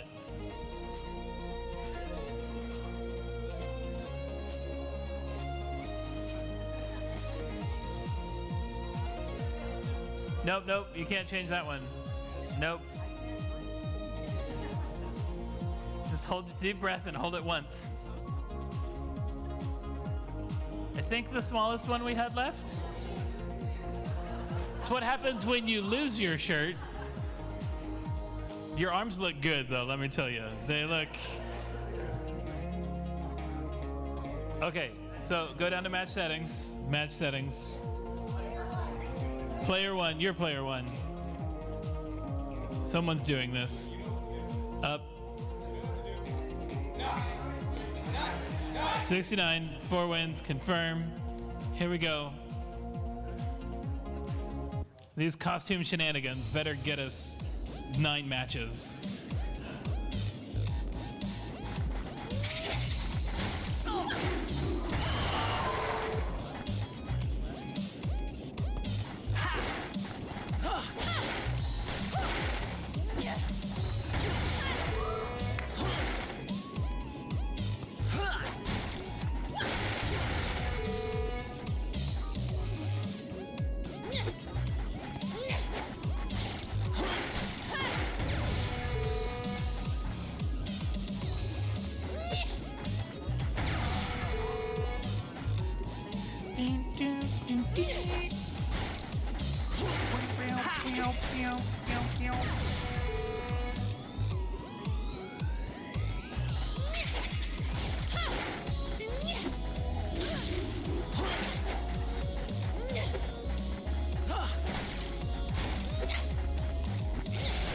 Hope I can catch him. You're like running backwards. Okay, you're doing stuff.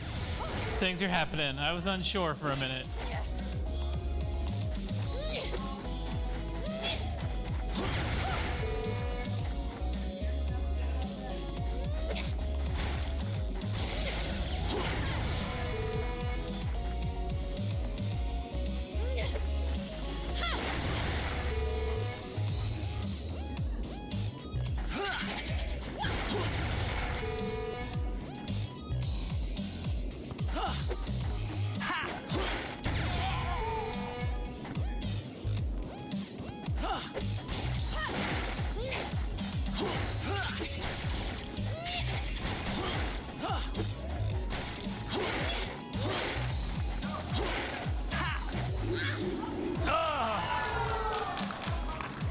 taking set 1, stealing set 1. The gentlemen thieves take a lead.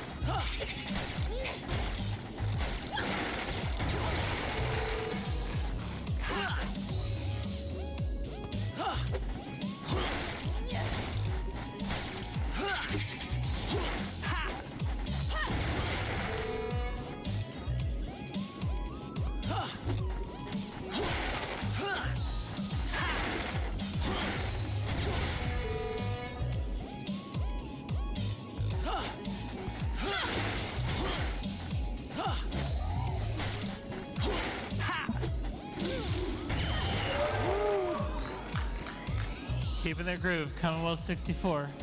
I lied, not losing their groove.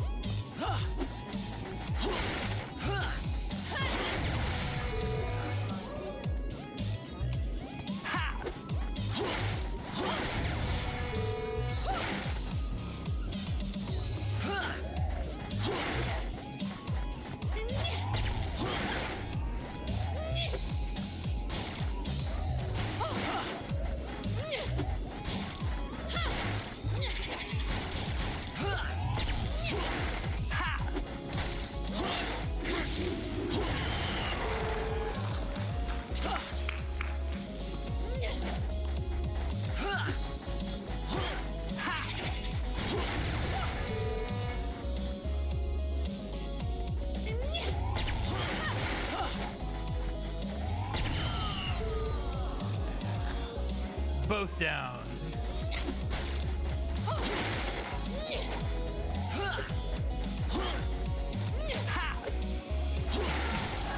Hoik, hoik, sight, go!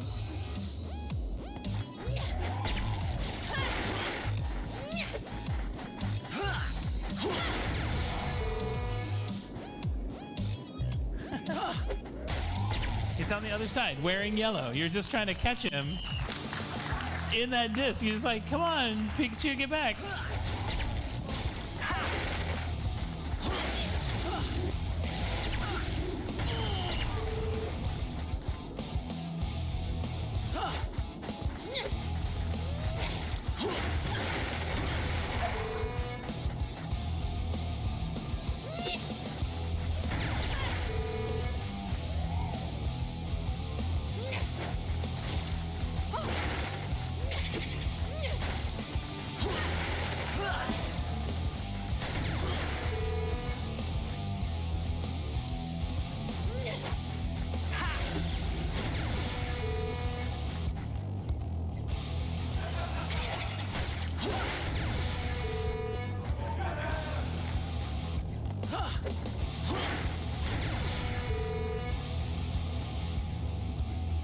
That's you.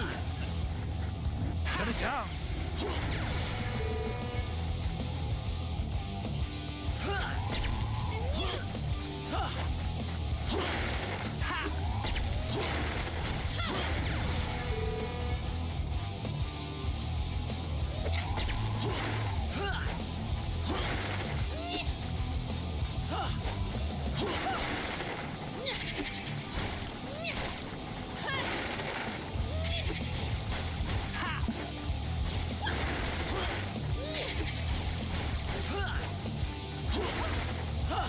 You're a distraction, that's all. It's fine. And you score the points!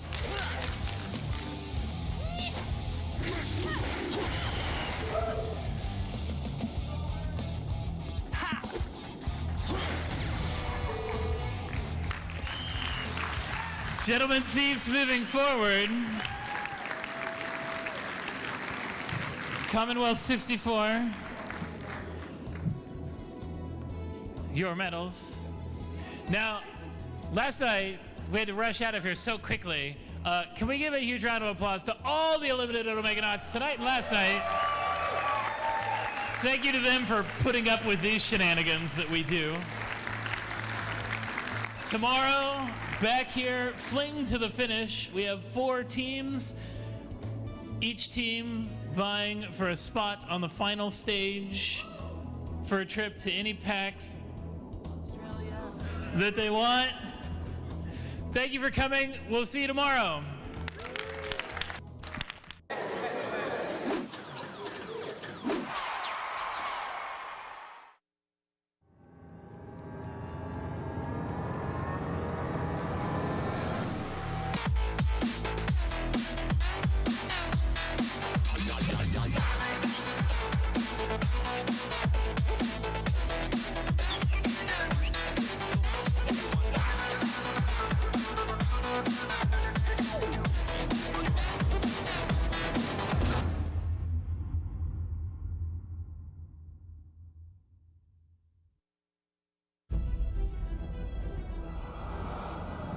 In a world of legendary heroes, one man will rise to take all of the credit. This game has something that no one else will. Me. This is where the magic happens. Hey, can I get a coffee? I'm coming on! Everybody has that game that they fell in love with because they make an impact. Those games were somebody's legacy. Well, this is my legacy. Our legacy. Our legacy, whatever. It's not my legacy. I have a BA in Women's Studies. What exactly is women's studies? It follows the experiences of women and the contributions they've made to... Inquiry withdrawn. Quick thing, I'm worried about the time. Yeah, David, I'm moving as fast as I can. It's not my fault that these watermelons don't explode like real heads. I can get you real heads. Not human. That's commitment. I built your vision. It's like you're this brilliant painter, and I'm your favorite brush. I'm just some tool to create your masterpiece. I like that metaphor, but it's not quite right, is it? Are you seriously about to noodle on my metaphor right now? I know that I can be difficult, Papa. You can't give up. We're like the Beatles. Together, we make masterpieces. I could write the lyrics and the music and everything, but it would sound completely different without the drums. Wait, I'm Ringo? Well, yeah. Of course you're Ringo. I mean, look, somebody's got to keep the beat. Oh my God! At least you brought me breakfast. Oh, this is mine. It's prescription. A prescription bagel? Legally, you're actually not allowed to ask me about it. Whatever.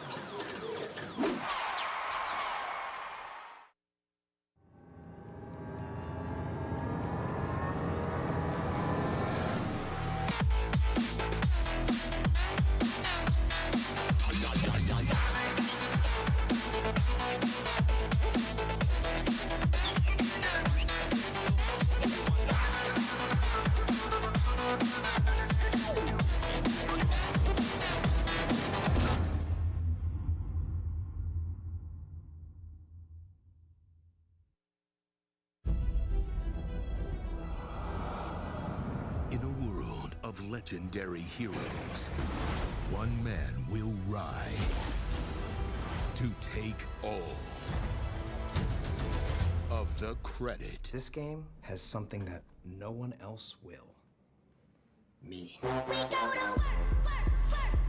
This is where the magic happens. Hey, can I get a coffee? I'm coming, Ian! Everybody has that game that they fell in love with because they make an impact. Those games were somebody's legacy. Well, this is my legacy. Our legacy. Our legacy, whatever. It's not my legacy. I have a BA in Women's Studies. What exactly is women's studies? It follows the experiences of women and the contributions they've made to... Inquiry withdrawn. Quick thing, I'm worried about the time. Yeah, David, I'm moving as fast as I can. It's not my fault that these watermelons don't explode like real heads. I can get you real heads. Not human. That's commitment. I built your vision. It's like you're this brilliant painter, and I'm your favorite brush. I'm just some tool to create your masterpiece. I like that metaphor, but it's not quite right, is it? Are you seriously about to noodle on my metaphor right now?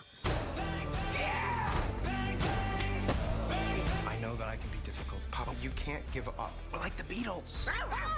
Together, we make masterpieces. I could write the lyrics and the music and everything, but it would sound completely different without the drums. Wait, I'm Ringo? Well, yeah, of course you're Ringo. I mean, look, somebody's got to keep the beat. Oh my God! At least you brought me breakfast. Oh, this is mine. It's prescription. A prescription bagel? Legally, you're actually not allowed to ask me about Whatever.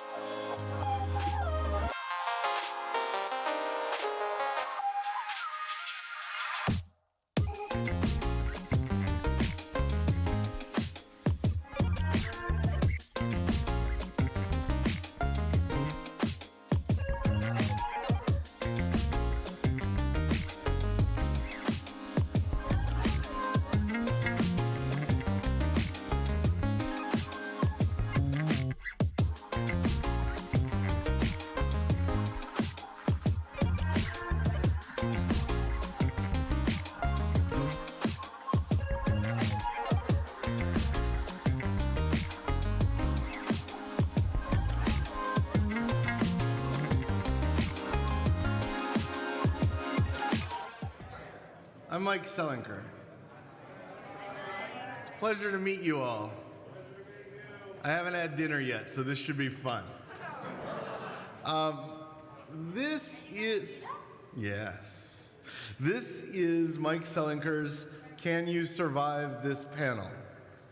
It's a murder trivia contest. How many of you have been to one of our murder trivia contests before? Oh, yeah. You guys think you're veterans. That's awesome.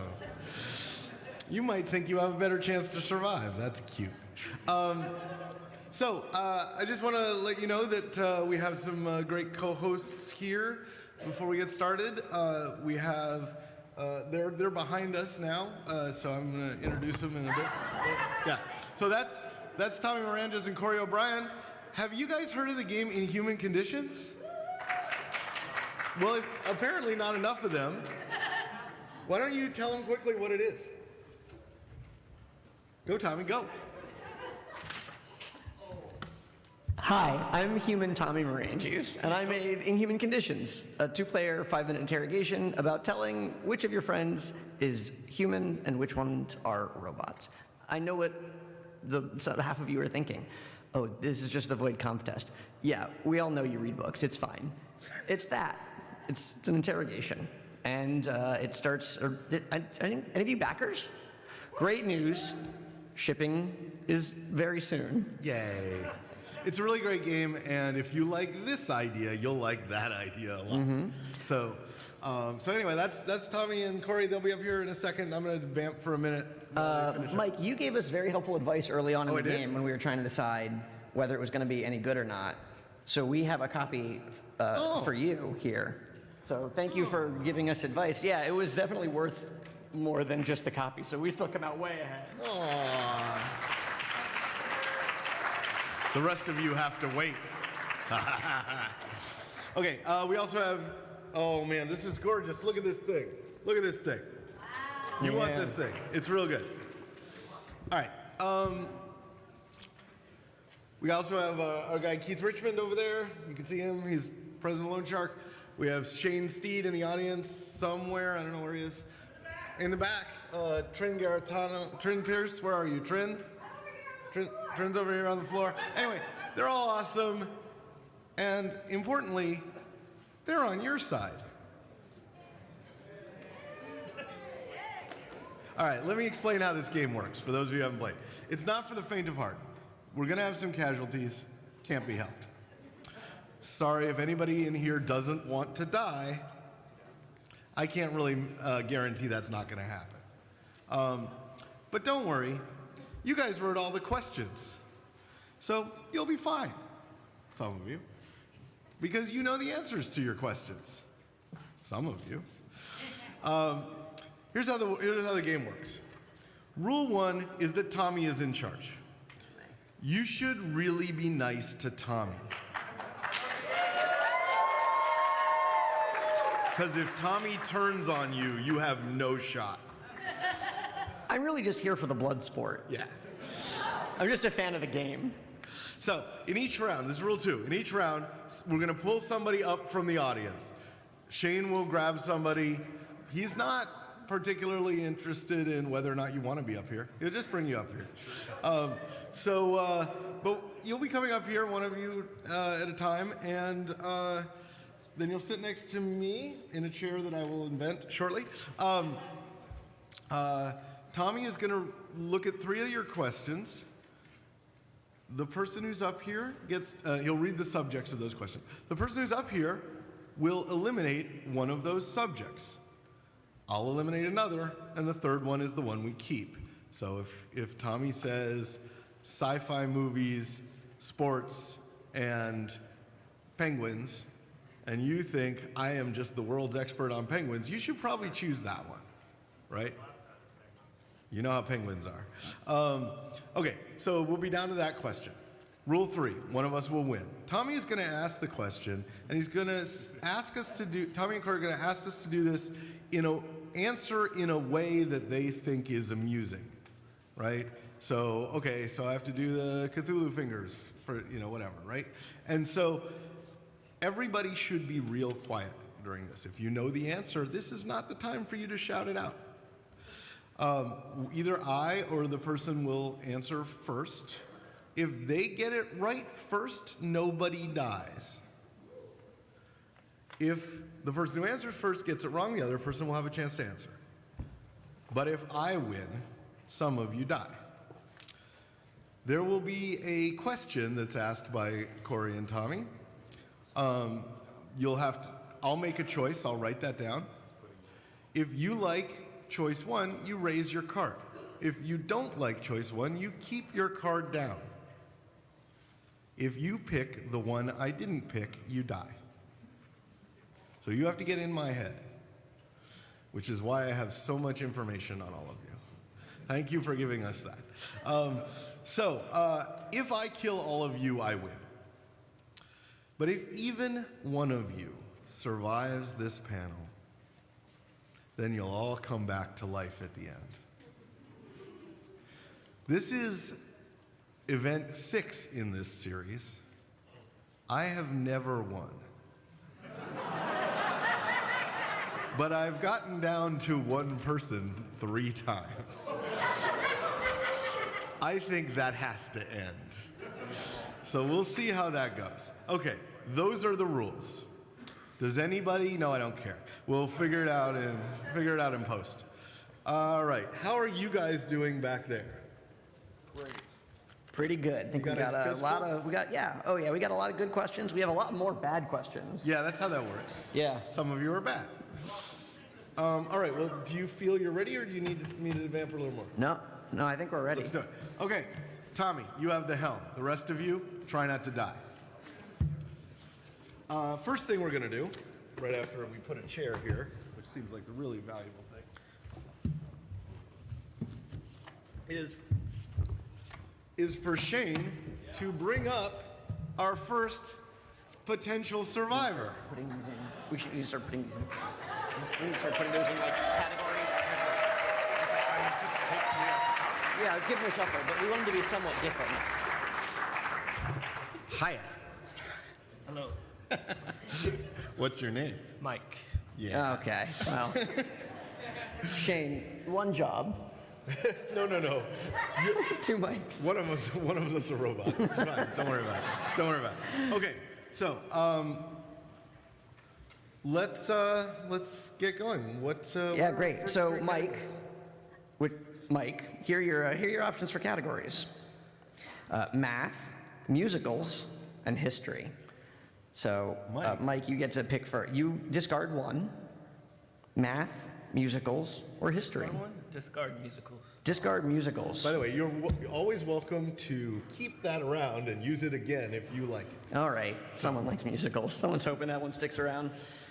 All right, Mike. I would like to eliminate the history question. Great. And then I've already ruined the game. Great.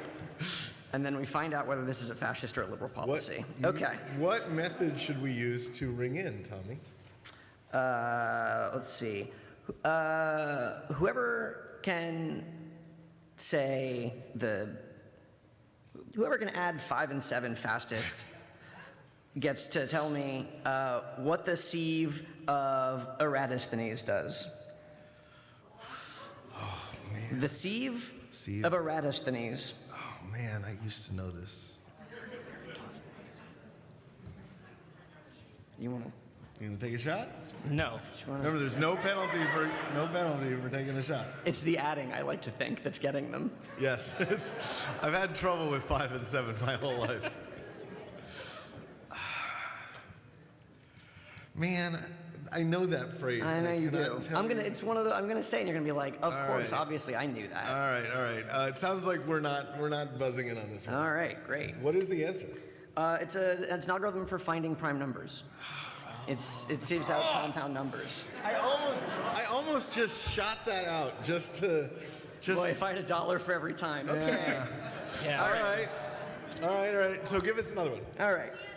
Okay. Choose one. One of those that you like. Okay.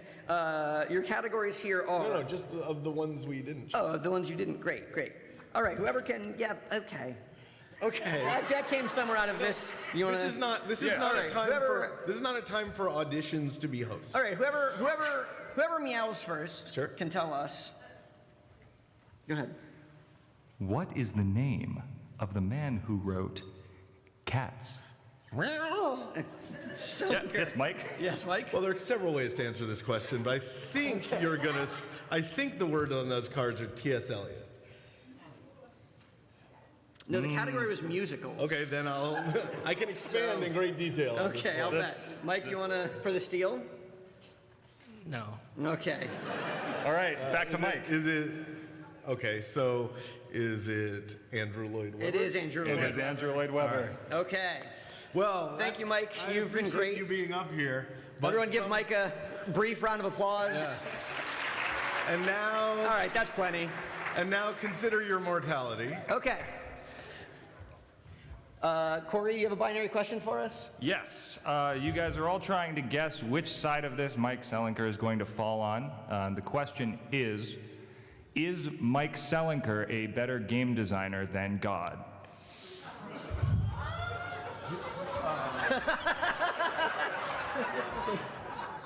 Okay. Remember, we don't want your answer. Right. You want to guess what Mike's answer is. Oh, wow. Yeah. That's how this is going to go. It's a great question from the audience. When do we hold cards up? It's in this moment. So once Mike has written down his answer. Which I'm still thinking about. I know. Well, you might as well write what you really think. Yes, Even I'm waiting going this to do long, that. you're probably in trouble with the big guy. Okay, Mike has locked in his answer. If you think Mike thinks Mike Selinker is a better game designer, put your card up now. And if you think God is a better game designer, keep your card down.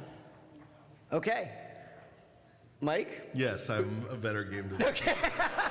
All right, if you didn't put your card up, you are dead. Thank you. Thank you all for coming. Man. Boy. But the good news is you're probably going to heaven. Yeah. I picked the philosophy bros to be in my, to be in the... Very opportune moment. All right. All right. Shane, sure. do we have another victim? Yes. Okay. Put this on. Yes, for sure. Don't listen to him. Hi, who are you? My name is John. Okay, well, you got it right that time.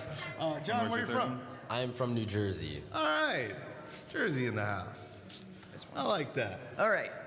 It's nice to meet you. It's nice to meet you guys. It's a long trip from New Jersey? All right, that's You know exactly how far it is from New Jersey. Yeah, well, I'm not the one who answer trivia, Mike, so. All right, here are your options. World War II generals, food, and horses. What's the last one? Horses. Horses. Yeah, you heard correctly, horses. If you have trouble interpreting that category name, you're really going to have a hard time with the question. That's the one with the four legs, right? Yeah, I'm going to get rid of horses. Oh, well, that's actually the question. No, oh, shoot. Well, I'm getting rid of horses. To be clear. You're getting rid of horses? Yeah. All right. We're keeping World War II generals. Okay. You're the one who got rid of history.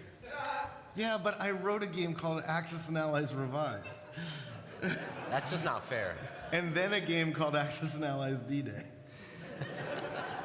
So yeah, this is going to be Yeah, and God didn't make either of those. All right. Okay. Here's your question. First one to whinny like a horse gets it. Love it. Which World War II general competed in the Olympics?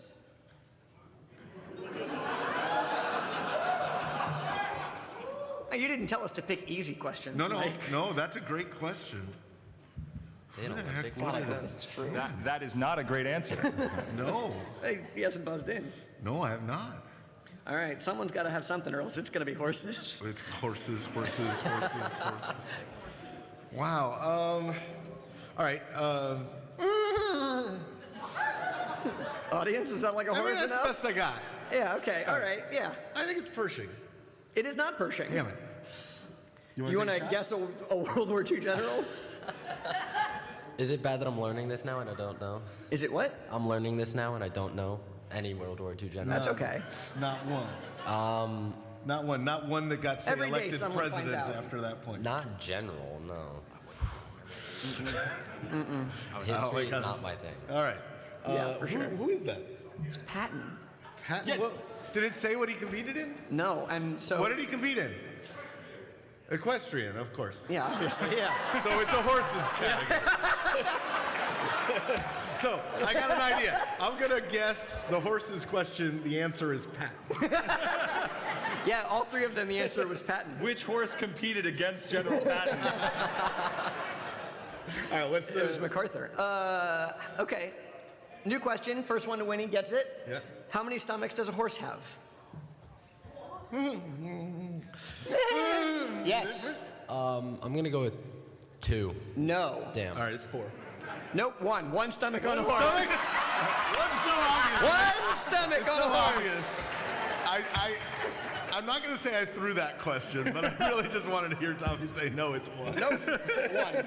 Okay, you succeeded. Thank you. None of you died. Give me a person. I had to ask 7 people because they're all dead. Whatever. If you can bring up dead people if you want. Well, I know that. But you have to carry them. But That's we're the in key. Boston. These people could turn violent.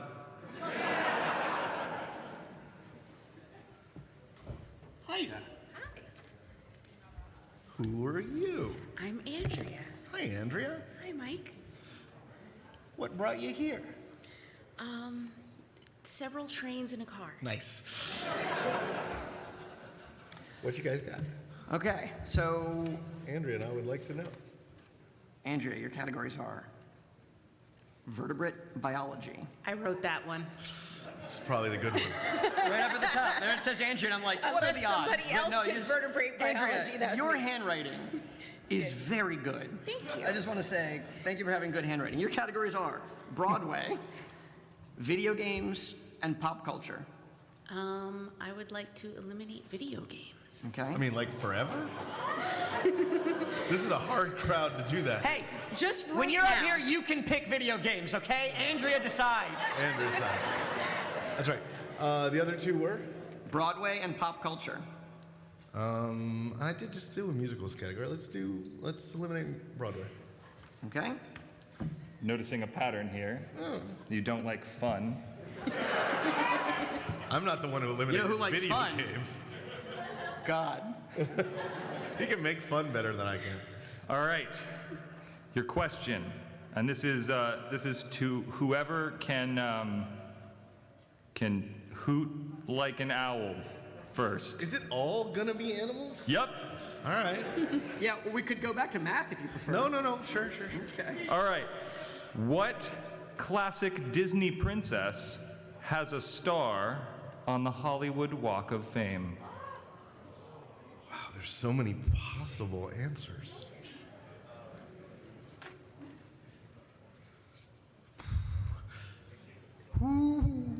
Yes.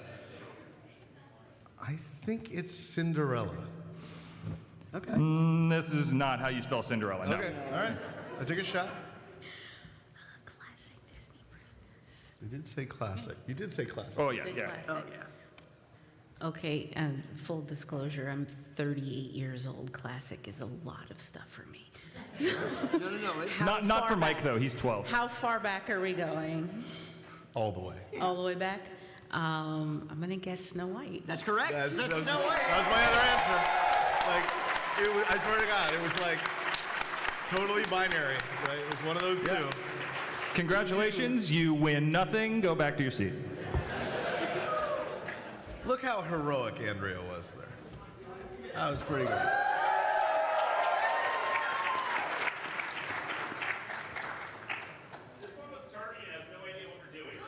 Oh, hell yeah. Perfect. You're gonna do great. Shh. I said that means it is. Okay. Gonna wear the box of shame. That's good. You still hear me, right? I like this. Hey, Box, what's your name? Richard. Hey, Richard. Richard, Hey. we've got some categories here for you. You can take the box off if you want. I kind of liked it, to be honest. Listen, Mike, being nice won't help you at all. I wasn't being nice. Okay. He has to look at me. Richard, your categories are animals, British TV, and New York sports. I'm gonna fail in sports. I'm gonna tell you right now. This is a gaming convention. You think anyone knows sports? You're gonna get rid of one of those, yeah. You got getting You're getting rid of sports? Get rid of sports, yeah. Yeah, I agree. I hope that one comes back. I blanked the other two. Animals and British television. Let's eliminate animals. All right. It's not been nice to you so far. We're eliminating video games. We're eliminating animals. What kind of world is this? You wouldn't want to live here. Thankfully, you're all gonna die. At least I got rid of sports, though. I mean. The method of buzzing in for this one is the first person to say something quirky. And the question is, how many colors are in the Doctor's scarf in the TV series Doctor Who? Oh, okay, that's kind of quirky. It's quirky. That was more like a duck quack, like you went quirky is quacking at the same time. We got rid of the animal. Someone has to be the animal. Okay. What's the answer? I'm gonna say 2. That is not correct. Not right. No. The answer, I believe, is 8. Did you buzz in? Oh, sorry. I didn't know I had to do that after somebody else buzzed in. I just wanted to hear you say something quirky. The rat's name is Basil. All right, fine. Also, 8 is wrong. 8 is wrong? 8 is wrong. Is it 9? No, wrong direction. What? Yeah. What? So it's. What is the answer? 7. 7. 7. Oh. Yeah. Yeah. As the top and the bottom are the same color. Darn it. All right. Well. All right. What's the next one? We're gonna go to animals. Yeah, bring it. How many hearts does an octopus have? What's our method of buzzing? She's still saying something quirky. Okay. She knows it. Don't tell me. You don't get to vote. Yeah. Oh. Okay. Not hearing any whimsy. Okay. I'm gonna say 2. 2 hearts. 2's a lucky number. 2's a lucky number. It's quirky, but no. Nah. Come on, Mike. Do we seem like the kind of guys who'd play the same joke on you twice? Yep. Good answer. That's why I need to know whether you did. I think an octopus has 1 heart. You are incorrect. Oh. So that's 3 hearts. 3 hearts. That's the number of hearts it has. Wow, I would never have picked 3. That was good. All right. God, it's not even radially symmetric. It's a good point. Come on, you were thinking that. I think that's. It still could be.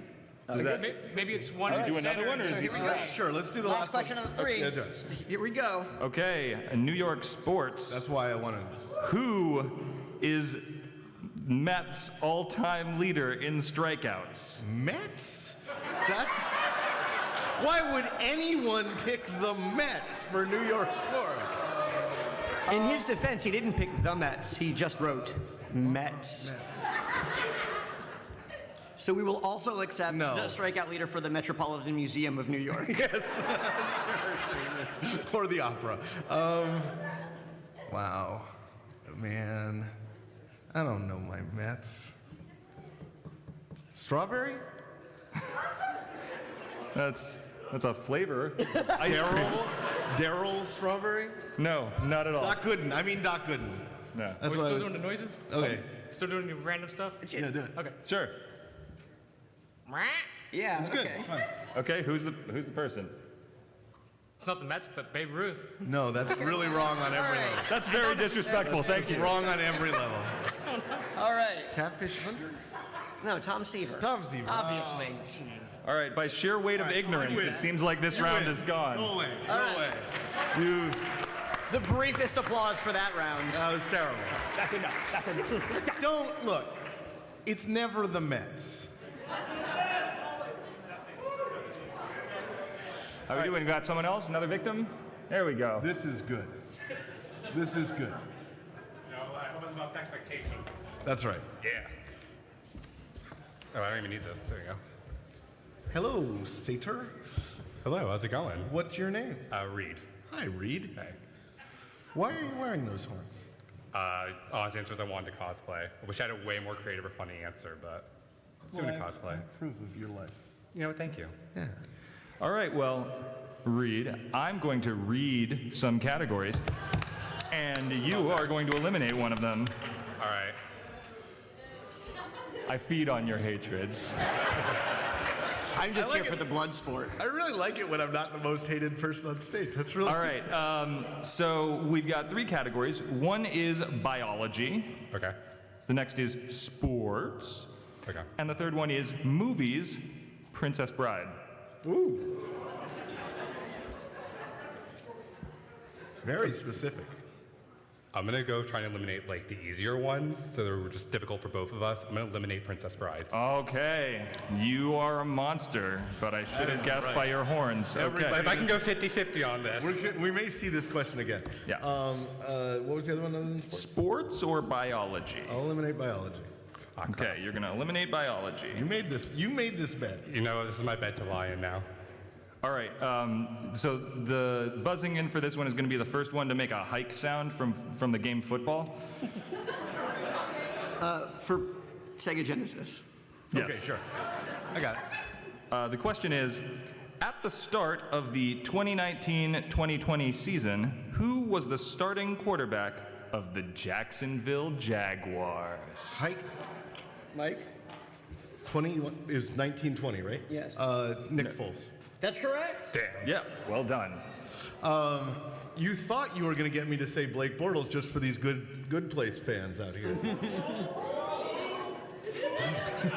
But no, it's Nick Foles. No. Okay, so hey, what method am we going to use to get rid of some of these people? Sure. Yep. Yeah. Okay. The question is, and you count. This is I can still answer. This is well oversimplifying by making this a binary question, but the question is, top or bottom? It's a good question. It's a very good question.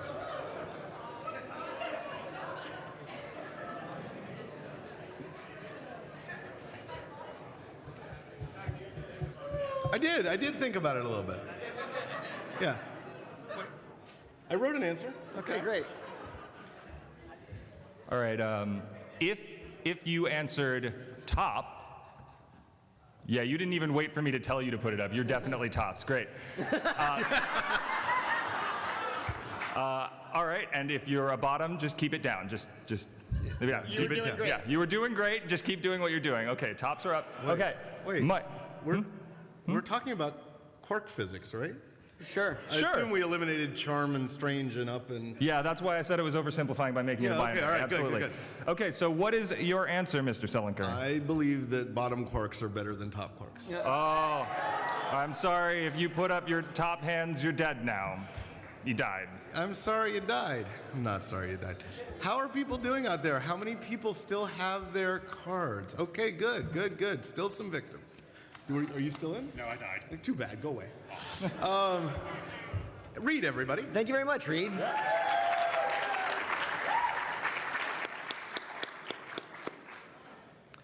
Well, Mike, how you feeling about your chances? We're halfway through, and we've gotten through 2 rounds. That's how it's just. That was good. Yeah, just take your time. Yeah, slower. There's no reason to speed walk this. Hiya. Yeah, no, it's fair. Hi. It's fine to run afoul of PAX. After all, they are just suggesters. Hey, we're done with those. These are hi, who are you? I'm Rachel. Hi, Rachel. the face up ones. Right? What brings you to PAX? Like these ones are Games? Yeah, it's good. I'm learning about you. I'm sort of trying to psych you up. What's going on? Great. Hi, Rachel. Your options here are vertebrate biology, now that Andrea's off the stage. Yep. Sports. What are you doing? I answered the Nick Foles question. I'm just here for the blood sport. Actually, that might be right. And food. Food, okay. Which would you like to eliminate? I'd like to eliminate sports, please. Great. That will come back. I definitely want to hear this vertebrate biology Okay. question, so eliminate food. So I've eliminated animals and food. So I hope you guys are going to be good later on. Limulus polyphemus is this. Hold on. How do we buzz in? The issue is not going to be buzzing in too fast, I think, on this one. Say those words again. Yeah.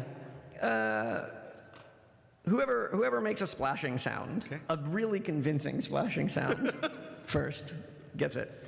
Limulus polyphemus is the scientific name of what aquatic vertebrate?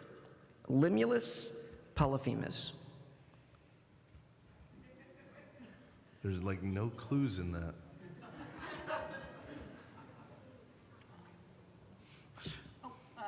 So yeah, very convincing. Yeah. Convincing.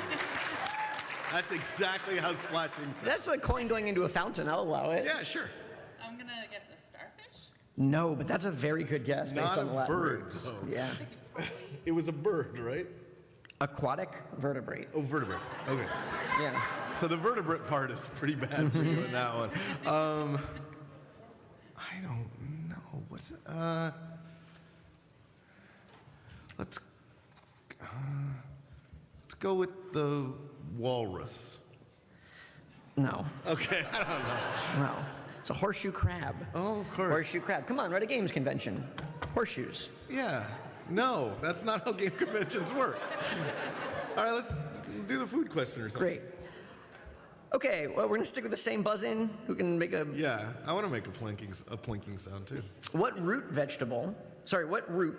does a cabbage and a turnip make? Sorry, can you say that again? Yeah, what root does a cabbage and a turnip Like when make? they're hybridized? Is that what we're trying to say? Probably. I don't even know what that means. Do you know what that means? Yeah, like if you send them to the fantasy suite, what root does a cabbage and a turnip make? Poosh. Oh, go ahead. Oh, yep. No, go ahead. That was saying the word splash is also very convincing. It's totally fine. Yeah, go ahead. It's an onomatopoetic. I guess parsnip. No, good guess. I was gonna go with a rutabaga. That rutabaga is correct. Yeah. Yeah. You're applauding your own demise. Yeah. Well, no, not some of them. No, you're still in this. You're still in this. I have one more. Yeah, go ahead. Go. All right. All right. The question is, true or false, a sufficiently aged whiskey is worth more than the life of a child? That's a good question. So true is the first thing. Okay, so. Yeah. No, it's not. No, because then you have to ask which whiskey. That's not. Yeah, you didn't ask which whiskey either. Yeah, that's not how this works. We're talking all whiskeys, all children.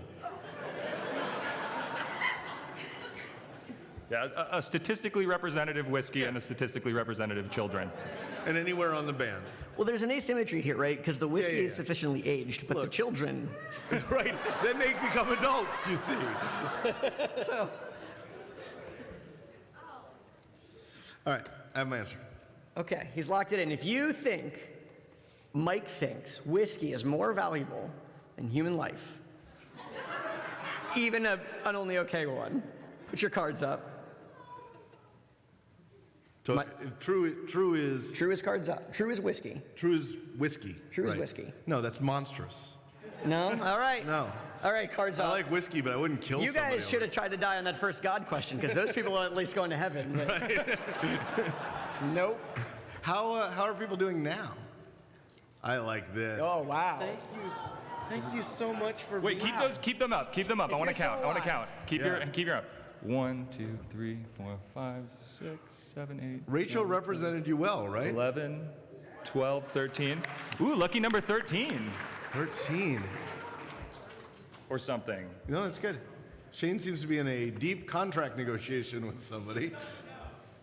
Whatever. Bring it. Get up here.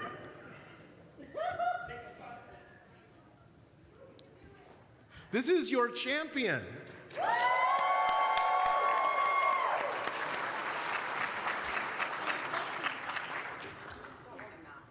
Well, you might not get one. Good news. Who are you? Selena. Selena? Where are you from? Texas. Oh, I love this. Have you all been to PAX South? Because you should go to PAX South. You been to PAX South? Yeah, I've been to PAX. Oh, yeah, good. A lot of enthusiasm for PAX South here in the What's building. wrong with you people? Texas is awesome. Okay, what do we do? All right, we've got 3 categories, none of which are math, Selena. But your options are sports. You're all dead. Biology. Or movies, Princess Bride. We got to keep that one, right? I'll get rid of biology. I'll get rid of sports. Let's do the Princess Bride. All right, I'm getting spicy. So your buzzing in method will, of course, be saying, as you wish. And the question is, what reason does Wesley give for wearing a mask? Oh, I know this one. Ooh, that's bad news for you. She just said, "Who is Wesley?" The movie is The Princess Bride? Yeah, that's not good for you either. Okay, what reason does he give for wearing the mask? I know. I'm just gonna guess. Go ahead. Okay. As you wish. Yes. Is his face disfigured? It is not. He's in fact very handsome. Very handsome. He's very handsome. Oh, so handsome. Man, I know this. Can we guess? No, I'm going to take the last shot. He gets one chance at Yeah. least. I think it's because he doesn't want Robin Wright's character to know who he is. That's wrong though. What is? That's extremely wrong. Yeah, what is the answer? He does take off the mask at one point. Yeah, that's right. What is the answer? They're terribly comfortable. Oh, yeah. Oh, I feel like such an idiot. All right. Give us one of the others. All right, we're gonna You guys do. all knew that We're one, gonna do right? sports. Question: Yeah. What football player is responsible for the fame of the Kardashians after his criminal trial? Yeah. Oh, sorry. As you wish. Yeah. O.J. Simpson. Yeah, that's O.J. Simpson. Yep. So yes, what a horrifying question. Thank you, glory bits. Selena. That was awesome. You're still in this, though. All right, folks. All right. Let's see if we can take out all the rest of these. Give it up for everyone. Selena. Yeah, it's on. He says it's not, and the light's not on. Okay, we can fix that. Don't worry about it. I got it. Okay. Pull this. No, it's cool. Go ahead. What's our method? Great. What's our question? Would Mike rather lose his eyes or his hands Is this going to be if he had to eat, wasn't done, whichever one he loses? What? What? Would Mike rather lose? You have to lose either your eyes or your hands. Yeah. And you got to eat the one that you lose.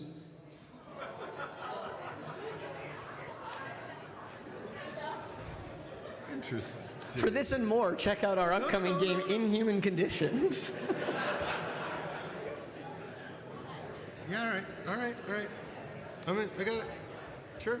Luckily, the answer to this will also help determine whether Mike is a robot. Yeah. Okay. You got it? Yeah, I'm locked in. All right. If you think Mike would rather lose and eat his eyes, put your card up. Okay. Thanks, guy. Mike? Yeah, I said eyes, but what made you suddenly put your card up? Okay.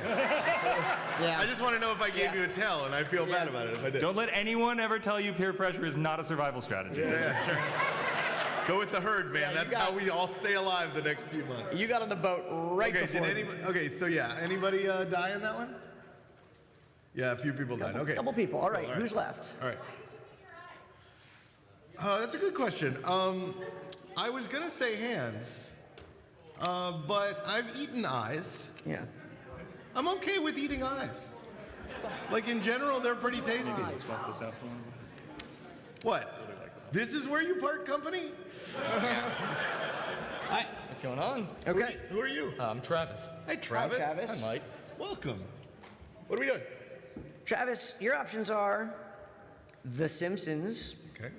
film history, and space. Oh. You gotta get rid of. I'm gonna go bold. Eliminate space. You know, eliminate space. Man, we have just eliminated giant categories. That'll come back around. Mike, film history and The Simpsons. Let's eliminate film history. Great. So this is where we find out whether the Simpsons trading card game I wrote is also. Oh yeah. Now, All right. again, only through season 7. In which You will season? buzz in by saying Homer Simpson's catchphrase. Done. Yikes. And yeah, the thing Homer Simpson says. And the plot. Yikes. No, the actual real one. Who on The Simpsons has a PhD in computer science? PhD in... Oh. Dole. Yes. Professor Frink had a PhD in computer science. I'm sorry, that's not what's written on the card. Okay, that might not be true. That might not be Dope. true. Yeah. I'm just gonna go for a crazy guess. For crazy, say Slideshow Bob. No, also Sideshow also Bob. wrong. Slideshow Bob doesn't sound No, as it's intimidating. his cousin. It's his cousin. Sure.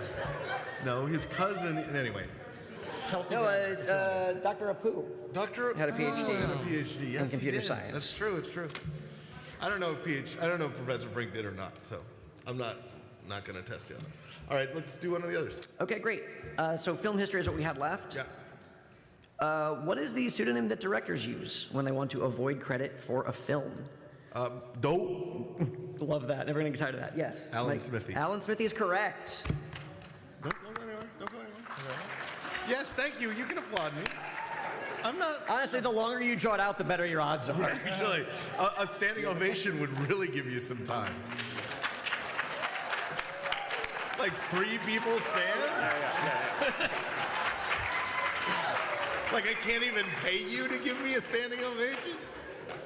That's All funny. right. Okay, sorry. What are we deciding? All right. The question here is you need to figure out: does Mike Selinker consider himself the master of a martial art?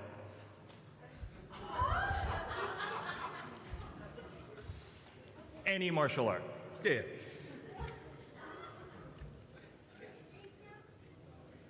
What did you say? Well, does Mike think video games are a martial art?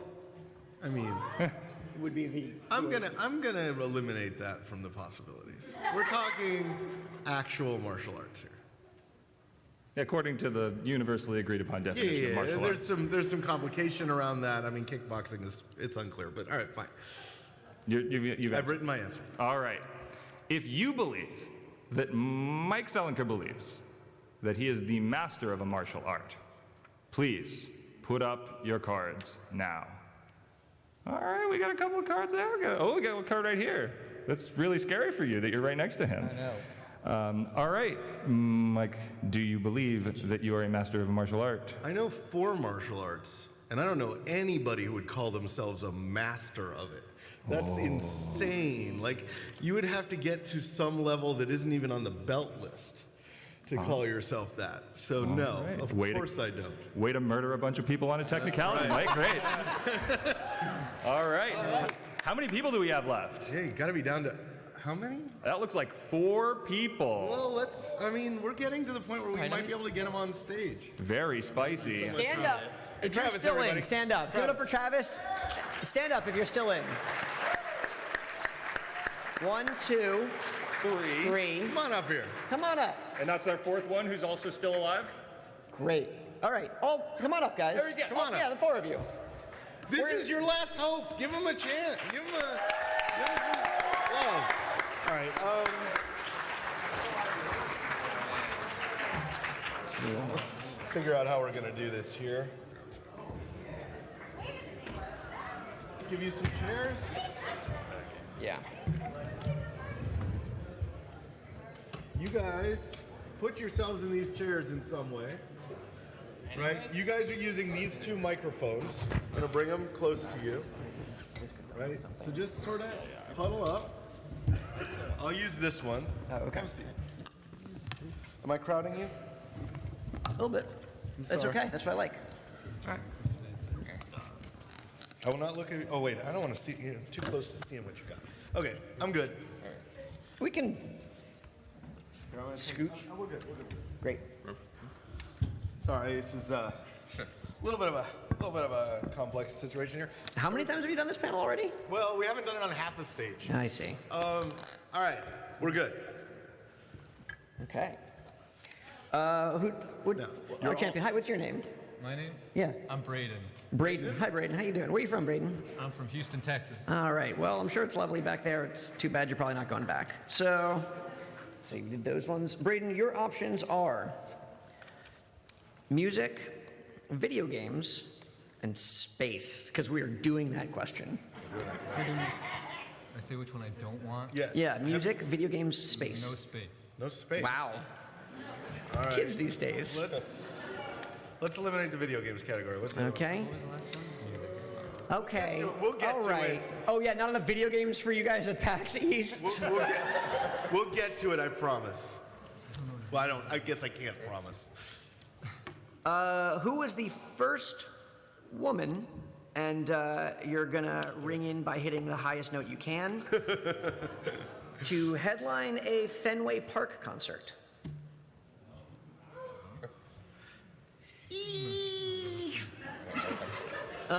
Yeah, Mike? Wow, this is such a bad guess. Let's do Joan Baez. That was a bad guess. That was really bad. All right.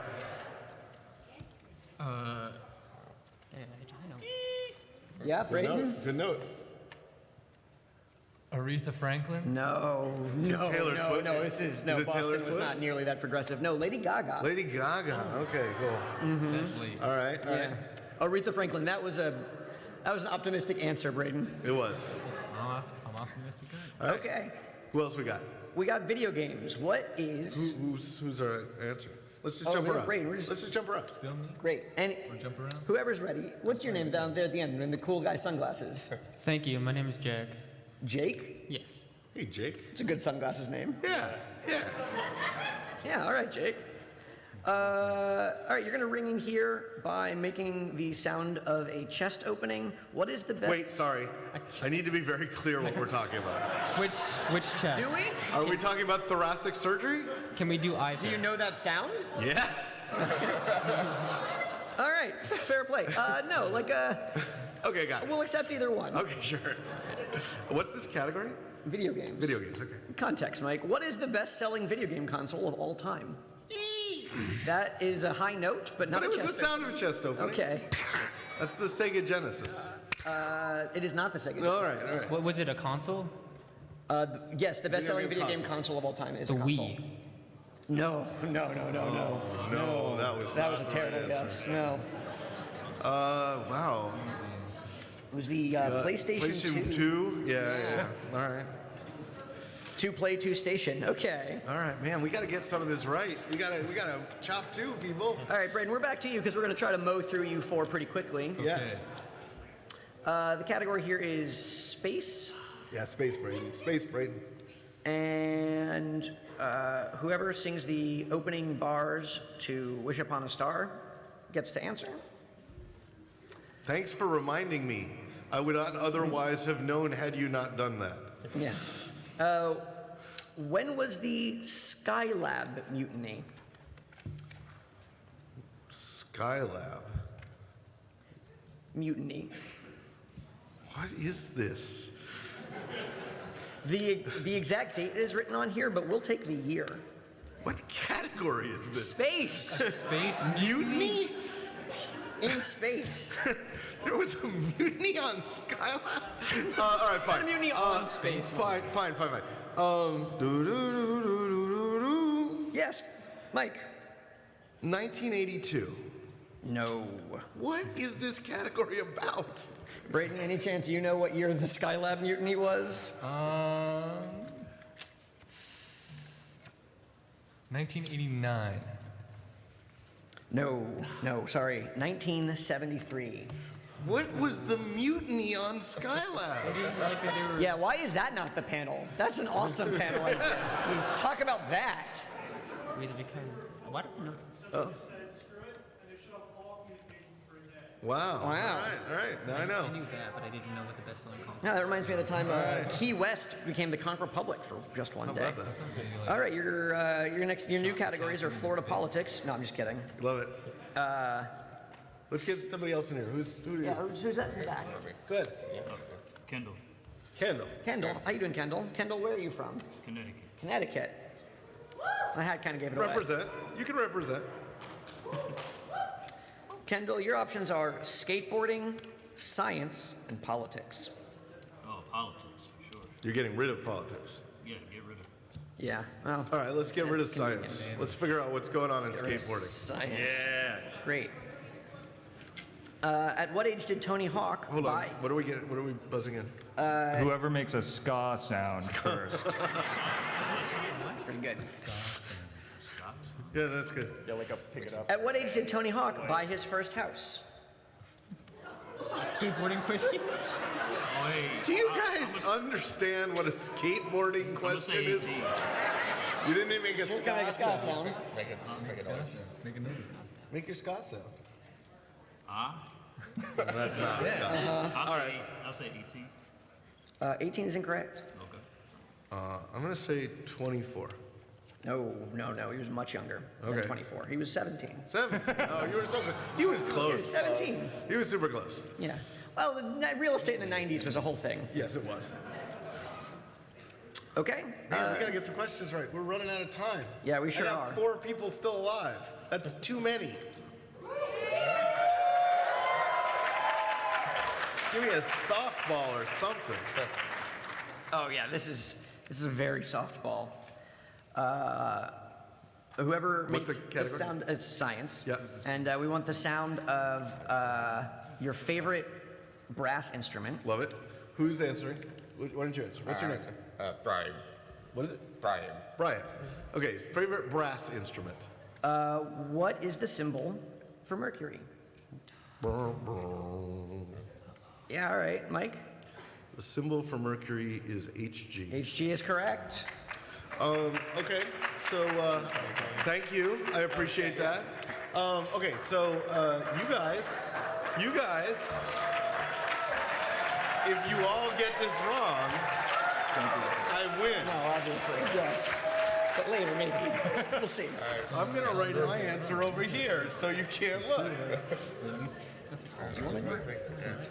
Sure. Two. Who's gonna sacrifice themselves if we know the answer? What's happening? All right. Unless we're all. Your question is, Mike Selinker is standing by some trolley tracks. Standing by some side. A runaway trolley is progressing down the track. He can either allow it to run over and kill, what is it, 4 or 5 people, or he can flip the switch and cause it to kill 1 person. Which does he do? Who's the one person? So, well, you guys better make your decision super fast because I've written down my answer. You better make the decision right now. Okay, go. Hey, quick, does Mike pull the lever or not? If he pulls the lever, card up. Card up if he pulls the lever. Oh, they pulled it off. They did pull it off. I'm impressed. Mike? Of course I flipped the switch. This is the dumbest problem in all of philosophy. Okay. You gotta add some stakes to it. Yeah, okay, we'll come up with some stakes. Okay, sorry, those of you who kept your cards down, you managed to split the vote strategically, and it cost you everything. Yes. Thank you both for coming. Okay, but we still have 5 minutes, and I just got to kill these last 2 people. Okay, here we go. Get out. We have 4 minutes to stall. You're champions, ladies and gentlemen.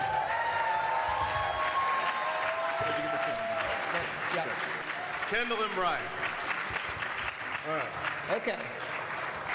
All right, I am Luke. going to kill you people. Can we stall for time? Luke, you're up. Jake. Sorry, I just went with any sunglasses. Then Jake. Jake, your options are politics, phobias, and anime. Is this the one I'm getting rid of? Yeah. Politics. Politics. Mike, your options are phobias and anime. I'll get rid of anime. I want to know what the phobia question is. Great. I just want to know what it is. Don't worry, there are plenty of anime questions, you guys. I'm sure you guys This deck flooded is the room. 30% anime questions. Mike. Yeah. What's our Jake? method? of bringing it? Oh, whoever clucks like a chicken first gets to tell me what the fear of chickens is called.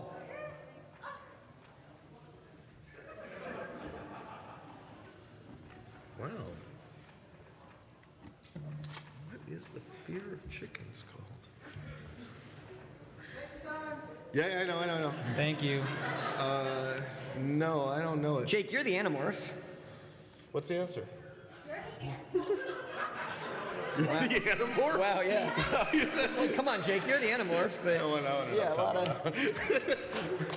early 2000s babies in here. Okay. Wait, that's... even though it's technically what a rooster is called, I'm going to say cockophobia. Nice. I like it. I like it. It's wrong, but it's funny. All right. I don't know this one. What's the answer? It's electorophobia. Oh, sure it is. Sure, yeah. Okay. Anime is improbably enough our next category. You're real lucky. No, I'm not. How many Pokemon League championships has Ash Ketchum won? What am I doing? You're clucking like a chicken. Okay, Mike. One. One is correct. Obviously, everybody knows that. All right. Yeah, okay, and great. Very famously, right? Like, Twitter blew up and everything. Okay, fine. Okay, Mike. Yeah. Such a big deal, pulling the lever, so obvious. Mike is standing next to some trolley tracks. I love this. I love you. And there are 5 people working, and the trolley will kill all 5 of them. Wait, sorry, what? There are 5 people working on the tracks, and the trolley, if it runs into them, will kill all 5 of them. Right. Standing next to Mike is a child the perfect size to gum up the gears of this trolley and make it stop moving. Now, obviously, you pull the lever. Right, but just to be clear, Tommy knows what size that is. Okay, so... Does Mike throw the child under the trolley to stop it? Right.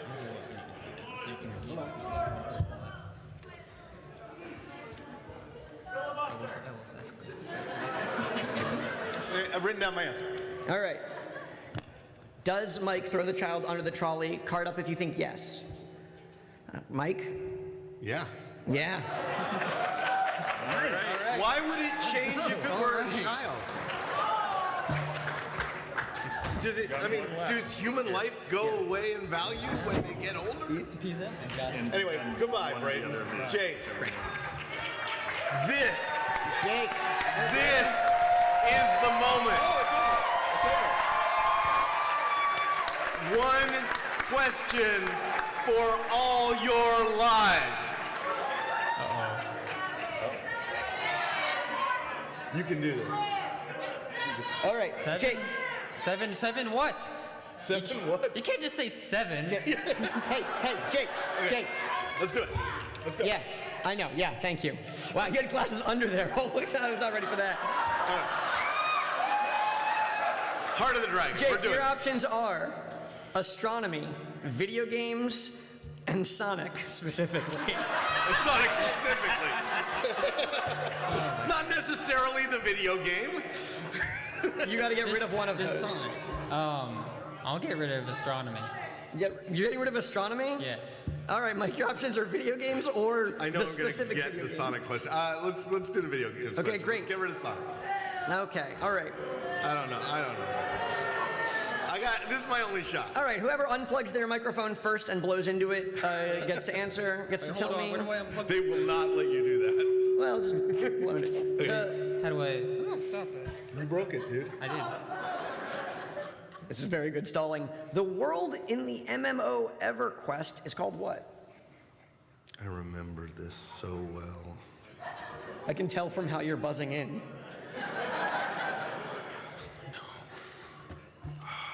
Jake, do you know this question? Am I allowed to say no? Jake, you're always allowed to say no. I'm That's always allowed. important. I don't want to be publicly executed by the 3 people who play EverQuest in this room. Don't worry, they'll be dead soon. All right. Yeah? Ilaria? No. Damn it. Great. What is Sonic the Hedgehog's canonical middle name? Yeah, Mike? The. Nope. Okay. I don't Good know. try. All right, if you know this one. Come on, gotta go fast. Yeah, I don't know. Okay. What was the name of the first dog in space? Mike? Laika. Laika's correct! All right, you got one shot. Do not miss your chance to blow. Uh-oh. I do. Okay, get the last question in and we are done. You either live or die based on his reaction to this question. Can I have some final words? Nope. I mean, you're not gonna die if you... I want to apologize No, to but- the Evercrest people. No, they don't care anymore. All dead. It's totally all fine, dead. Jake. No time for apologies or for making up your mistakes. Let's go. Hey, Jake, a drifter wanders into an emergency room, and he has perfectly good organs and no family, but there are 5 people who need his organs. We're still in the trolley? Yeah, Mike. Also, it's next to some trolley tracks. Yeah, this hospital is next to some trolley tracks. And also, he's a rider of the rails. Does Mike... Sorry, drifter. 5 people. 5 people who need organs. 5 people who need organs. Does Mike kill the drifter and take his organs? Right, got it. For transplants. Yeah, Not just to have. I get it. like to install. Important clarification, Tom. So, what does he have to raise his card for? So, if you think Mike kills the drifter for his organs, go ahead and put your card up. Looks like he's...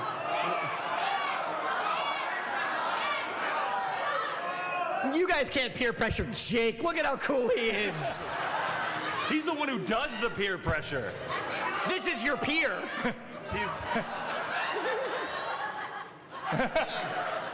All right, Jake, cards down. I love you, Jake. Card staying down? No, my card's going up. Card's going up. Mike, did you kill the drifter? No. No! Mike Selinker! But I killed all of you. Mike Selinker, everybody! For the first time in Ladies history. and gentlemen, thank you for coming to Mike Selinker's Can You Survive This panel? Tommy Morangis, Corey O'Brien. Go get Inhuman Conditions. It's a fantastic game. Come tomorrow night to our panel, Weird Rules with the SB Nation people, especially if you knew the sports answers. You're going to love it. See you tomorrow night. Thank you, everybody. Enjoy PAX.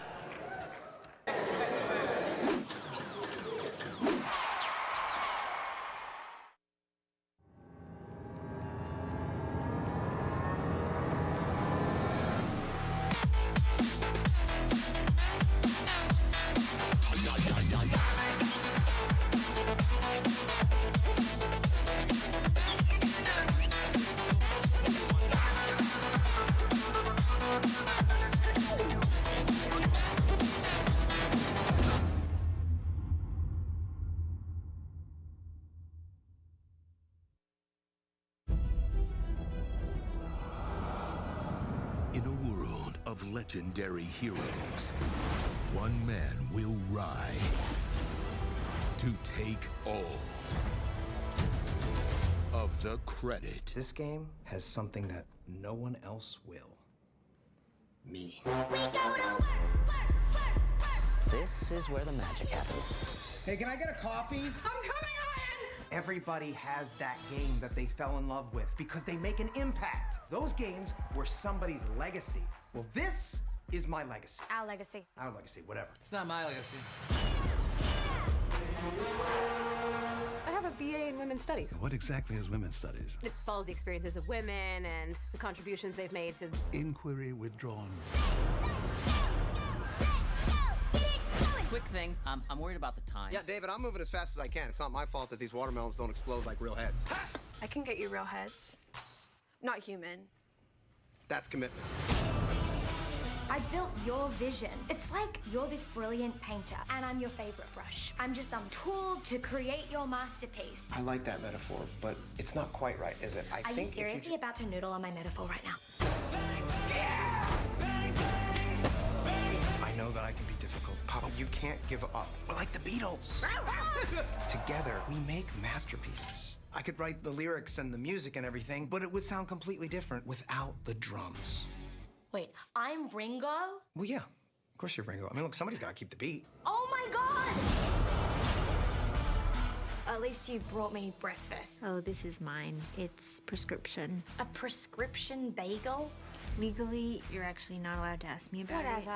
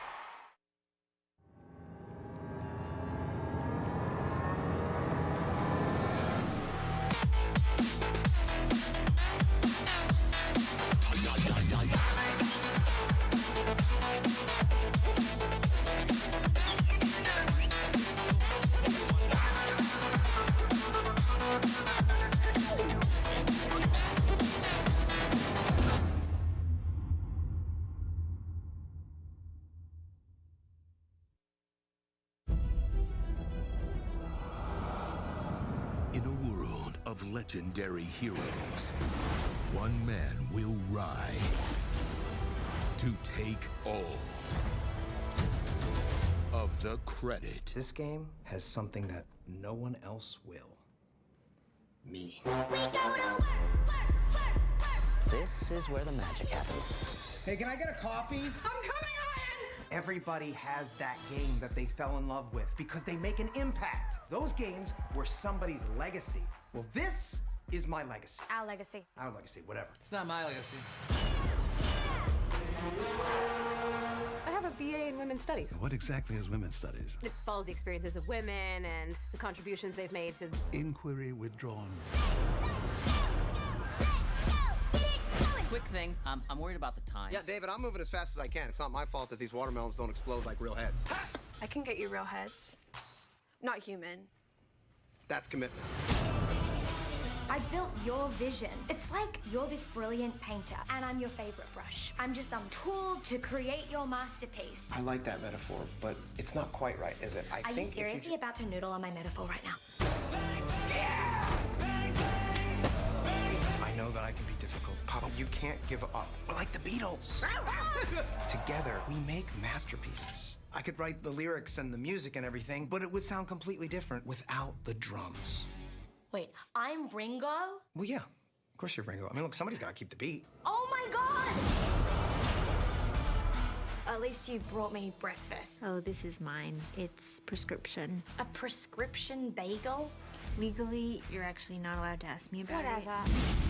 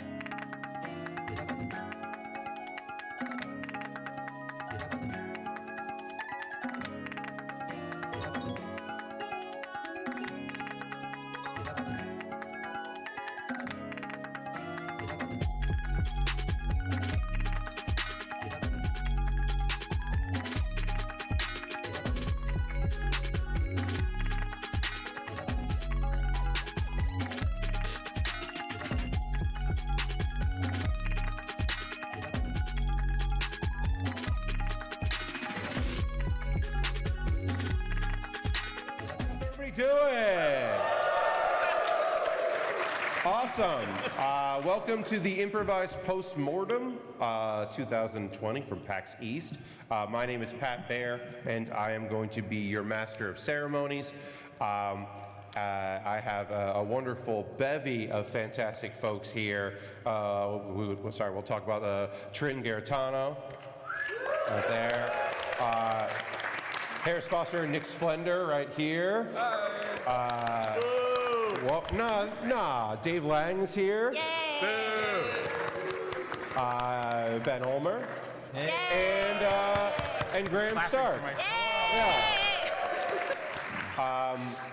And this panel's been running for a couple of years, and I should start off by just letting you all know the fact that you are now an audience at a comedy show, which I know is weird because you're at PAX and you're not currently playing a video game, but in fact you are indeed an audience at a comedy show because this is a comedy panel.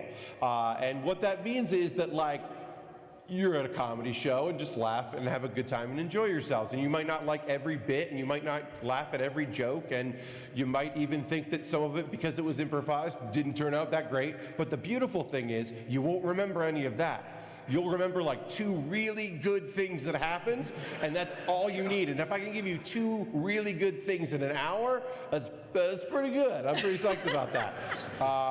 Basically, people are going to come up to this podium. I'm going to give them the name of a fake video game, and they don't know ahead of time what that game is. They're going to discover it along with you. And they're going to talk to you, the audience, for a couple of minutes as if they made that game. It's a postmortem. It's like what would happen at GDC if it does happen this year.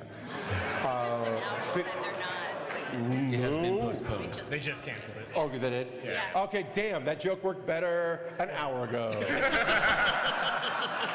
And that's thing number It's like what would have happened at GDC if it was going to happen. There's the replacement joke. I'll edit that later. Oh, yeah, also, hi, Twitch. Hope you're having fun. Enjoy the show, Twitch. I know that sometimes people forget that they're in a streaming room. Yeah, sure. Yeah, whatever. Bits and coins, always appreciate it. But yeah, so they're going to get a fake video game title. They're going to talk about it as if they made it. And we'll go through duo, I should say, and individuals. And then the lightning round will happen. And the lightning round is great because it's a bunch of quick, little easy ones. And I'll play that as well. And we'll mix and match people. And it will be very fun. And most of you will have a great time. And one of you will hate it. I don't know which one. But somebody is going to really be mad at me on Twitter.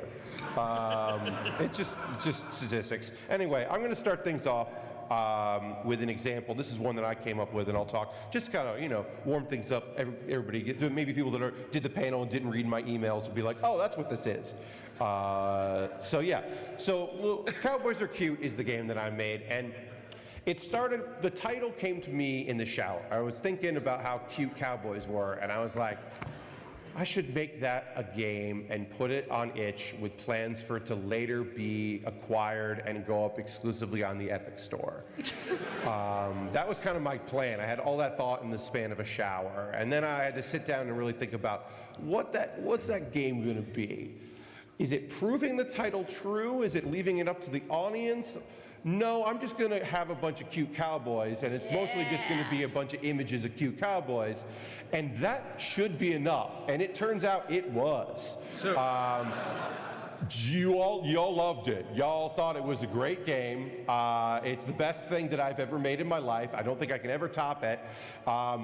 For some reason, you hate Cowboys Are Cute 2, Still Cute, and I don't know why you hate it. It's just more of what you liked. Because I was like, I could make this better, or I could just make more, and people were like, more cowboys, and I was like, sure, and they were like, not these cowboys, and I still don't know why. Someday I'll do a postmortem for Cowboys Are Cute 2, Still Cute, and we'll try to break that down and figure it out.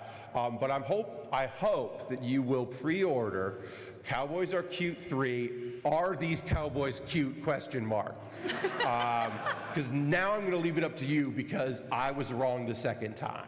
And that's all it is. Honestly, literally, that's it. It's just, and then I have I have a wireless mic so I can move around, and then I have a little clicker so I can move around, which is unnecessary for you to know. You would have recognized that pretty quickly. Anyway, hey, Dave Lang, why don't you step up to the podium? Give it for Dave Lang.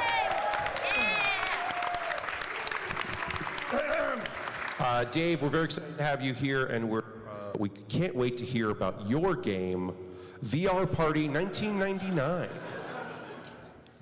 Who here is at least 40 years old? Raise a hand. How many of you had the VFX VR headset in the 90s? Just me.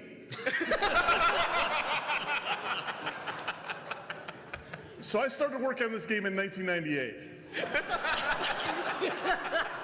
The VFX headset was really cool. It had stereoscopic vision. It had these big boom-ass headphones that went on your head, and you look like Klingon Afterbirth when you're wearing it.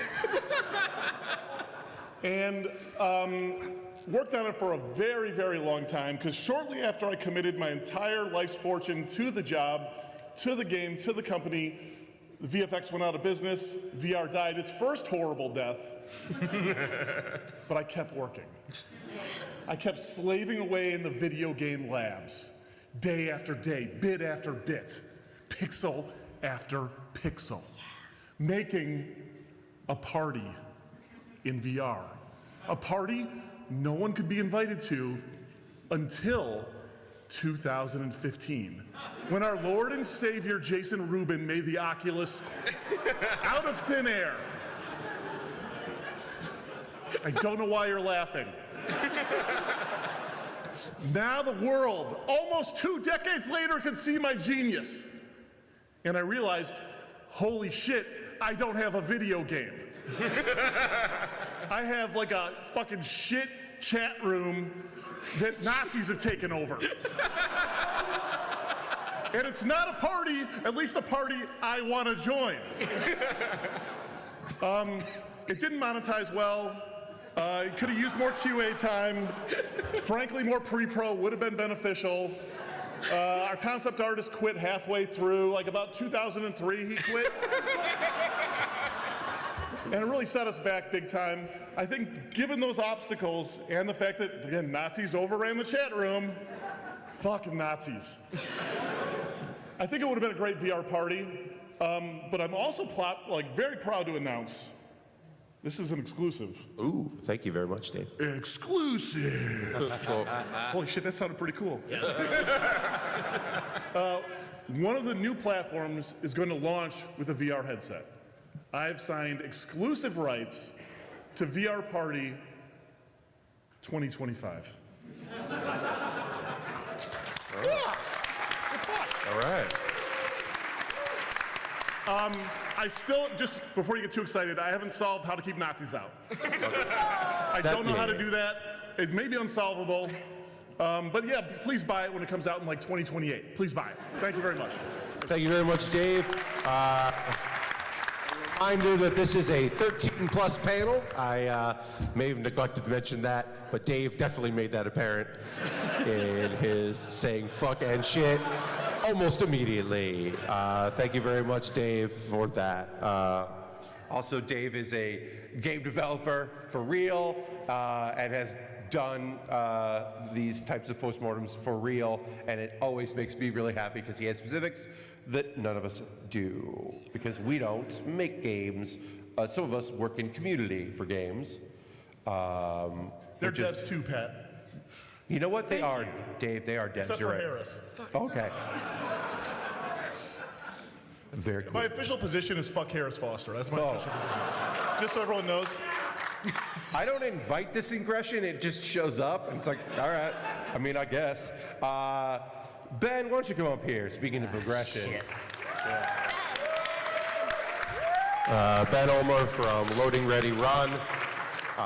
What's our rating on this panel? Oh, this is a 13+ panel. Oh, fuck yeah. All right, let's do it. Yeah. Oh, that's right. You're over here where it's hard to hear people. Yeah. All right, Ben, I can't wait to hear about your game. We're all very excited to finally learn a little bit more about You Know What You Did. So I've been having a really, really hard time figuring out what went wrong with this game. And the big problem that I think initially started with was I had no idea what platform I wanted this game to be on. And the initial premise of what we were looking at was a game where, you know, you could chat with your friends and whatnot, and you could tell little white lies, and then if they couldn't figure out what was going on, you earned points, and you could do daily little chores and whatnot that had ultimately accrued no value or rewards whatsoever. And I couldn't figure out what platform to put it on, and then I saw my daughter playing Animal Crossing Pocket Camp. And I said, that's a model that I can work with, because every day you can come in, you can chat with your friends, figure something out, and get nothing, really, in the end. And I wanted something that could really push this game into, you know, social relevancy. And I saw that, you know, the folks over making Cyberpunk brought on that celebrity cameo. They brought on Keanu Reeves, and I thought that's brilliant. I should get a celebrity cameo. And the game was about to launch, and I had no idea who to bring, and we had one, like, shot in the dark, and my manager came up and said, I got you Jason Derulo. And I said, why? And they said, he needs something after Cats, and we said, okay, I can work with this. And so we had actual Jason Derulo doing voice lines and all kinds of fun things within the game. He kept asking to sing his name in it, and we gave him a character name, but he decided to say Jason Derulo over and over on his own.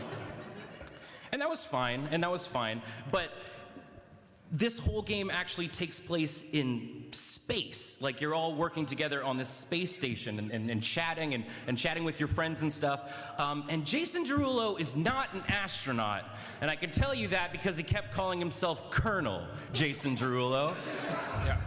I don't know the rankings on a spaceship. I make video games. I worked on Mass Effect Andromeda.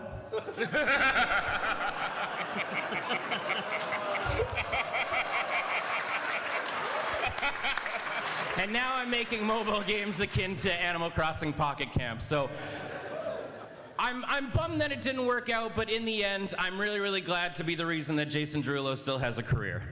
All right, thank you very much, Ben. Appreciate that. Thank you for talking about your game. Also, thank you for at least attempting to sing Jason Derulo like he does. Oh, yeah. I think I did you a favor by only half-assing it. Yeah, you went for it. Yeah, I like that. Yeah, right? Pretty much. Sorry, guys. Oh, yeah, also these microphones are on. So they're on. Yeah, I keep forgetting. Just, yeah. Just gonna do this. Maybe don't.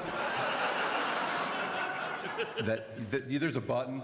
Oh, fair enough. I don't know if it works, but there is a button. Yeah, it does. Great. Anyway, you know, technical stuff. Speaking of technical stuff, Trin Garitano, why don't you come up here? This microphone is on. Trin, who is available to make your thing 1,000 times better. Please find them on Twitter and offer them contracts full of money. Give me money. Yeah. You can find Trin in the Kickstarter booth or room for this weekend and this weekend only. Anyway, Trin, we're very excited to hear about your video game. Oh gosh. Check out this lamb. It's so soft. Like, I can't, like, okay, so I went to the farm, and there was this little baby lamb, and she was just so soft, and I just kept on touching on the face and just petting, and like, it's a VR game, and we tried to figure out how to properly express the maximum floof capacity that you're getting from this baby lamb. It was difficult because you can't touch anything through a VR screen. However, very cute, very large. We check out this cute lamb is a mobile VR app. I've decided just now. I've decided. I just feel like that's the way we're going with this. And this lamb is here for you to check out and snoogle. Does anybody have any questions about my game? I don't really see. Is it a grown lamb? That's a sheep. That is a sheep. That is a sheep. I appreciate you trying to help out this bit, though. Next. Are there any DL sheep? The- Boo. There are a couple of expansion packs. You can grow your sheep with a DLU. Yeah. That's an animal. You get okay. EW. Yeah. I have a question. Yes. Are there any baby lambs in the game? They are all babies because it turns out that the very definition of lamb is a child sheep. Oh. Yes. Anybody else? Can you customize the color of the wool? No, because sheep come in only one color. I'm confident that's not true. I said sheep come in only one color. But I believe you. Yes. Can you eat the lamb? So long, can you pet the dog? We got a new question for you. So we also have a DLC that is Deli LC. No. That's what I'm here for, guys. Thank you very much. All right. Thank you so much, Tringaritano. Sometimes I'm just like, oh, that's a fake video game name. I'll put that in there. That works. And sometimes I think of one, and I'm like, oh, I know who this is for. And check out this lamb. I was like, this is a Trin one. It's me. Thank you. Yeah, I'm batting 95% doesn't make any sense, but I'm going to go with that. I'm hitting 95% usually with these. Anyway, so we're going to bring up our first duo. They made a game together. Please welcome Harris and Nick. So cute. You can find Harris and Nick at the Finji booths, I should say. They have 2 sections right near each other.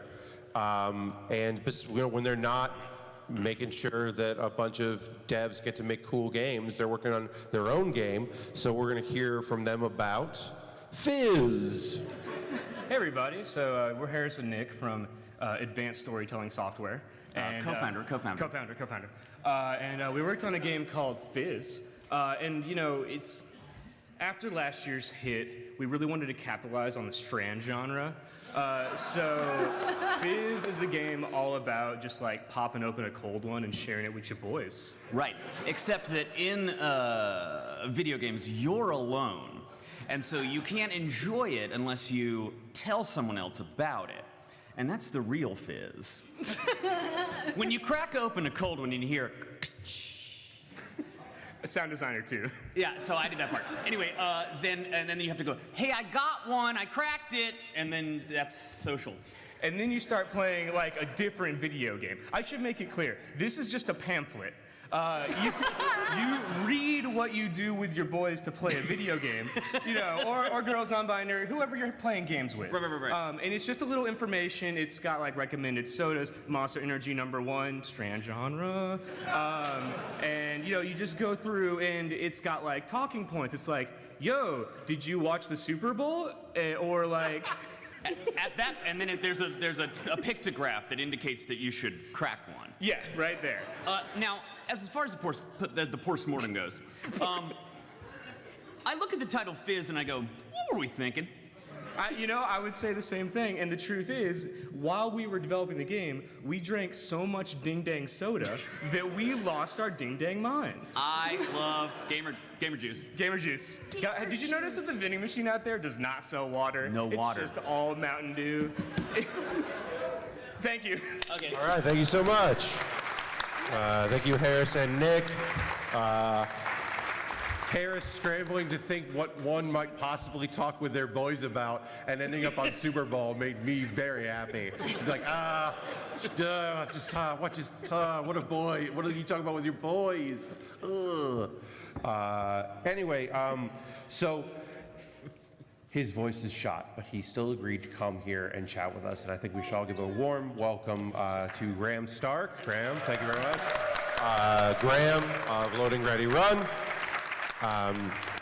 Who plays video games and talks about video games in various forms, but also recently made a game that he's going to talk about tonight, which is called an OK Wrestling video game.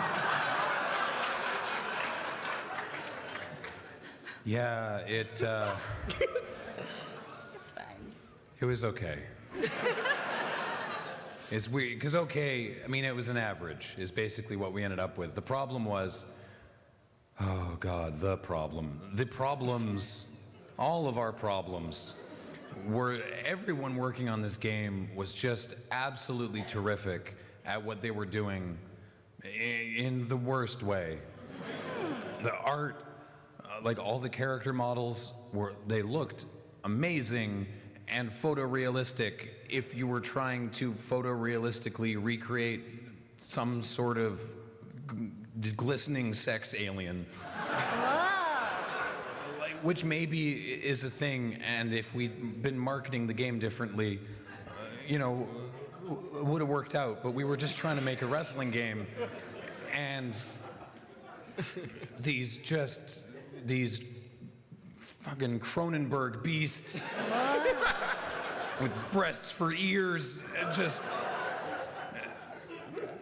I don't know who was supposed to be monitoring the art department, but obviously they failed. And I cannot understate how astonishing, like, the perfection that was put into making things that should not be seen.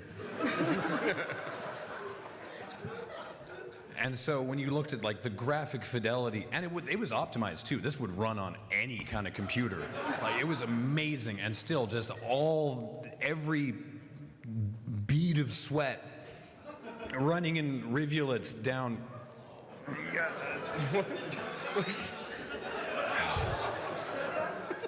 So it was okay.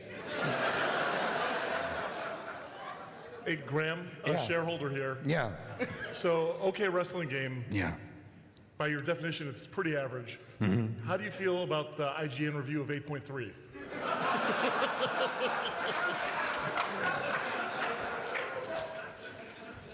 I mean, at 8.4, we would have gotten bigger bonuses. But, you know, I think we got away with it. All right, thanks. You did great. All right, thank you very much. Graham Starr. All right, I'm hitting 97%. Okay, all right, now it's time for, oh yeah, this is the time where I plug things. Because why the fuck not? Well, what, I'm gonna wait till the end when you all get up to leave? You genius. Twitch.tv/Pat Baird. This is super fucked. If you look at stuff for me, it's PATBAR, and like, yeah, check me out. I stream stuff. I make model kits. I don't play video games online. Sometimes I play video games, but I mostly build model kits. It's a thing that you were like, oh wait, you can do that on Twitch? Yeah, you can. Come hang out with me. It's fun. Anyway, lightning round. Yeah. The lightning round. I'm going to be bringing up people. I'm going to be, as I said, not competing. I'm going to be participating in this as well. Trin, would you please come up here? Yeah. So that we can talk about our video game. Red Dead Chicken 3 Fried Surprise. As the resident vegan on this project, a lot of the budget was to my therapy postmortem. Not feeling great about it. Look, no one feels great about our game. Least of us. It was a passion project for some people who we do not wish to associate with any longer, and we do apologize for continuing to create their vision, which was just fry everybody in the game. Everyone that you grew to love in Red Dead Chicken 1 and 2, we decided to brutally fry in the third one, and then we replaced them with characters that I think we can agree no one liked. No. And I guess you make a fair point that I could have quit after Red Dead Chickens 2 and 1. I thought you were having a good time. It seemed like you were. That's on me to not realize that people working on a project are there and bummed out. Well, we'll be working on Orange Alive Duck 1 in my new studio. Oh yeah, it starts with 1, because there will be a second. All right, thank you, Trin. Thank you very much, Trin, for that. Let's have Dave and Harris up. We already heard some shenanigans out of Dave's mouth already, so let's just get this going. Y'all worked on a great video game. Loved every second of it. Oil. So, you know, I'm from Texas, right? And all we do down there is drill for oil. And oil leads to money. So I thought, you know, I could give some money to a man who needs it. Dave Lang. He's not wrong. I don't know why that's funny. And so I said, let's make a game all about striking oil and perhaps about, you know, early America, the South, and like neglecting your child, and a bowling alley at the end where you're like going crazy. And then I remembered last night I'd watched There Will Be Blood, and it all made sense. I wasn't in until I heard I got to like overrun indigenous people. And at that point, I'm like, fucking oil rush, motherfucker, let's go. Let's fucking go. Did Pat mention I'm gonna swear a little bit? I don't know if he did or not. Oil though, listen, once we got through, so we call this the prototype phase, when we're just bouncing ideas off each other, but where we settled really, ultimately our undoing was requiring a $300 custom controller. Right, exactly. You know, gone are the days of the Resident Evil chainsaw and the Donkey Kong bongos, so we thought, let's bring that back. It'd be fun to pump an oil well. It'd be fun to do it. It turns out, selling it with the oil already inside, big mess, very expensive. Hard to ship. Flammable. Actually, you can't ship it to Alaska. Thank you, Sarah Palin. Super fucked. Yeah, you know, and it's just. Listen, he's my little beautiful baby video game boy. Yeah. He tried his best. This was kind of his first outing before he found success with Finji. Yeah. And he thought this was going to be, he was going to pump his generational wealth into video games. He decided on this one. And really, if you have an ounce of humanity in your soul, you will support my beautiful video game baby. All right, thank you very much, gentlemen. Appreciate that.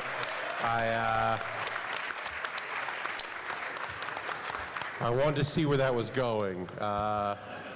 Nick and Ben, why don't you head up there? We're gonna have you chat about the game the two of you made. Please let us know about your passion project, Christmas Karate. Okay, each of us likes one thing. I like.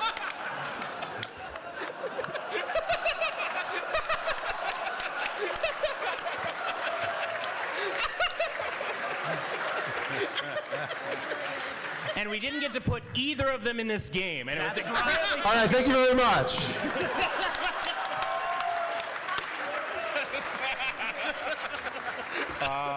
One of my favorite new things is when Ben breaks at a choice that someone makes. It makes me very happy.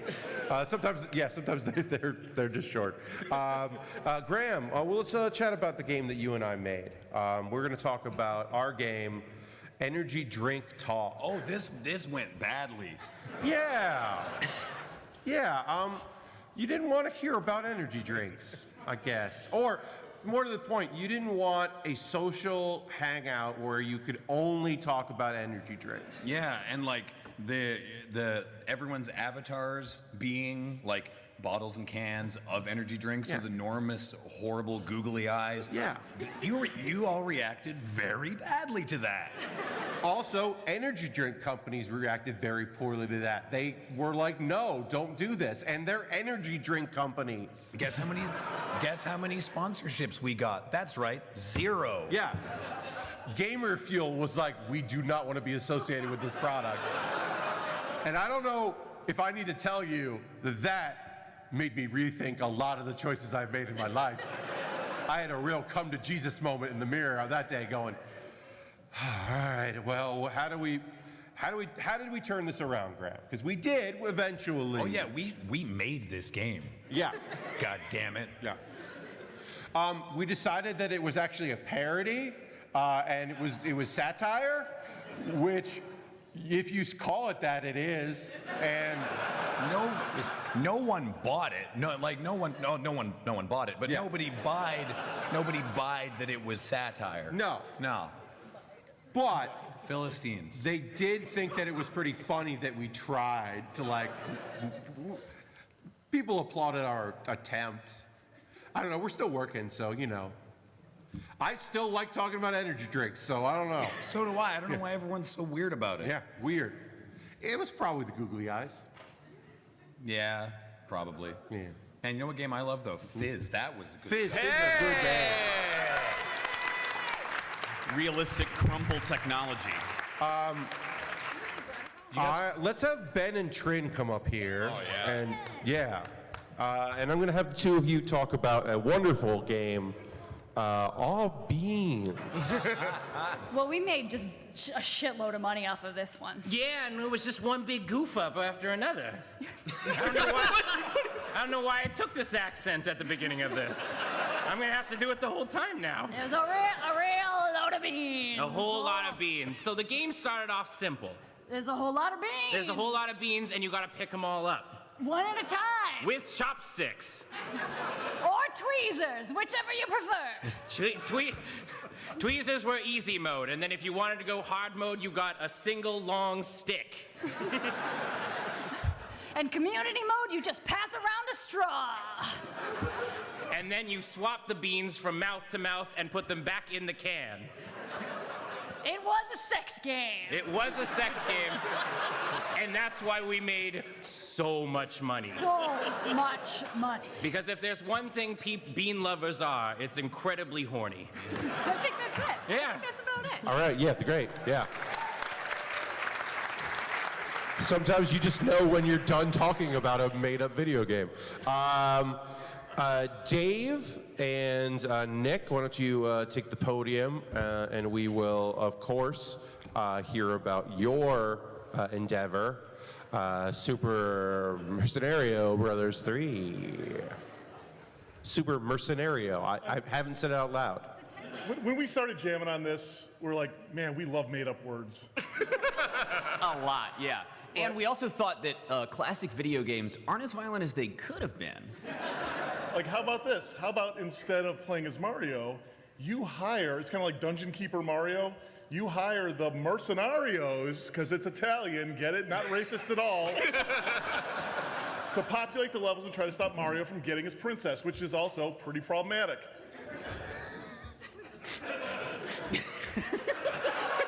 That's our game. Hey, I just hold the fucking mirror up to society, people. I have a question. What were some of the power-ups? Great question, and just want to make a quick note that Dave is holding up a mirror like all the time when he's walking around the office, and it's really troubling. Some of the power-ups included, don't look at explosions, that's just a Lonely Island joke. Yeah.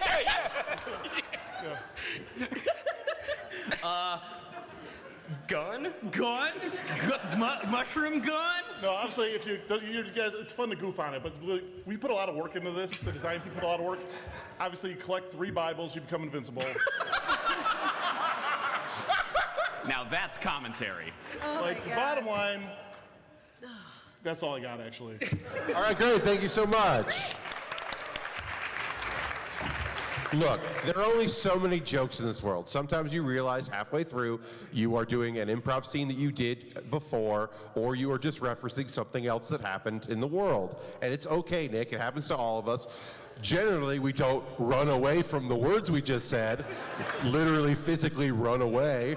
You dived away from the microphone as you noticed what you had just done. That's a new one for the panel. That is a... That's how we were seconds away from a spicy meatball joke. Like, it was bad, Pat. Oh yeah, you throw hot meatballs. Oh, I should mention, the lightning round is just people send me ideas on Twitter, which lets me put up a little bit of a defense against them. I don't know, you thought this was a good idea, internet person. All right, Harris, let's talk about a game that you and I worked on. We're gonna talk about You Have a Knife? So this is an autobiographical visual novel. About you? Harris, you worked on this game with me, did you? It's both? You didn't know this was an autobiographical? Well, you know, ever since you fucking stabbed me, yeah, it's really hard to remember anything. Yeah, I know. Yeah, and you know, so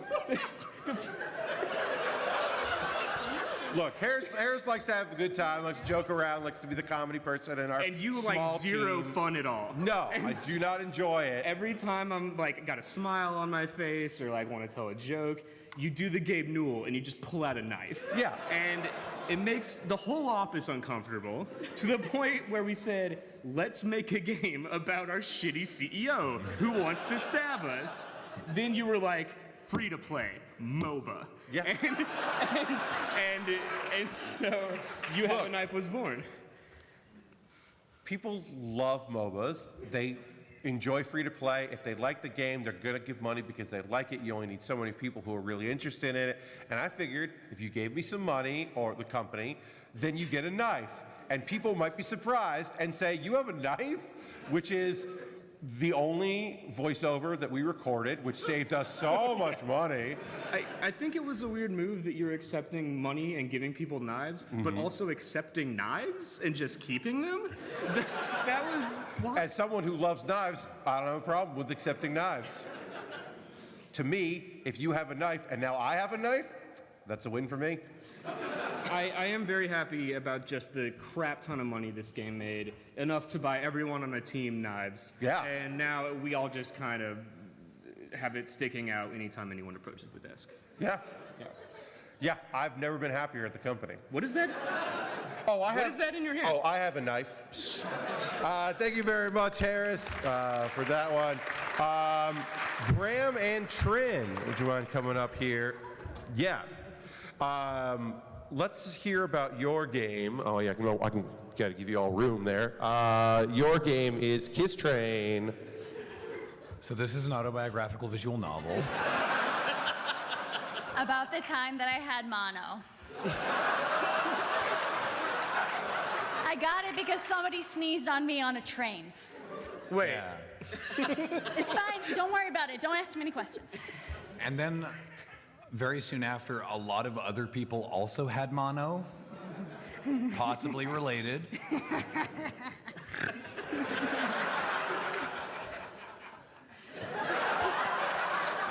This was published by BioWare.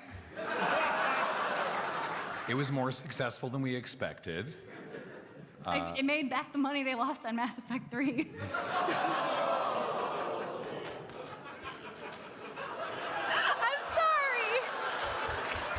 I just love that that's still a valid punchline.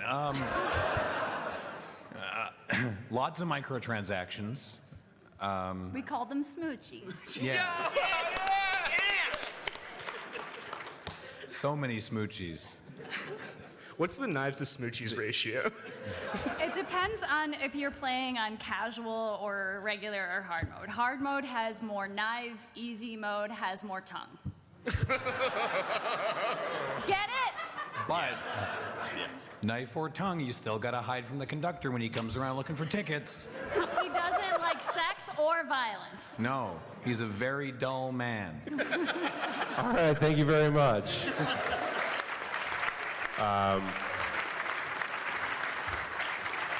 No one has ever enjoyed doing this panel more than Trin, and that includes me. It's my thing that I came up with and get to do, and I love it. And Trin loves it more. I don't know how that's possible, but it is. Ben,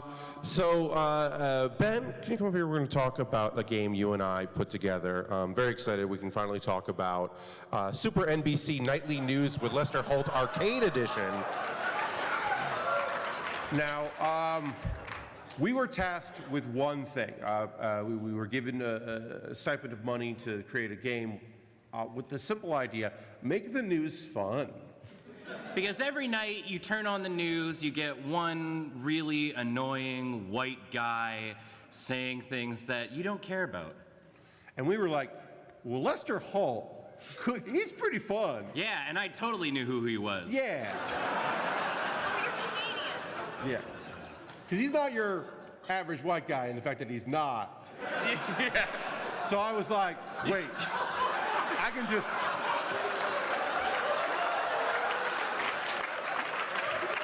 He's not, no. And so we needed a game that would make a little bit of money, and what makes a lot of money? Arcade cabinets. Yeah. Y'all keep... Whoa!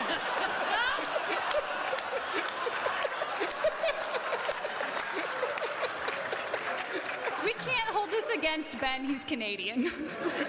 Ben is Canadian. Yeah, We don't have the news. But I did find out that Canada still liked arcade cabinets, so we decided we were going to make this an arcade cabinet with a television in it where you saw the news while you were playing games. Yeah, and you could use the joypad to actually move the teleprompter along, and you could either like mess with Lester, or you could try and get like an actual thing happen, like, you know, tell people the news that they needed. Yeah. It didn't do as well as we thought it would. Yeah, a lot of people didn't know who Lester Holt was, which is weird. It was odd, like he's a very well-known person. People that love Lester Holt were really into the game. Yeah. But like that's not enough to have a studio. And like, also, they don't play arcade cabinets. They were not interested in the arcade cabinet portion. They were hoping that it would have been a mobile game because everyone has phones, and we keep forgetting that that's the best market possible for games, is the thing that everyone has in their pocket. Oh, we were like, they'll buy arcade cabinets. Why did we think that? Well, now currently, because of that though, we're working on our next project, which is a arcade cabinet that fits in your pocket. And then we discovered that's still just a phone.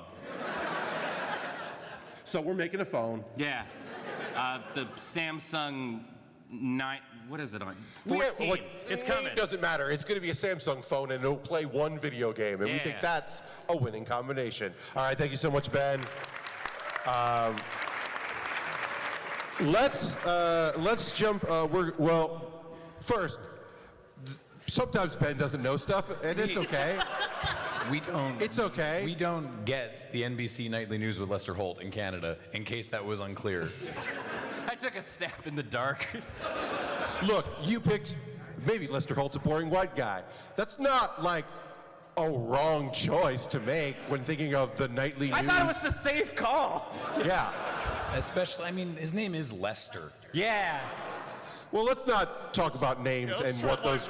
Let's not go down that road. Maybe I'd prefer not to. It's okay. People have names. It's fine.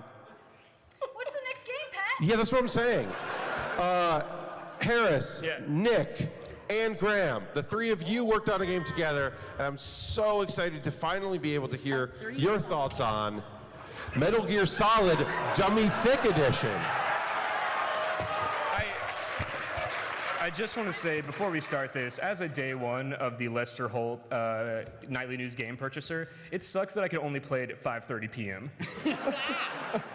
Anyway. I love that joke. Now let's talk about my game, Dummy Thick Edition, Metal Gear Solid. You're not stopping that voice this entire time. Okay. Oh my god, it's so good. So, Graham, where did we go wrong? These ass cheeks are OSP, on-site procurement. You need to get real close. Would you look? Gee, Harris, I don't know. Where did we go wrong? I convinced them that I was the real David Hayter and that they would get a lot of really powerful reviews, and like my voice is so good and cool that it's like you can't go wrong. And also, Konami's not making Metal Gear Solid anymore, so it's basically out of copyright trademark. I think the biggest problem was that it was in his contract that he could just like improvise whatever dialogue in the game he wanted, and we were bound to include it. Yeah, you know, you get one TikTok DM saying, I'm David Hayter, and you think it's gonna go great. And then you get Nick Splendor. My paycheck was dummy thick. And then it was taken from me by the police.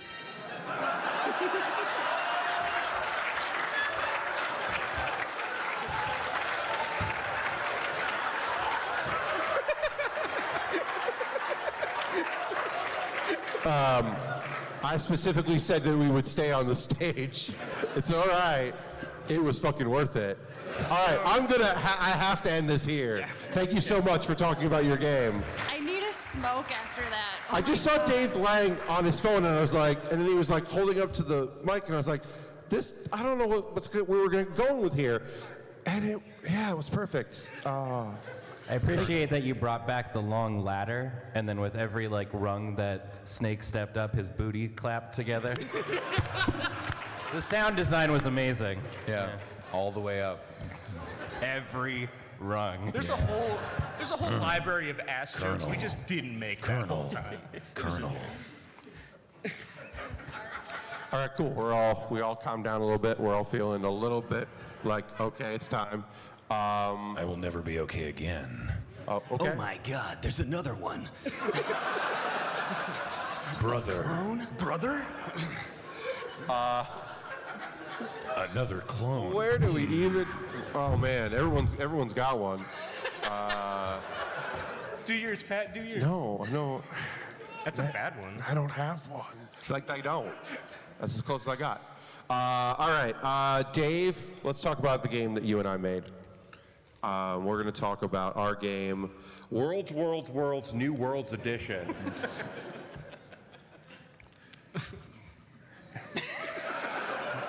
Good luck. So, it was a dare? Here's the thing. This new video game economy, when you're pitching games to publishers, there's a lot of new economic models floating around. There's Game Pass, there's Apple Arcade, and if you're not familiar with how these work, essentially what these are is they give you a lot of money up front, quote unquote, and then you get nothing for everyone to play. There's no sales of your game after that, effectively. They're pre-buying all the sales of your game, and you make your game with that. And we said, that sounds horrible for developers. Let's make the worst fucking game possible with all their money. Yeah. Enter. We had a very good pitch, and then we did zero follow-through. Worlds, New Worlds Edition is... If we're being honest, the only reason New Worlds Edition is because there was some clause buried in the Apple Arcade contract that we had to support the game for a year after launch. Yeah. What the fuck? Someone should have read that. Yeah, you're right. Hence later, New Worlds Edition. 11 months later, we released New Worlds Edition, which technically came out within that year. Yep. To our credit, it did add new worlds to the 4 worlds that we had, bringing the total up to 7 worlds. The weird thing is, like, the real problem here, though, I think, is that day I got super high and I was staring at marbles. That day was pretty great. But it did not result in a good game. I'm like, man, what if each one of these was a world, man? Yep. And there's people on it living their lives and they don't even know that they're just on a marble, man. Yeah. And then we made a game where you just stare at marbles. You look at marbles, and we hope you also think that. And like, people were like, these are just the same marbles. And we were like, that's what you think. Yeah. They're different. This is why it had to be an AR experience, because you couldn't make this game regularly. It's not an AR experience. It had to be and isn't. And that is on us. There's a lot of things that are on us. Nah, just that. We named it Worlds, and there's 7 worlds. Eventually, there were 7 worlds, yeah.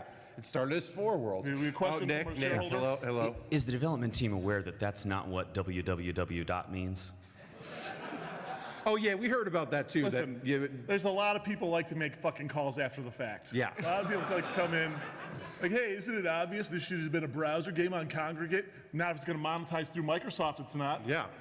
And also we had the website www.www, and like, it's a good website address. It's there's www.www.recursive. Yeah.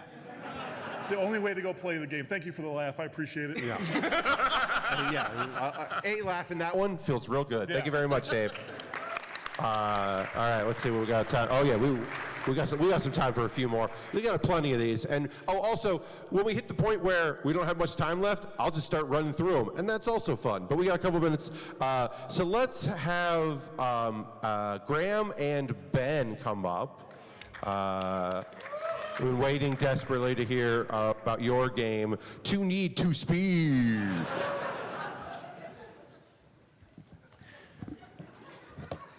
So, this is the 4th game in the franchise. Yeah. All right, thank you very much. No, if you have more. Need Speed was the first one. I just wanted to make it clear. Need Speed. Thank you very much. To need. Look, some of these you don't need it. You get it. You can put the jokes in your head. Share the jokes with your friends.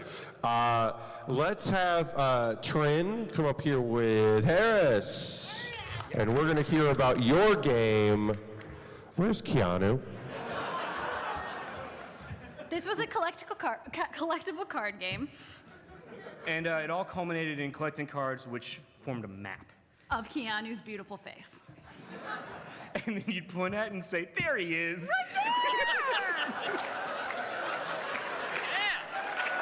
And now, as a special surprise, I think he's been waiting long enough. Ladies and gentlemen, Keanu Reeves. You're gorgeous. I think that's All right, great. Thank you very much. Yeah. I just want, for anyone curious, it's need speed, then need 2 speed, and then the third one was just written as need speed, but all 4 E's were the numeral 3. Yeah, thank you. I love that. Thank you very much. And then we brought it back to basics, really. The 5th game was just need speed again, but the S was a 5. Mm-hmm. I'm sure. I hate this. They brand all so sold much. very badly. Yeah. A lot of brand confusion, I'm sure. I think I already bought this game, right? No. You didn't. You bought the one with the same name with a different number. Yeah, Wait, well, what? Then the next game was just called Need Speed, like 2018, right? It was the same game again. With a question That's all right. mark I at like the this. end. I like what's happening right Like, now. do you need this? Well, it's like with Tomb Raider, Mortal Kombat. It's the same name, but like 15 years later. So when people note it down, they have to put the year in there. It's very rare when people reject the lightning round concept and are like, no, I have a lot to say about this. This has inspired a lot of jokes, and I'm not done with them. It's very rare. Most of the time, lightning round people are like, here's the funniest thing I can think of. Why am I still standing here? Oh no. Oh God, went into a pack, cut me off. But in this case, This is the process at Loading Ready Run. y'all read a We sketch? take a joke and then Whoa. No need to pound the table. My laptop is right there. Thank you. I need that laptop for future shows this weekend, which I will plug at the end of the show. All right, we are time for just a couple more, I believe. Nick, why don't you come up here and you and I will chat about a game that we put together. Squirrel Coon versus the Pyramid Scheme. I don't think there was anything wrong with this, Pat. No. Y'all thought something was wrong with it, apparently. But we liked it. If there's one thing I've learned from many, many years of developing video games, it's that I don't trust gamers. Yeah. Y'all don't know what you want. Our friends, who we only talk to and no one else, who are also game designers in our little bubble, liked this game quite a bit and had only positive feedback about it. The worst thing you can do, and this is just a lesson for all of you out there, especially the kids, the worst thing you can do in this process is, I'm looking at you. I'm looking at you.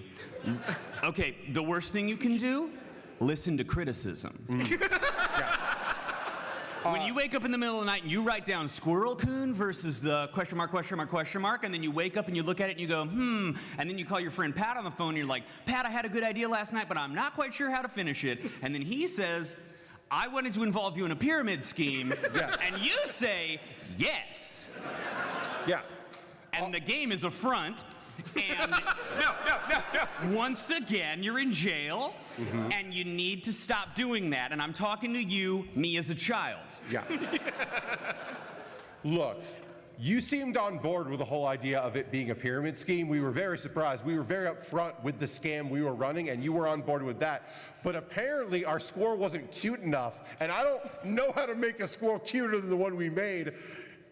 I don't know how to make it any cuter. I don't know what constructive criticism is. That's okay, Pat. It just feels mean and just. That's okay. I am mad at you, but I'm gonna speak softly. Okay. The second worst thing you can do is listen to Pat. Okay, yeah. You seem to like the pyramid, so that was nice. Great pyramid. Best one since Super Mario Brothers 3. All right. Okay. And we have a thank you. Yes, indeed. Right. It's always awkward when I ask you to clap for me. All right. We don't have much time left, so we're going to get through these real quick. We're just going to go through what we have left. Wedding in a sewer. I don't know what that was. Chris stole my fish. Chris is always doing stuff like that. It was a long game. Yeah. Taco night. The quotes are doing a lot of work in this one. It's the quotation marks. If you can't see the quotation marks in your head, think taco and quotation marks. And what does that mean? Very complicated digital card game. They're big on iPad. Yeah. I don't know if that's an attack on anyone in particular or just someone who's just mad at the concept, but I like that. Flush the Drugs 2 Dark Riptide. Yeah. Bagels. Olive Garden Escape Room. There's no getting out. Yeah. Endless breadsticks is right. You have to get out before the room fills with breadsticks. Yeah. We ran out of lasers. Surprising. It's about the end of technology. Mm-hmm. It's the G.I. Joe sequel. Stop asking. Fine. Five Night at Fanny's. I don't think you can say that. It's not even 5 nights at Fanny's. It's 5 Night at Fanny's. And I was just like, you fucked up, and You've never been here. You've never been to 5 Night? What? You've never been to 5 Night? No, I've never played 5 Night. Oh, it's wild. Yeah. In some parts of the world, Fanny's is a dirty term, and that makes it great for this. Oligarchy Simulator 2020. Too soon. Reality Simulator VR Edition. Decent Butt Simulator. Nope. You're welcome. Here's the thing. It's hard to make just a decent butt. It's either too good or too bad. You're so right. Yeah, it's hard to make something that's just decent. Dave Lang's Tracksuit Simulator. And I did look up this term to make sure that I could say it on a stream. Harris Foster's Greater Gloucestershire Paternoster Simulator. Now, I don't remember what Paternoster is, but I do know that I can say it and I don't feel bad. Yeah, the mocap for this was just exhausting. Yeah. And wow, that's a deep reference. Yeah. I don't even get it. Again, I do things, twitch.tv/PatBear and various other things. And then I'll say, hey, I've got a show where I yell about anime and Ben's on it. It's tomorrow at 6 p.m. We all know how knowledgeable I am on things. Yeah, on the Condor Theater. It came up at the last time I did this where I just stopped doing the panel to tell the audience to watch an anime. Didn't happen tonight because I'm doing a whole panel based on that. We're going to be really excited about that. And then directly after that at 7:30 tomorrow in the same room so I don't have to leave is Let's Rank It, which is Dave Lang's panel where we'll rank things. Will Ric Flair remain the #1 ranked thing of all things? I don't know. Beyonce had a pretty good year, so maybe. And then we'll find out where Knife Truck sits. And that is it for the panel. Thank you all so much for coming out. Thank you to my guests. Go to Finji's booth. Go to the Kickstarter room. Go see. Hey. Bandland is a thing. When you come into the lobby, it's not just the lobby. There's stuff there like Bandland. Loading Ready Run isn't a band. Bandland is a bad name. Go see them and buy their merch, please. And Thank Dave you. Lang, I don't know, Dave, you're here. Go see Let's Rank It. Just come hug me. Oh, yeah. You see me, get a hug. That's the way it works. I want the Corona. Give me the sweet Corona. We went a whole panel. We almost did it. We almost didn't mention the Corona. You asked me to talk, sir. You're right. That is on me. Anyway, that's it. Thank you all so much. Bye-bye. Thank you.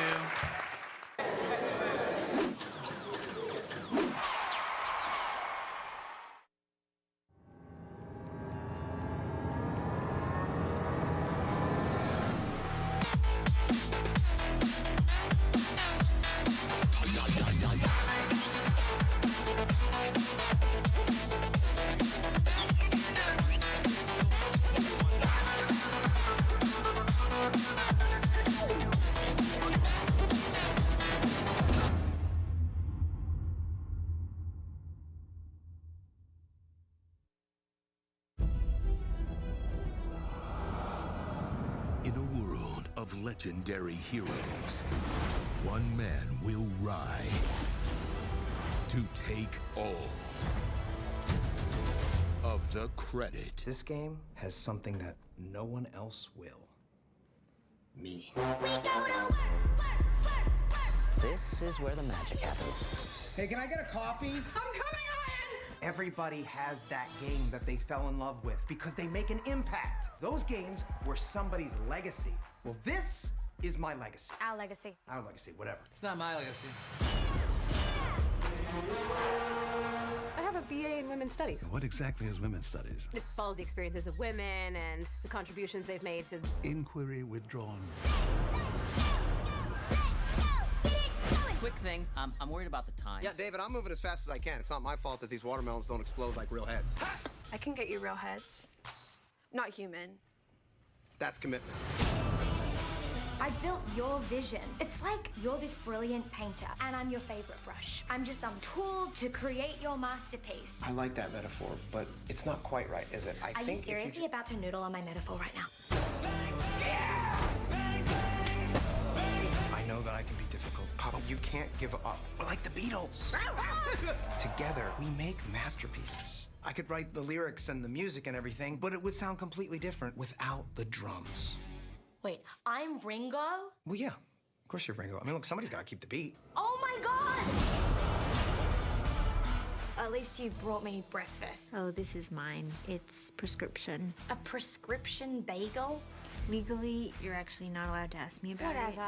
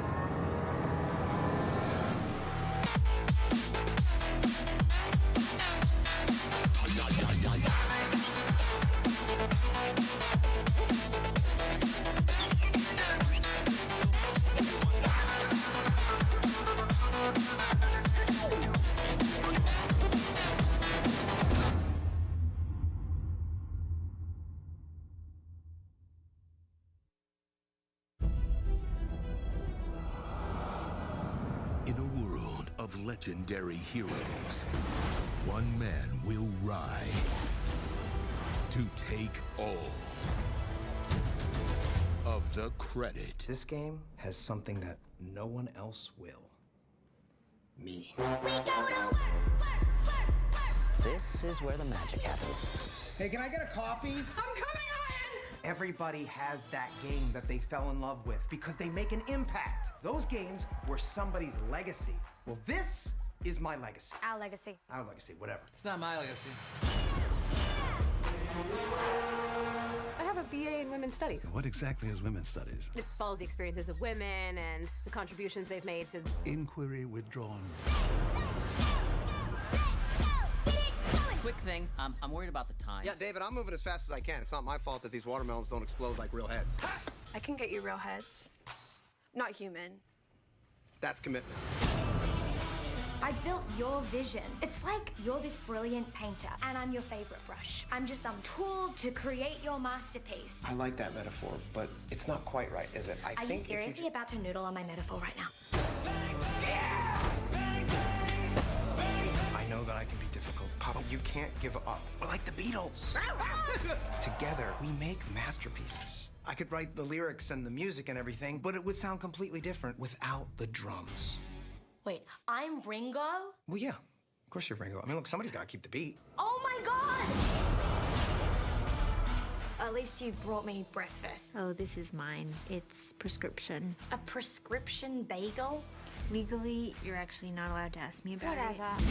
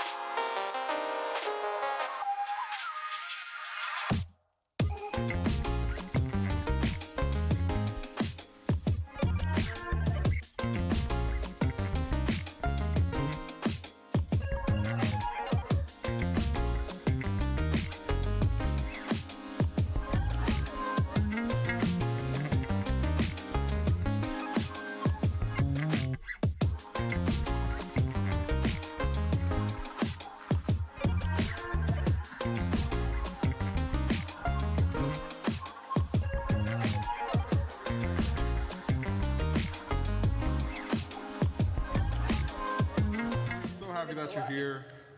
Welcome to Realms and Roleplay Lancer Live.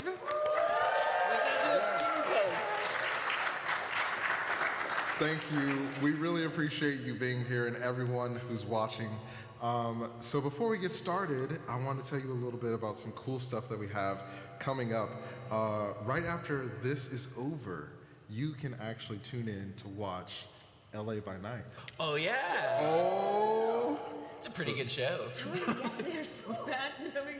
Yeah, we got to get back to LA real quick. They're going to fast travel. It's still day there. We We're fine. figured out teleportation for a Twitch show.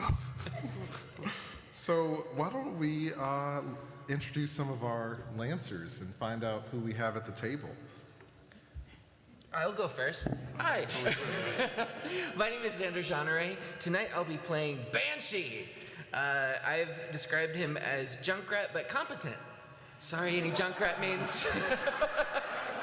So I'm tanking tonight. Lots of guns, lots of explosives, anime, hacky, loud boy. Oh, pronouns? Hey, look, he, him, for my pronouns. And for Banshees as well. I'll go next. You should. Yep. Hi, everybody. I'm Bonnie Gordon. My pronouns are she, her, and so is my character, who goes by the name of Mad Hat.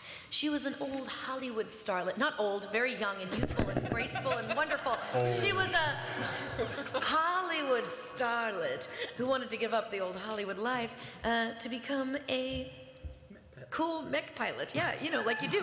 She wanted to, it's true, she wanted something new and something exciting for her life. And you should see her weapons. What is this, rated? No, I mean, she wears feathers, and that's a part of it. What is this, rated? It's 18 and up, so Great. we're good. You should see her weapons. I didn't agree to play this game. All right, who's next? Hi, I'm Erica Ishii, she, her. My character, I'm going to attempt they, them, she, her. Please meet Daydream, who is a former Army medic. She got out of the service because, I don't know, people are tough, man. And so she's been working in the private sector. She put the guns in Henrietta. Henrietta? Sorry, I'm Henrietta. That's my name. And, she put the guns in Mad Hat over there. They've been friends for a while and working on business ventures together. That's right. We go way back. And she's, former Army buddies With me. My name is Alex Ward, he, him, and also for Figment, who is he, him. Figment was described by Xander as an anime cool guy in the email that was sent to me. So Figment is a former Spec Ops and left under questionable circumstances and became a mech pilot.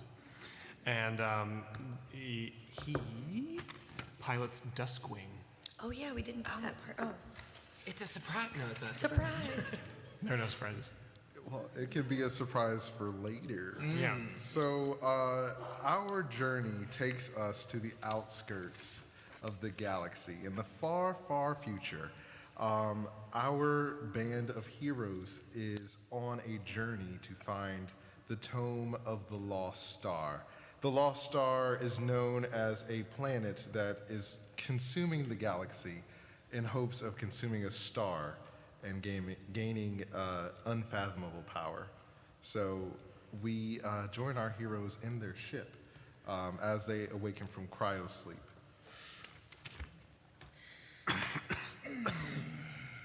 All right, who's making eggs? I specifically requested eggs Did we when I even woke bring up, eggs? and I don't smell eggs. Make them yourself. Did we even bring eggs? Is that a thing that we did? Like, We have stuff that kind of reconstitutes as something that resembles eggs. ugh. And he can make them himself. Yeah, I mean, that's fine. And I'm not a very good cook. All right, I'll make breakfast. Fine. Thank you. Why is this my job? You know why. I like you in that apron. Thanks. Get to work and I'll snap a towel. How did I get a towel? Why do I hang out with you? Everybody knows that You always sleep with a towel. So as Figment goes to the kitchen and starts to make eggs, you get a incoming call on your holodeck. Do you answer it?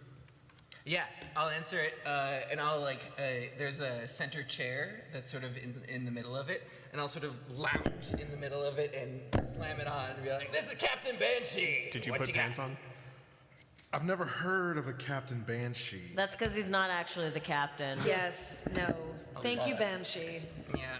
You see on the other side of the call, there is a alien figure like you've never seen. So in this galaxy, aliens are really common, but this person seems to have twigs that come out of their face that extrude from their cheekbones and their eye sockets, which is very uncommon. And she addresses you again and says, "I'm looking for a deserter. Call sign Figment." I'll slam the call closed. So you close the call. And Who called? I yell from the kitchen, "Who's on the phone?" No one!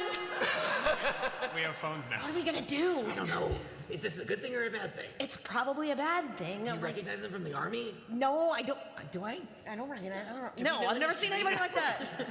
So as you're trying to figure out how you might know this person, the alarms start to blare. And your sensors tell you that there is another ship that's incoming. So you sure it was no one? Just a minute. Yeah, keep working on those eggs, darling. Let's check the sensors. I'm gonna check the sensors. I'm trying not to Star Trek. Like, can we hail them on screen? So yeah, Audio only, please. you call them back, and they do not answer. Oh dear. Was that Twiggy? Do you think that's bad? Well, the thing is, they know our ship now, and they're going to be suspicious about something. We got to do something. All right. Yes, maybe Captain Banshee should take the wheel. Not a bad idea. Well, So Figment comes back in wearing an apron and whisking eggs and goes, "Look, what's going on?" So there may be a tree after you. Do you know Groot? Wait, what? A tree? Some sort of alien was looking for a deserter. Call sign Figment. Have you heard of him? We're assuming I mean, yes, That's. because that's me. What? We've been on crew together for 2 years now, man. I was being facetious. Great. Yes, I know that word. Okay, that's shit. What do we do? I don't know. So as you're trying to decide what to do, boom! A rocket hits the side of your ship and Or blows die. a hole into it. Your ship quickly shuts the hole and stops anyone from being sucked out. You are aware that this ship has battle stations, so if you would like, you can man those. Yes, please. Awesome. To the battle stations. I'm gonna take the helm. All right, you take the helm, sit in the captain's chair, and as you do, Okay. another call comes in, and it's the same person. Audio only, please. Banshee. only. No. This is Captain Carey, call sign Groot. I'm looking for the deserter, and you don't have to protect him any longer. He's our problem. Hand him over to us, and you will not be destroyed. Okay. No. Excuse me. Hi. When you say your problem, what exactly does that entail? I mean, really, do you want a problem? I mean, I've got 99 problems, but a Figment ain't one. No? Well, you see, we don't take kindly to deserters, and he kind of has to die. So whether we kill all of you along with him is really not of consequence to me. Oh, I don't want that. Okay, let's just say that perhaps this Figment, whoever you're talking about, is on this ship. If we give him to you, then he's deserting us, and that's a double deserter, and I just don't think that... Doesn't that just cancel out? Can someone just get to the battle stations, please? I hope you didn't hear that. I should have put the speakers on mute. But like... Battle stations, you said. No, dear, no! Click. Oh, crap. So So we are going to do a modified version of ship combat. So how this is going to work? Oh, never mind. Each of you can roll a d20. Yeah. Okay. And since Banshee is your pilot, you're going to roll a d20 for evasion. Sweet. The rest of you will roll d20s for attacks. Can I make my survive apply to this? You sure can. Yeah, surviving, preserving through harsh, hostile, or unforgiving environments. This. Awesome. So they are going to take a shot at you. Oh. And you can give me a survival check now. Okay. DC you need to beat is 12. All right, so Bad things will happen. for this system, I'm going to roll a single d20, and my goal is to get 10 or higher to succeed. And since I have points in survive, I get to add I get to roll 2d6 and take the higher and add that to my score. So I will see what happens. I got a 15. I'm great. Awesome. It's a 19 total. Perfect. So they take a shot at you. Phew. You easily dodge out of the way. I'm not gentle about it. You like whip the ship around, and you're flying backward, looking right into their cockpit. Hell yeah. Okay, we did like a barrel roll, and we're upside down with the guns like aimed. Great. Someone do something! All right, I'm gonna go ahead and fire, and using my trigger stay cool under the intense pressure that is happening right now in order to add a little bonus, which is good because I rolled a 5, but I rolled a 5 on the d6, which means a 10. Awesome. Just what you needed. So you sit in the gunner's seat, and it takes you a moment to shake the sleep off of you, and then you let 2 shots go, and you eviscerate the enemy ship. Oh. Oh dear. Well, all right. We come in peace. Was a little late. Oh dear. You know, honestly, I thought that was gonna be a lot harder. Yeah. Well, I guess that's that. What's next? I mean, how are those eggs coming? All right, I'll go back to the kitchen, I To guess. face the other ship, Well, there's 2 ships? right? There was only one ship. Oh, I thought on the sensor we had a different one. Cool, great. Nope, we're all good. That was nice. Now I don't have to explain anything. So Breakfast? Yeah, where are my eggs? All right, hold on. do you all walk away from the cockpit? Awesome. I mean, don't we have a giant hole in the side of the ship? Maybe you should get on that, dear. Do we? We do. Self-repair. You said, because you said, did it self-repair? The The ship- force field. It's self-repaired. So you Oh, never mind. Go about your day. Wait, okay. Are we sure there's no one else? I'll check the sensors. Awesome. So you check the sensors, and you notice that where the former ship was, there now appears to be a black hole of some sorts. That's worse. That's... We should probably go. I think we've overstayed our welcome. Awesome. Did you say there was a black hole? There is a black hole that you don't recognize, and you feel like maybe there was something inside the ship that was containing this black hole. Oh, shoot. Hey, Figment? Hey, yes, Figment. You got anything on this? Anything on what? I mean, the eggs are almost done. There seems to be a black hole where the ship used to be. Why would I know anything about? I didn't make a black hole. What did you desert? I mean, that's a personal question. Yeah. Look, I deserted the military. Are you saying that was Yes. a military Groot? No, I mean I don't know who that was. I've never seen Have I seen a plant person before? Captain Carey. Have we? Has he seen anything like that before? So as you search into your mind palace, You've got one of those? you don't know me that. remember that Captain Carey was someone who was in your platoon who was always very jealous of you.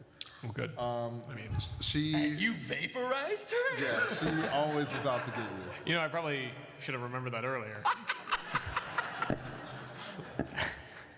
Oh. You pulled the trigger. Yeah, all right. It was a stressful situation. I don't know what to tell you. You look real cool doing it, though. Thank you. I look good upside down. Look, I mean. A man's business Is apparently everyone's. is his own. You know? When they like. No, honestly, the military did some real shitty things back in the day. Yeah, okay, look. That's why I left. I got to leave on good terms. Figment didn't. I left mid-mission, and kind of sabotaged the mission we were on, and it didn't go over well, obviously. So, Is there a bounty on your head? Can I make some money off of this? No. Are you sure? I'm gonna look up. So you start to look up and see. I have a subjectivity enhancement suite, so I am R2D2. I stick my little thing in there.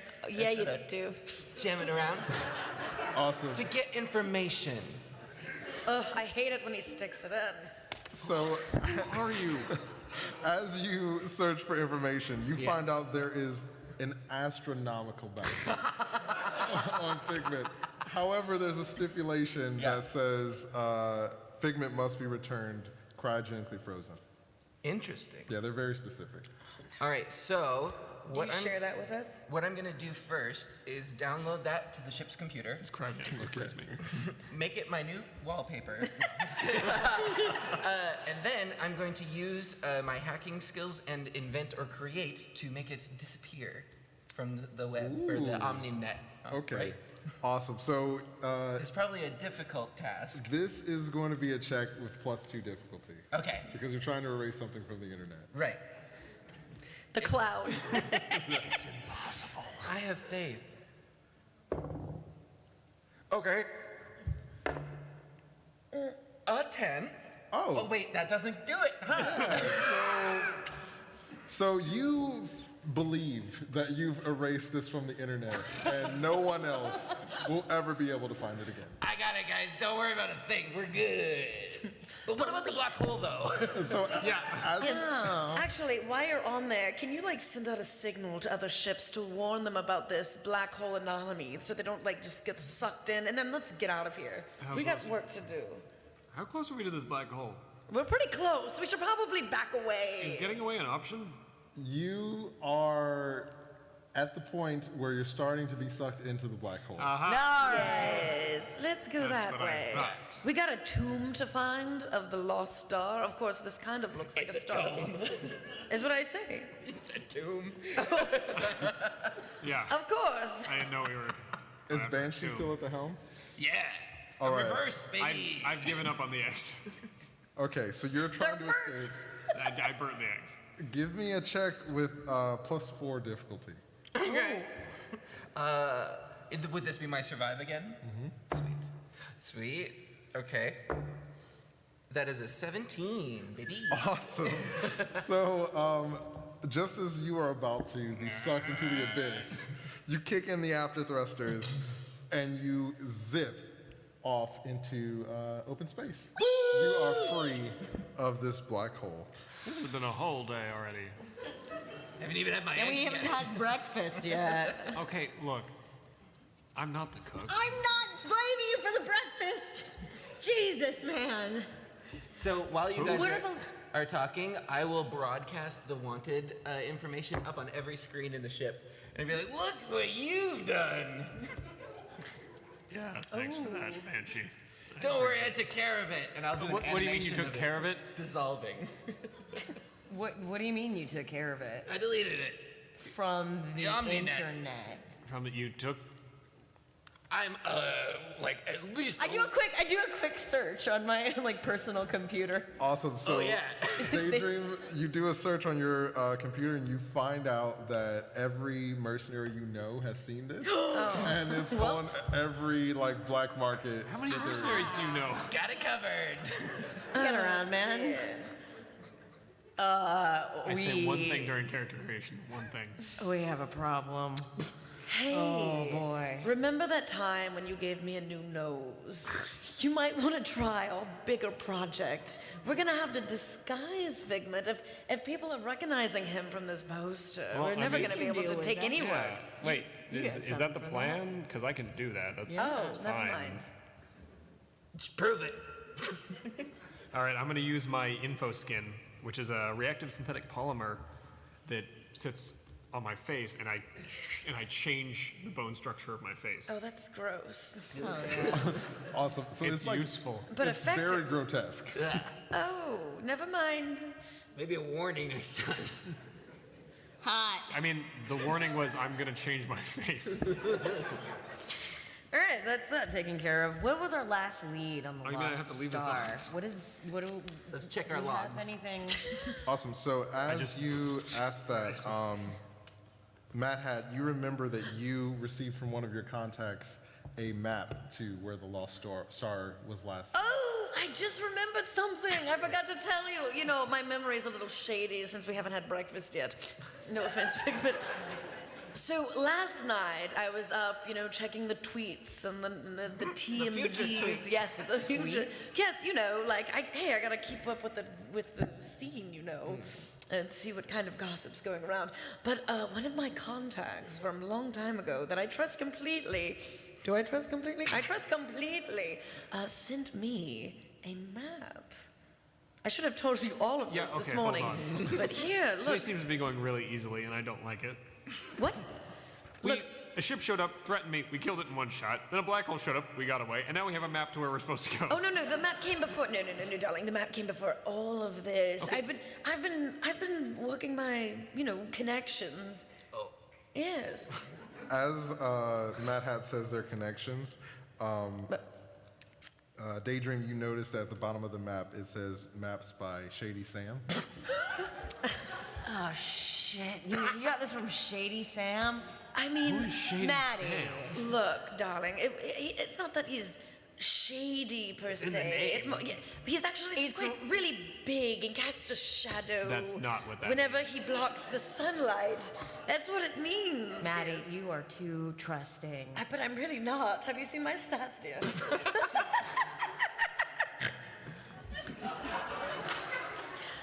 Only with Shady Sam. Shady and I go way back.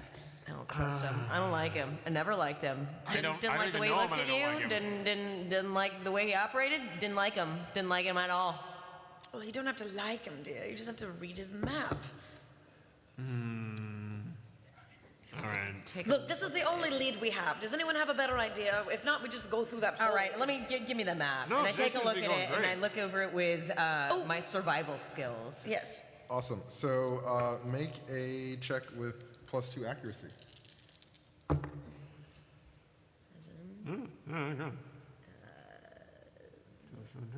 19. Ooh. Awesome. 19. Does this look legit? It looks super legit, even though it's from Shady Sam. I told you. Still don't like him. I don't like it. I don't You like don't? it. He asked you out one time, and I think it was weird. I think he's weird. I mean, Darling, everyone who asks me out is weird. just from a branding perspective, you should name yourself something else. Like, I feel like more people would buy his maps. I would buy his sunglasses though. Yeah, you know, I also buy Yeah, like but he shade didn't sell structures from it. sunglasses. He sold maps and other various cartographical accoutrements, you know? So... That's my new book, Various Cartographical Accoutrements. I'll take the map and I'll plug it into the computer because the future. Awesome. So you plugged But it I forward, guess it this is says- legit, so here we in go. for a fast travel? Is that okay with everyone? Yes, let's go. Yeah, So you set off toward. Oh, wait, I want to save first. Okay. And Yeah. then we're good. Okay. You go and you save a copy of yourself to clone yourself later, in case you run into trouble. Never know. And you put it on a little chip just to take with you. So now you have an extra life in I'm case just going you to die. apologize now for everything else we're going to do. I'm taking that seriously. No, yeah, Okay. you got a clone of yourself on a portable drive. In Wait, case you what? die. Shh, it's my business. So Man's business. yeah, you can clone yourself. Don't worry about it. It's true. Well, that's true. That's a mechanic in the game. What? So, so to Wait, are we prevent, breaking character for a second? yeah, a death save type of thing. Instead, you can bring a character back from the dead by having a clone saved somewhere else, which I do. I have one saved in the cloud. I don't. I don't know. I feel like this brings up the sort of moral ramifications of do we have souls or not? We don't need to is get the into that. clone me or... Darling, I'm from Hollywood. My soul's been gone a long time. Oh, I can't man. believe. So as you all contemplate the moral ambiguity of cloning, you set a course for the far side of the sun, which is where Gaia's last known location, Thank which God, is the I code thought name. that was a question. You're like, the far side of the sun, which is where? And I was like, where is it? It's on the other side. I don't know where it is. Thankfully, there's no Halfway? homework. On the dark side of the moon. Sorry. So once you arrive, you notice that there is a small moon that seems to have trees that extrude out of the planet's atmosphere. Those are big trees. Yeah. Or a small atmosphere, I don't know. Relay, little bee. So, I mean, if I had to fathom a guess, I would say that your little bounty hunter friend might be from somewhere like this. That's treeist of you. That's fair, yeah. But I'm not wrong. We'll see about that. I would like to scan the moon to see if there's any other life forms on it besides the random trees. Maybe I could look at can I read a situation, like look for threats or use my intuition of the moon? Absolutely. I want to see if the moon is threatening me in any kind of way. So you sit at your console and you're able to scan the planet to sort of get a read of everything. Yes. So make it check with +2 accuracy. Yes. And then, oh. 10. I got a 10. Awesome. Wow. Boy, you worked your way up. I was like, To be fair, it was a 2. I rolled a 2, but I worked my way up Growth. So to a 10. you look at the scan and you feel like there are no living organic life forms. Besides the Sentient. trees. Thank you. No sentient life forms. There's a bunch of dead ones. Got it. The only thing that's on that moon is shade. And I'm not talking about Shady Sam. I know. Hey, look, I'm an actress, not a writer, all right? I can't write the lines. I know. Oh, It's That's okay. so- We can workshop it as a crew. thank you. No. Listen. I don't want to. But I wonder, so does the map say anything about this moon? Like, is it important in any way? Like, does it The seem moon is important? actually not on the map. Oh, dear. An unmapped moon. Shady Sam. I feel like we find things out in the wrong order. Like, as a collective of people, we go about things entirely the wrong way. It's been working for us so far. Well, I mean, today's been going great. Considering all the obstacles that were put before us. I wonder, should we go down there and see if there's anything useful? I'm already heading in. Awesome. Yeah. Right. So you fly into the moon, and as you do so, Game over. And that's it, everyone. and Thank everybody you. dies. Thank you for coming. That's no moon! You fly to land on the moon. Thank you. As you do so, you notice that the closer you get, the more the trees start to look barren and withered. Oh. This doesn't look great. Should I keep going? I mean, you don't know. This could be how it's supposed to look. Fair. This is an Wanna make a unmapped light? moon behind the sun. Do I land, or is it an orbit beam down situation? Not to get too Star Trek. Or, yeah. Yeah, TM. You can do either. It is up to you. Whatever you Let's want. land the to do. ship just to have Okay. it close by. Yeah. Sure. Awesome. Could you give me a check to land with +2 difficulty? Can I assist him by rolling a spot check to find a good landing spot? Absolutely. So just a flat check then. I rolled a natural 20! I rolled a 1. How dare you? So you close your eyes. We're trying to find. I think there's a spot over there. Yeah, I do a sweet another barrel roll. Why? Because it's cool. There's no You reason. do the smoothest barrel roll, like dodging all the trees as you land Starbucks would be proud. perfectly. Uncle Andrew. And you're safely on this strange moon. Yeah. All right. Is You're the welcome. You didn't land where I said. Oh, yeah, I landed where I wanted. Is the atmosphere breathable? I don't say to myself, Is there questioningly, air? You don't know. to the computer that I'm checking now. Yeah, so you remember from your scan that Oh yes. this atmosphere should be breathable as long as you aren't overexerting yourself. Oh, I'm gonna get in my hard suit anyway. I never exert myself. Yeah, I don't know I'm what that means. I'm gonna get in the hard suit. I don't sweat, I glisten. Yeah, we'll get in suits too. Why, Oh, fine. Let's all get in suits. Now we can introduce our suits. Why do you even explore space? You just, everything, never mind. I got bored. I was doing my own stunts, but I didn't feel challenged. What a backstory. Yep, thank you. I have more. Let me whip it out. How did you do your My own stunts and backstory. not exert yourself? I don't understand. It's just things come easy to Maddie. All right, well, that's fine. So as you all suit up, Well, as I'm suiting up, I'll sidle over to Daydream. Hey, so it's just real quick. If you could take a look at this, I don't know, and I'll show you a rash on my butt. You're a gross. Is it like deadly? Bird banshee. I hate you. Is it gonna kill me I hate you so much. from the butt? I hate you It's my worst fear. so much. It's right. Okay, I'm gonna use patch. Yeah, to, you are. To use patch to diagnose. awesome. 12. Okay, you believe that this is something that happens fairly often to people who go commando too much.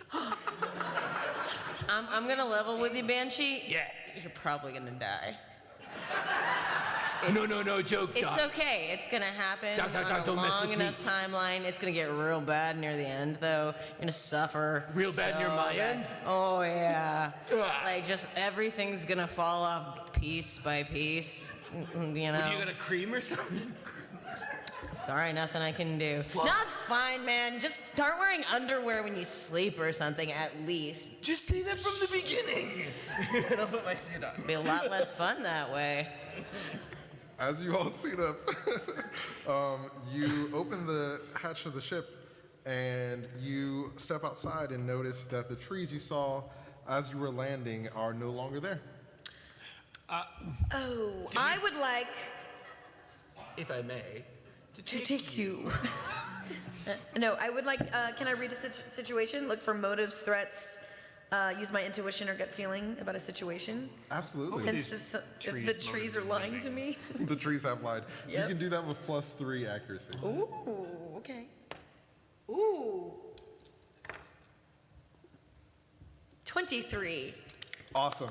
It's not just me, right? Like there were trees. I'm like counting with my fingers because I'm an adult. You look up, and as you do, you see that the trees have extended themselves, and it seems that the planet itself has grown in size, and you seem to be smaller on it. Oh, there are Honey? Did we shrink ourselves? there are no small actors, only bigger sets. That's Wait. not a phrase that's used.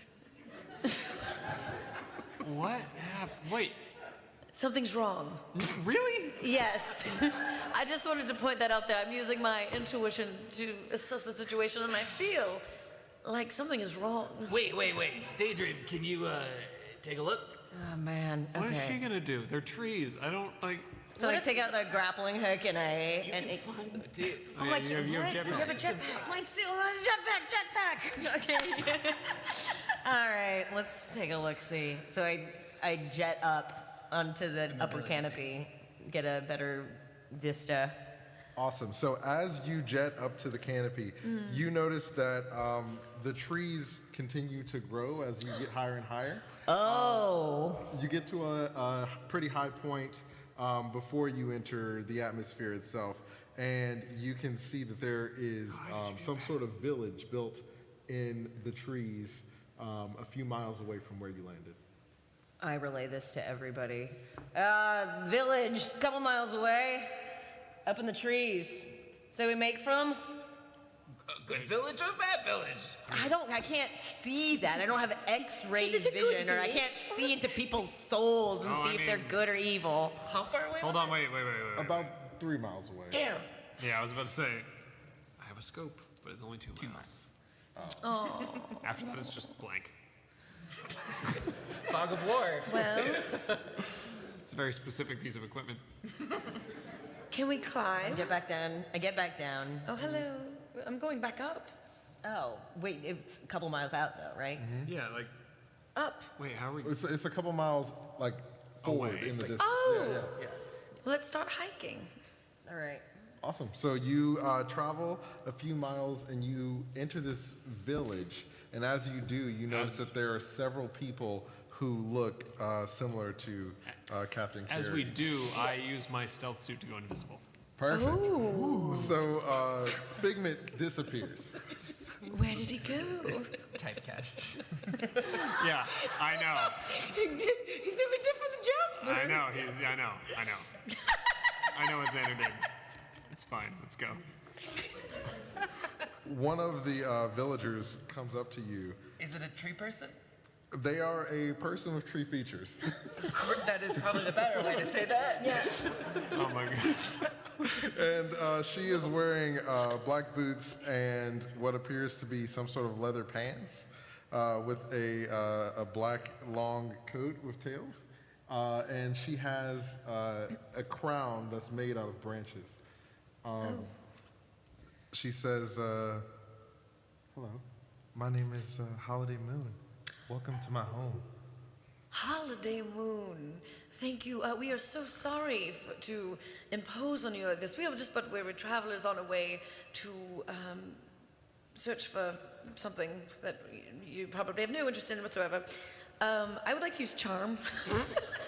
Awesome. Because obviously this won't work if I don't use it. You the person who talks. Yeah. Who gave me this character, Xander? I did. I know. That's why I'm telling you why. So do charm with +1 accuracy. Oh, ouch. Okay. No, that's good. That's good. Yeah, right. Okay. 16. Awesome. So as you say this, Holiday Moon seems very interested in your suits and your advanced technology. She says, you are searching for something, but the planet provides. There's nothing to want for. Well, you have like gold on your planet that we could just have? Because that's good. Yeah, because that's currency now.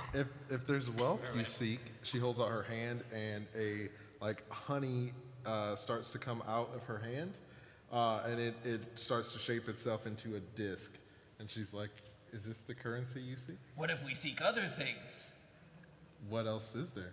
Can you do a toilet? She holds her hand out, and the disc, a hole opens up in the disc, and she's like, is this what you mean? Is that it? A whole new world. We're looking for something called the Lost Star. Do you know about that? There are many stars, but We're looking for a tome. Not a tomb. A tome. So as you say tome, another person from the village rushes over, and he's like, are you looking for the tome? Yeah. Yes. Yeah? Well, shit. I don't know where it is. All I know is there's folks who come in here looking for the tome, and then they end up looking like that fella. And he points to somebody who is encased in branches and has become part of one of the trees. Oh! Ugh. Wait, did you always look like this? What? What's wrong with my face? No. And he runs over to somewhere you assume is a mirror so he can check it out. So you're saying that the people who have searched for the tome is here on this moon planet, and I'd like to use word on the street to get gossip news or hearsay. Awesome. Do that with +3 accuracy. All right, while she's doing that, I'm fairly confident these aren't the people who are looking for me, so I'm going to go walk behind a tree, become visible again, and then walk out behind a tree. Perfect. So as you suddenly appear, Holiday Moon's like, oh, there's another one. Yeah, hi. Hello. Because only one. What are your general feelings about this person? They are very mysterious.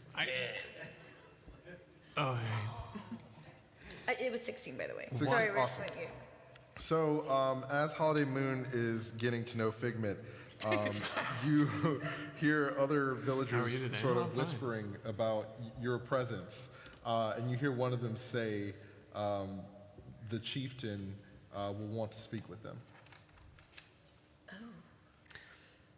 No, I know I've never been here before. How about you? I mean, I guess you've been here before. No, what? What'd you say? We were getting to know each other. What did you? What are we doing? Mad Hat found out that the chieftain is interested in your presence. In Figment's presence, or all of our presence. In all of your presence. About to say, does Yeah. she know who I am? I was like, it's about time.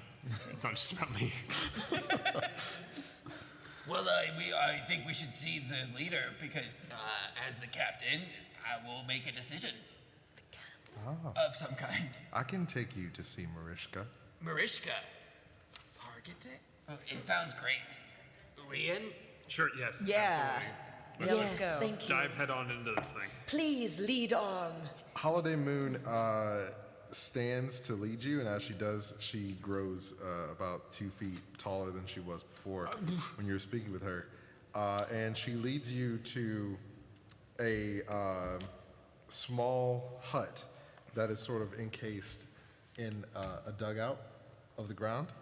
And as you walk in, you see someone who is using some of the sap from their hand to heal another villager. Whoa. I rush over. That's fascinating. What are you doing there? We use the spirits of the planet to repair our damaged wounds. Oh man, The planet provides. that's fascinating. Like, can I learn to do that? Is this something special to your species? And I start rattling off a bunch of questions about this. So, as you ask, can I do that? Marishka reaches out her hands toward you, and she says, if you believe in the spirit of the planet, it shall provide. And this is the shaman. Well, I don't really.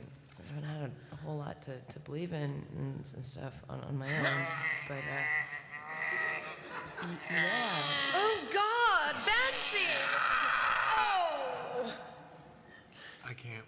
So, as you... You believed too hard, darling. As you believe with all of your might, You decidedly did not have eggs. suddenly sap starts to rush out of your eyes. Oh my god! It's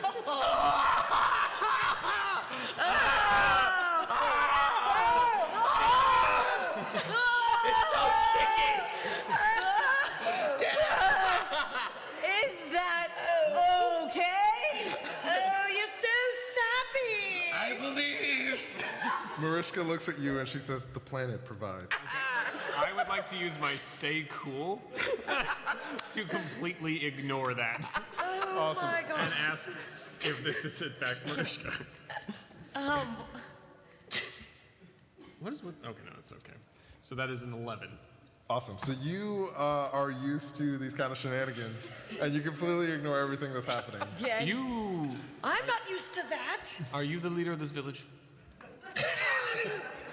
I am the voice of the planet. Great. The chosen. I guess that's higher than the leader of the village. Hello. Hello. It's an honor to meet you. Hello. The honor is ours. Thank you for joining us. Oh my god, are they collective intelligence? Oh, I don't know. you can't just ask if you're in a collective I wasn't gonna ask. I just. Oh, suck it up. As you start to wipe the sap away, some of the other villagers notice that you're unhappy, and they start to bring you towels, but all the towels are made out of bark. Oh god! It's just leaving sticky bark. Okay. Don't you always carry your towel though? We've come here looking for a tome. And it would probably be better because this is only going to get worse if we just figure out the information. I see. You seek the tome. Yes.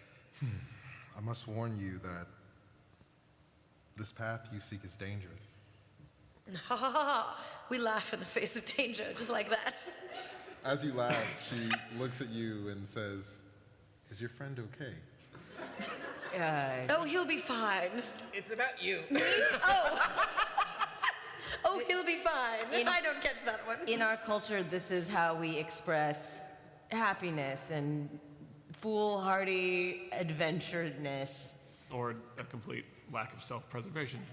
She ponders for a moment. Yeah. It sounds weird when you do it.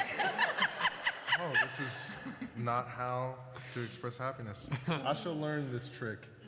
But in the meantime, she snaps her fingers and another villager who seems to be like some apprentice of hers comes in carrying a scroll and hands it over to you, Daydream. And Mariska says, this shall guide you to what you seek. Thank you. Is there anything that we can do in return? We seek and want nothing. The planet provides everything that we will ever need. Good for you. I really wish we had more days where we just asked for things and it happened. It's just unusual. The rest of the, universe doesn't work like that. So as you say unusual, she touches her face, and you feel like for a moment she kind of trails off, lost in thought. Are you okay? Oh, I'm sorry. I lost myself for a moment. We saw. I couldn't help but think that maybe I used to be usual. And as she starts to contemplate this, Holiday Moon rushes over and it's like, I believe it's time to go. Mariska is very tired. It's been a long day. No. That sounds right. Let's go. Yeah. She shuffles you out. But I would like to read a situation again and use my gut feeling about a situation or a person, sense if someone's lying and whatnot. Awesome, go for it. Because that was suspicious. This is upsetting. You know, you're leaking. It was a 19. What? 24. Awesome. So you get the sense that not everyone who is here came here together, and not that these people weren't always here. Great. Yes. I won't I guess we go tell to you all this now. We should go outside. are we gonna become tree people, Maddie? Is that what's gonna happen? No, we're not gonna let that happen to us, dear. Does it hurt? I don't look good with twigs. Does the sap hurt? Not really. It was disconcerting. I found the ship. Wait. What? Yeah, we parked it here. Yeah, but I didn't forget this time. Oh, Found it. So as you look at your ship, you notice in the horizon that there seem to be 4 to 5 other ships that are headed toward where you are right now. Oh, dear. Oh, that other problem we didn't deal with. Oh, right. that one, yes. Oops. Do you think they followed us? Well, I'm gonna open up the scroll really quickly. What is it? What is Where are we gonna go? So as you open the scroll, you see that it's a map of this village, and underneath the hut that you were in where Mariska was, there seems to be some sort of tunnel that leads to the heart of the planet. What do you got? It's a map. There's a tunnel under here that will lead to the heart of the planet, which apparently we need to get to. Like the mystical heart of the planet, or like the literal? No, I think this is like, I mean, I don't know the actual, I'm not a geologist, I don't know the actual term for the molten core of the Have you ever the had planet. Wait, I played a geologist in a movie once. Let me look. Oh, Maddie, that's not the No, same. that's as being definitely an not the actual- same. Okay. Yep, I was all just right. checking. But it's okay. Good hustle, good hustle. Thank you. Does this look like the job for some more heavy machinery? You search your mind palace. I got one too. It's a hut in the back. It's an outhouse. You feel like if you used heavier machinery, it would be faster. Yeah. But it could be very dangerous. Right. We should use wait. heavier machinery.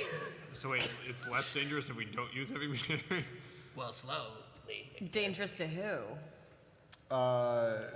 And you look into your mind palace. Oh, I want to go into mine. And I'm there. And you think about how you humiliated Banshee earlier, and you consider that if you use your heavy machinery, there's a possibility the village will be destroyed. Oh, Jesus. It's fine. They're evil. Banshee. What? Get out of her head. Oh, sorry. Wait, I'll who's be in the our? outhouse. All right, if we use heavy machinery, the village could get destroyed. What if we evacuate the village? That still wouldn't save the village. Yeah, but there are trees like everywhere. You can't like evacuate buildings. And the planet provides. They don't need anything. As you say that, everybody in the village is like, the planet provides. Oh, they heard me. Oh, that was fun. Look, I hate it here.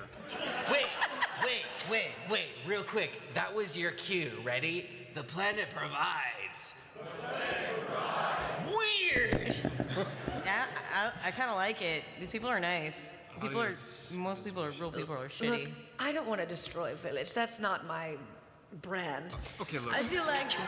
Look. I'm just saying. I'm gonna put it out there. Considering how the rest of today has gone, what if we just walk up and ask to go to the hallway underneath the hut, and we might just be able to walk down there and cleanly pick up whatever we need and then leave again. Okay. I mean, that's wonderful, but I also don't want to end up like No, that. neither do I, but like our day's been going real well. Let's go. All right. All right, so let's go. Let's just find the tunnel. Awesome. So you start walking toward the hut, and Holiday Moon stops you and is like, "Do you require assistance?" Yeah, I think that, yeah. No, I think we got it. We were just going to the hut to go to the heart of the planet. Oh. She opens up a like cover of revealing a ladder. Oh, yeah. This leads to the heart of the planet. Thank you. That was convenient. We didn't even need a map. I was totally... Anything else we might need to know about down there, maybe? It's rather hot. Ooh. Oh, like, Okay. oh. We're in our suits, so we're good. Right? No, like hot. I Like, don't understand what your suit is. Oh. no, it's like the core of the. It's hot. So Like hot. we might need some machinery. Yeah. Oh dear. Hey, how fast can you guys like leave? Why would we want to leave? Not if you want to, just like hypothetically if you had to. I'm just saying, you know, the planet might provide Elsewhere.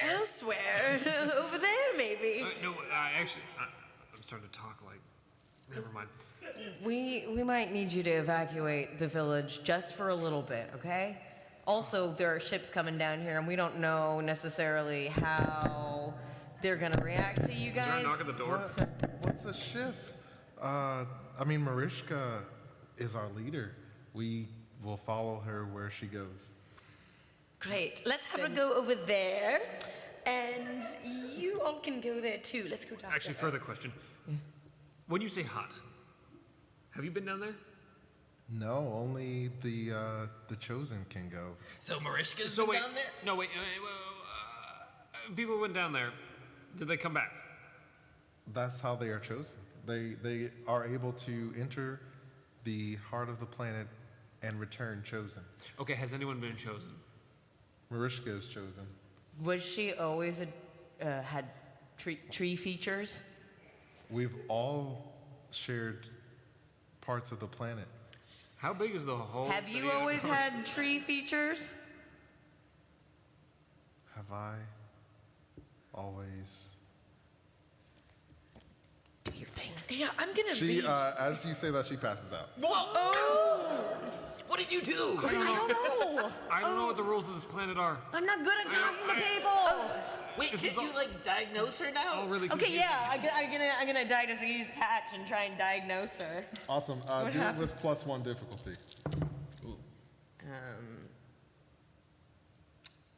15. Is it 15? 15. Awesome. So you start to diagnose her, and you discover that some of the branches that are extruding from her, when you break them off, it seems like they. Do that? Well, you're For just science. you're investigating, and one of them snaps off by accident. Don't do and it doesn't grow back from her Quick, flesh. get some glue. It grows from another place where another branch is. So it seems that the branches are not coming from inside of her, Oh, that's good. like hair. Like hair. Oh. How big is the hole to the pathway? It's big enough for 2 people to go at once. Is it big enough for us to go down there with our heavy machinery without destroying the tunnel? No. All right, got it. Great. So are we still gonna talk to Mariska? Nobody's stopping us. Oh, I have an idea. Why don't we just ask Mariska to go down there and get it for us? Mariska. Mariska. No, shh. It's a sh sound. Mariska. There you go. Already going. What? Oh, she's already survived it. Can she just go down and pick it up for us? Well, she seemed a little. I'm assuming. Wait. Isn't Holiday it a she? Moon is fainted. Mariska's fine. She's just napping. I said. Is it a she? Did we notice? Did we say that? I don't remember. So, Holiday Moon has fainted, and as you are standing over Holiday Moon, Banshee walks toward Mariska solo, and as you walk into the tent, you notice that Mariska seems to be very tired. She's like leaning over her table. Hey, do you need like a coffee or something? I'm not sure what coffee is. Oh, do you need like Oh, and I take a stim pack and I jam it in. Oh my. Whoa! Yes. You need this? What is this new vigor I feel? Oh, it worked. It's a stim pack. Oh, you It's just did it. fascinating, All right. actually. What really happens is a chemical reaction between a bunch of components that'll give you a bunch of pep for, say about 30 hours. Wow. 30 hours. So you're not going to be sleeping for a while. Once after you stab the stem pack in, she sees the stem itself, and she turns her finger into one of them, and it's filled with like the sap honey stuff that was coming out of Banshee's eyes earlier. And she says, "I like this." Oh my! What is this place? Oh, we just make her an addict. So wait, you've been down in the hole and saw the heart of the planet? Oh yes, everyone who's chosen has to go into the heart of the planet. Okay, yeah. Great. I'm going to charm you. Does she look like she's been burned at all? No, she does not. All right. I want to convince my receptive audience and use leverage to smooth talk someone, which basically I'm going to just ask her to go down for us. Awesome. Do a flat d20. Oh. You know, one of those flat d20s. A 9. Awesome. So, as you bring up the idea of Mariska entering the heart of the planet, she says, "I can't. Well, why not? If a chosen returns to the heart of the planet uninvited, we will be undone. Could you invite us? How do we get invited? Only the planet can invite you." Oh. Could you invite us? As you say that, more sap starts. No! Whoa, gross. Sorry. He leaked on me. Get it off. Get it off. Oh, Maddie. I'm just gonna walk out of the tent and I'm gonna go look at the ships that are coming. Awesome. So, Figment, as you walk out of the tent, you notice the ships are no longer in the sky, so you assume they've probably landed. All right, Mariska, Susanna. you might need to evacuate yourself and all your people just in case. This is our home. We shall not leave. Like, not the moon, just this specific place. Yeah, just take a walk outside the village, maybe for a couple of hours, days. Like, yeah, maybe 30 hours. You have some new vigor, right? 30 hours. Take a walk. I do feel better than I have in years. Oh, great. Why should we leave? Because it might get destroyed. Our home is in danger? Yeah, didn't you see a bunch of ships? I don't know what ships are. Uh-oh, go. You gotta get out of As here. you say that, she walks out of the hut behind where Figment is standing, and a wall of troops starts to march. You can see them marching toward the village in the distance. Oh, darn it. I go invisible. I'll be like, Figment, what do you... Oh, crap, where'd he go? So Figment disappears, and Mariska pulls a branch off of the hut, and as she does so, the hut starts to deteriorate. We'll get out of it. She says, "We shall take your advice and relocate." Good. Good, I thought great. you were going to say stand and fight, bad choice. Yeah, you gotta yeah, go. We are not fighters. We wish you well, Mariska. Tunnel? Yeah. Listen, I think it's time. And I like pull out my Omni hook, and I imagine it like a big 80s cell phone. But it's basically like a tricorder type of thing. And I just go like boop, boop, boop, and we're getting some mechs, because it's time. Awesome. So as you type in the code, boop, boop, boop, your secret code. It's just 111. It's mecha time! You hear like a soft whistling in the distance. And then like right on the town park, where you assume is probably some religious monument, boom! Your mech comes crashing in out of the sky. Yes! Oh. So on that one you see Tokugawa, which is a Banshee's mech. So for Tokugawa, for each of the mechs, these are sort of examples of each of the different companies that you can see in the game. And I'm very excited for this one. So you see, do you have a picture of that one or no? We do not. Okay, so basically it's like a giant suit of armor that's come down with 4 arms with like flaming laser swords in each hand. And Banshee sort of runs over, and you can see that he's so excited about all of this as the soldiers are watching this display. And the toe of the robot sort of opens up as he shambles up inside. Awesome. You rush into your robot's toe. What do the rest of you do? Oh, shoot. All right. But wait, did you call all of ours, or just yours? Right now, Banshee has just called his. How rude. Oh, I'm ready. All right. Go back to the ship and get my mech, I guess. I don't have a You can't call it? Can we call her? Do we have call her? So as you're standing there, the toe of the mech opens up again, and my Omni hook just chucks. Oh, great. There it is. So Banshee throws out the Omni hook, and as he does, one of you picks it up and presses in the deploy all mechs code. There we go. Yeah, can you do that one next time? I can't remember it. And then, doom, doom, doom, three more mechs come crashing into the now destroyed village. You see Mariska and all of the villagers on the horizon, like leaving the other way. That's good. The planet will provide. They did that so fast. The planet provides. Yes, oh dear. They call from a distance. And as you all enter your mechs, we are now in combat. Ooh. Do you want to describe your mech? Yes. So my mech is the Gorgon, what you'd expect a mechanical Gorgon to look like. Very alien-like and mechanical alien feel with legs and 4 arms and basically a Gorgon.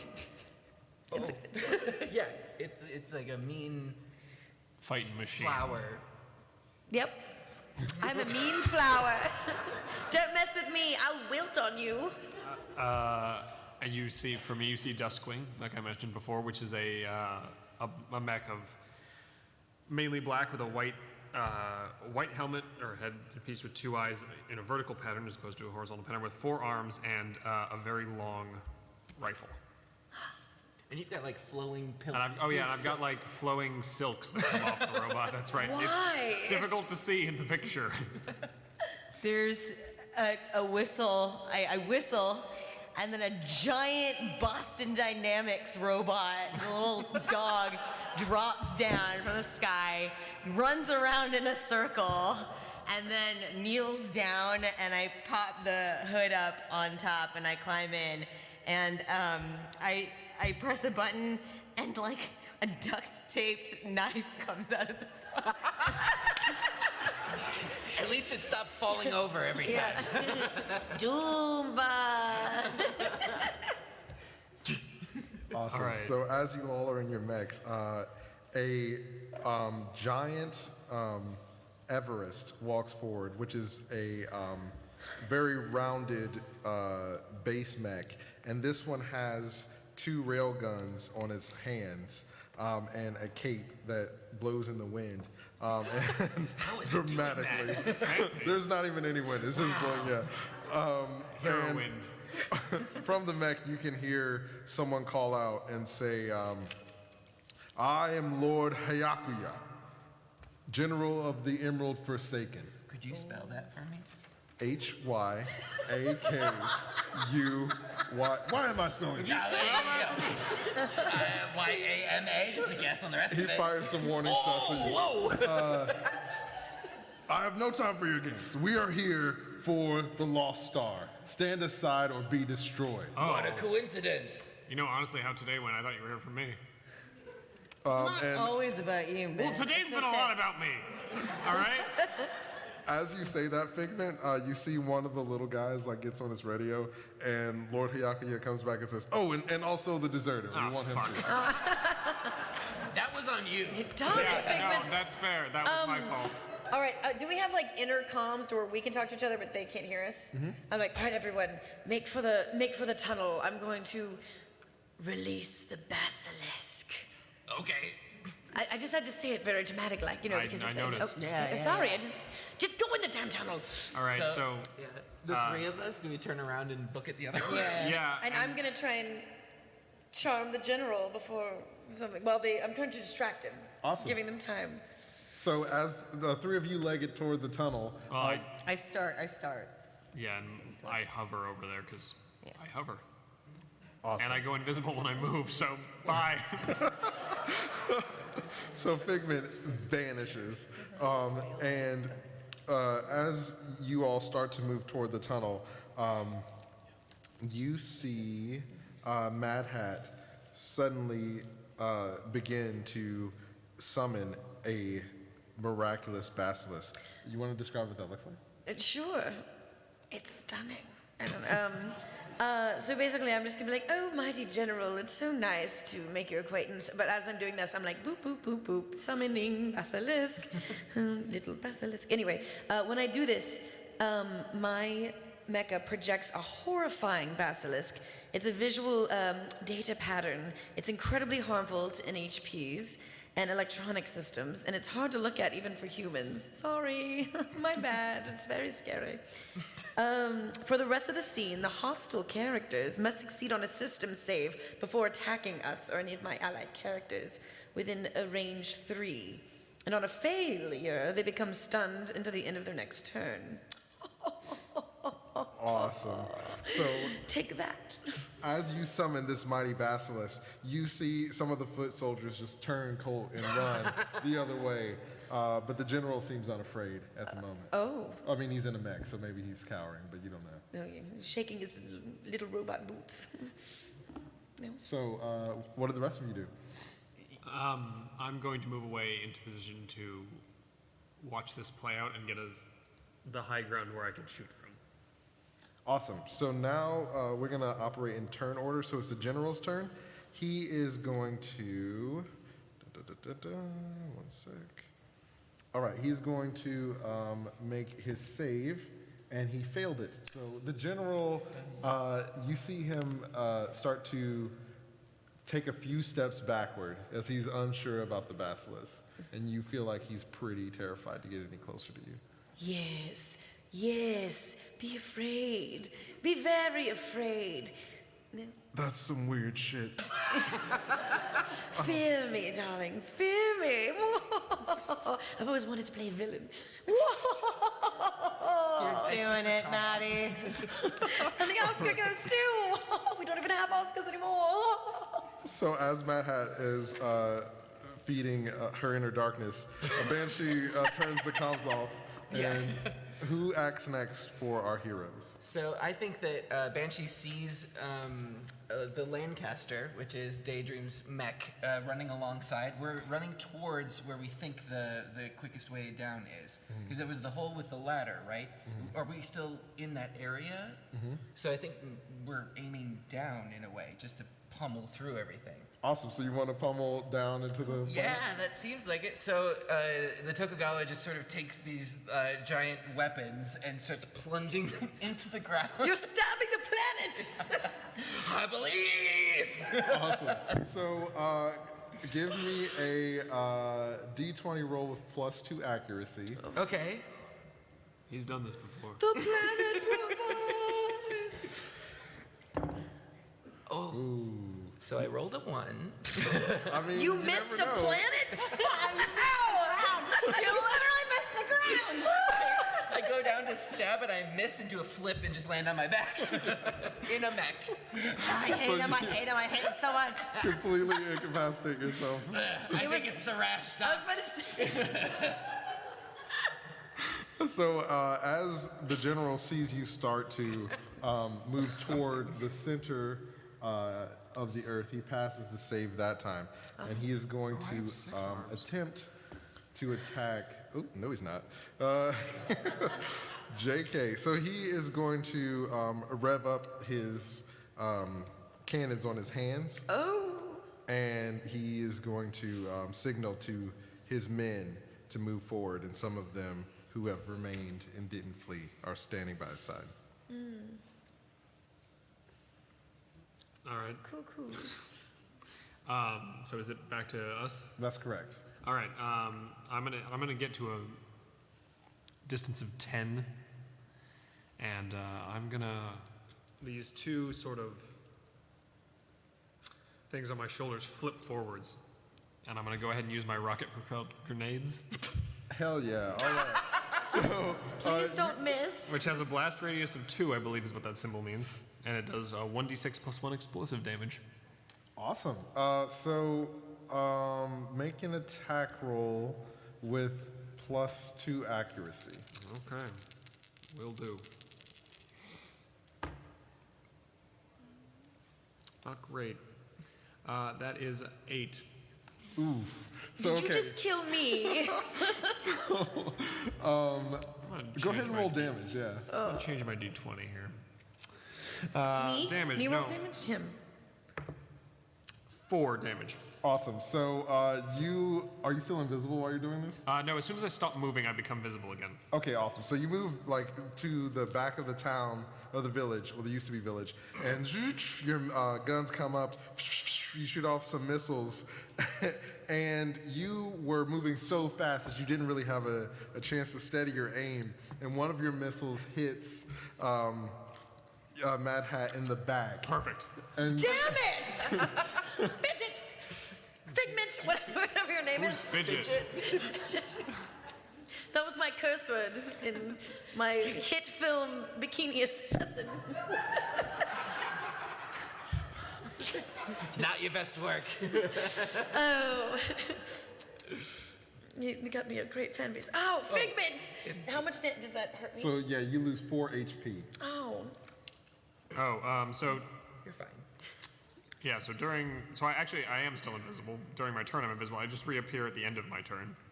Awesome. So I flip you off in my. I also left, as I was leaving apparently, I left a bunch of after images of me. So there's like a bunch of these after images sitting all over the place, and I count as invisible during the next time I'm attacked as well. Hell Flip yeah. all of them off. All of the Figments. There's just a bunch of copies of a robot all over the battlefield now. Yeah, there's so many Figments everywhere. Okay, cool. So the general is going to. Oh, no, he's not. He is going to see you and get a good look at you, Mad Hat, and he's going to say, were you in Bikini? Dang it, I knew I Loved that movie. Well, yes, I was. No autographs, please. It's a little embarrassing, really. I put that film behind me. And he, But like, thank you. He starts chatting with his men about how awesome that movie is. It's great, thank you. And now it's the hero's turn again. What is happening? So we were trying to dig down. Is there anything that comes to mind? Since you can't I can't really hit the ground.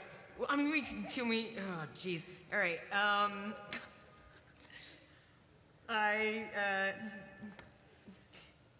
So you can make a D20 check to dig. Okay. You don't have to have a trigger for that. All right, cool. Yeah. So and since your mech is like has a quadruped. Yeah, it's a quadruped. You can do it with plus 3 accuracy. And I would like to assist then, just Awesome. to help out. So then plus 4 accuracy. Oh no, I'm sorry. That's not how that works in this game. So you get plus 3 accuracy, and then you roll. Yeah. And then we add that. So then add the roll of 3. You said plus 3 accuracy, correct? That's correct. So roll those 3. 18. Awesome. So I can't roll anything today. Daydream comes over and easily starts to tunnel into the ground. And as you do, with every mechanical paw that digs deeper, you hear a from the planet. I don't think we were supposed to do that. Oh, that's not good. That's not good. That's not good. That's not good. No, I love this song. Is the planet angry? Can I know that? I think the planet's angry. Oh God. Okay, maybe we should stop. We should stop. We should stop. Yeah, if you say so. I don't know any better. There we go. Okay, so yeah, that was going into the stumped him slammer. So the general is still like going over your past filmography. Oh, yes, He's yes, like looking yes. up future IMDb. Oh, yes, well. Why was I worried? Why did I also did all my own stunts, if you believe that. Would you like a picture, darling? Yeah, Is that okay? I Yes, know we're, of like, course. trying to Yeah, I'm kill gonna each get out of other, the mech. Let's take it. If you get out of your mech, I'll get out of mine. Come on, darling. Oh yeah, of course. Okay, great. Let's take a He picture. opens up the hatch and I like, shoot starts him. to run. No. Oh, okay, you can if you want to. I will, and I do. But I was also going to take out one of my feathers and do the same thing. We can do it at the same time. Great. I'm shooting a gun. Shoot him with the gun. Okay. And then that is +2, so 11. 12. Awesome. Roll damage. Pure chaos. Yes. 7. Okay. Oh, +3 fire. The general opens his mech and he's like, "Oh my God, I'm gonna get a picture." And then you, from laying prone on the ground, you pull out your rifle and shoot directly into his cockpit. Oh my God. Boom! Eviscerating him and sending his cape in flames, covering the rest of his men. So they're all on fire at the moment. This is what I meant. Like, why am I even worrying about anything? Today is just going great. Like, unusually so. And then I'm just gonna slowly put my cover back on, like, okay. Thank you. No pictures, please. There's one soldier left, and he like puts his selfie stick away and starts to walk the other direction. I like sign something and like have it like burn, So we're drop from the top. So we're good. We're good to go then. Well, got him. So. Did you keep digging or did you stop? I kept digging. Oh. Awesome. So you've reached a point now where you can see clear down into the core of the planet. So you can move into there if you would like. Oh, okay. Should we go down? Yeah, wait, hold on. Let's get into formation. And you see the Tokugawa, like, do that cool breakdancing move where you, like, I hate it when he does this. But he, like, does I call it the reverse worm now. Does the reverse worm up onto the Lancaster, and I'm riding her. Awesome. And we start the docking procedure. Awesome. Then there's an anime sequence where we transform. I was just about to say that. No, that's awesome. So you. And he couldn't even hit the ground.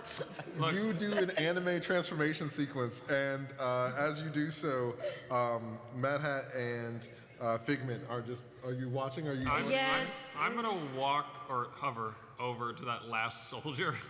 He's just there.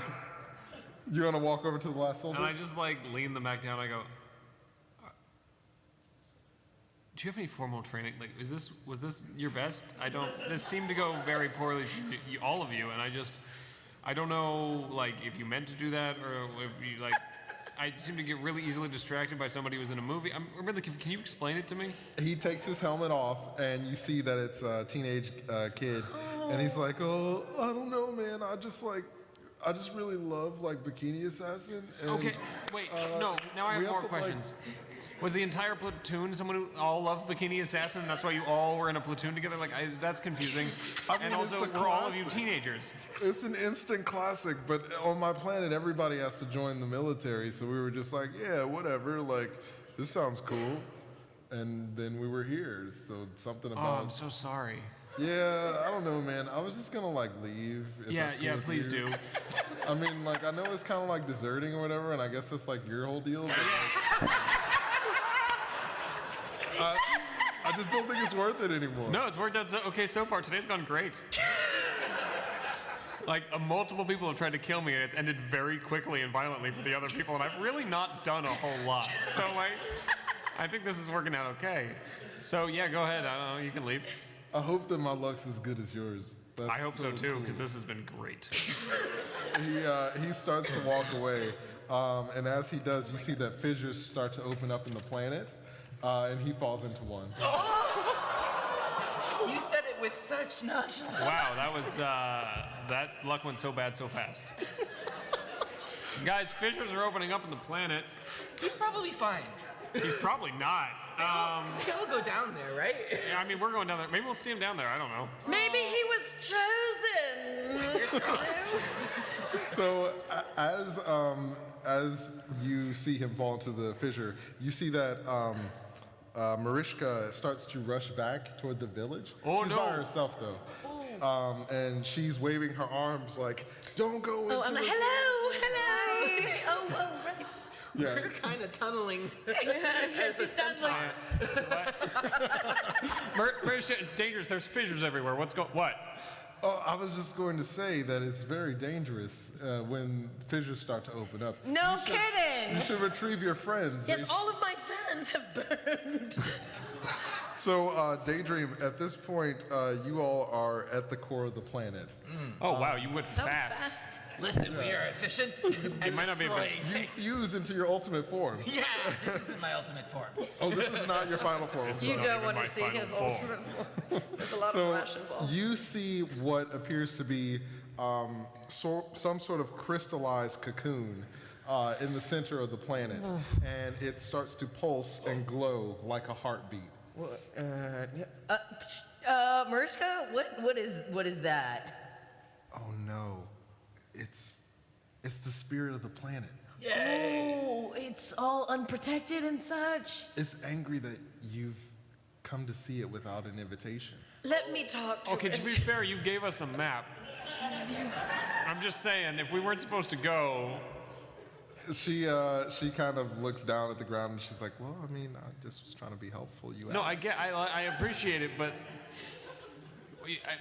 what were we supposed to do? Yeah, it was kind of an invitation. I thought that was the invitation. You were very cryptic. If I'm being honest, people usually get the map and then they die. So I was like, it's not really my Wait, problem. the map Did killed you them? think we were gonna die? Is that why you gave it to us? I mean, I was kind of, yeah, that's what happens to everybody. So it's nothing personal. I was just This thinking. planet sucks. Oh, I don't know. Should I shoot it though? And I'll aim Wait, a the gun core? at the heart. Yeah. No, dear. As you aim your gun at the heart, you hear a voice say, "Who enters my chamber?" Captain Banshee. Oh, this is like Captain. a talk like that kind of thing. I am Gaia, giver of life. Gaga? I am Banshee, destroyer of things. And I shoot. Awesome. So roll an attack. Okay. Oh no. No. I'm still on the surface. You see it. You see it. I we rolled just- a 20. He blew up the planet. He blew up the planet. So Wait. Plus 3, 23. roll damage. Thank you. What is it with the crit? Is it double damage? Let's do triple damage. It's a 'cause rock. It's a planet. Let's do it. That's 30. 30. Yeah, we'll just do that. Awesome. So you fire off a round and it shoots through this chrysalis. And as it does so, the sap that was coming out of your eyes earlier starts to ooze viciously out of the chrysalis. And as some of it touches the toes of your mech, it singes the toes of your mech. Whoa, whoa, whoa. I'm protected. He's on me. So as it singes the toes of your mech. Poor luck. Banshee. Yeah, I got it. You got it? Yeah, I got it. You got what? In the He face. shot the planet. You shot. Like really well. Why did you shoot the planet, Banshee? Oh dear. We're on the planet, Banshee. So I'm standing on the planet right now. Can I give? Actually, can I shoot a whitewash sealant spray? Can we stop shooting things? It's on fire. Okay, so you want to. What's happening? So you want to put a sealant on the heart. Wait, did you go down there too? Am I the only one on the surface? No, the sealant will heal it. But as Figment mentions that the heart of the planet was shot, you see that Mariska starts to fall to pieces. Like literally? Yeah, literally. And All 6 of my arms just go, I don't know what that. Mariska fell apart, everybody. Should I shoot it again? Fell apart. I mean, sure, at this point, I don't know. I shoot it again. You shoot it. So before you shoot it again, did you want to use your patch on it?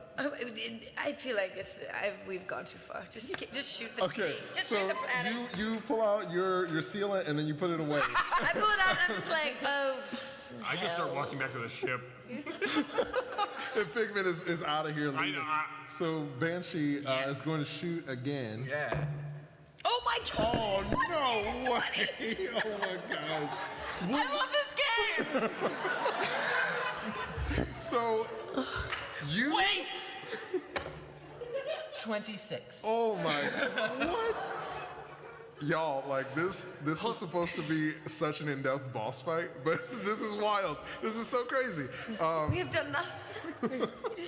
We've succeeded amazingly For someone who missed the ground, you're doing very well. I do one thing. You shoot the heart of the planet once, it starts to gush, and you're like, that was kind of fun. Yeah. So you raise your rifle and you eviscerate the heart of the planet, and as you do so, it starts to crumble around you. Gradually and slowly, and Yeah, you can you're underground right now. from the hole that the trees start to fall from the sky, the ones that were rising. I just start running to the ship. Awesome. Tokugawa's giant mech arm slaps Lancaster. Hit you. Get him. Wait, I get on the thing. Is there a tomb? Is there a tomb? I don't know. Is there a tomb? Do we see it? So there is not a perception check in this game, but make a perception check. Ooh, can we all Several people Okay. have spot. All right. You know what? I mean, there is. You know I have what? spot. I'm gonna stay cool. I'm gonna do this. Okay. Hey. Oh, shoot. 11. Side of the table is not So rolling as well as that side of the table. you are like doing the little dance to dodge the. And as you're doing so, you notice that there is a really thick book floating in the sap. Shoot. Okay. I shoot out my cable winch system, and it like latches out onto it. Awesome, yeah. You grab it, you pull it in, and now you have it inside of the mech with you. Okay. Get up. Oh, that was fast. I know 64 ways to make it look like you died by accident. All right, and then I start running back up to the surface. Awesome, so give me a couple of checks to see how you can traverse the crumbling Okay, terrain. using survive. Should I do that too? I will 'Cause I'm assist. like I think we should all going to the ship. Yes, everyone Trying to get to should. the ship. And if you have survive, you can use that. I'm going to use spot to look for things to get out of the way of. Awesome.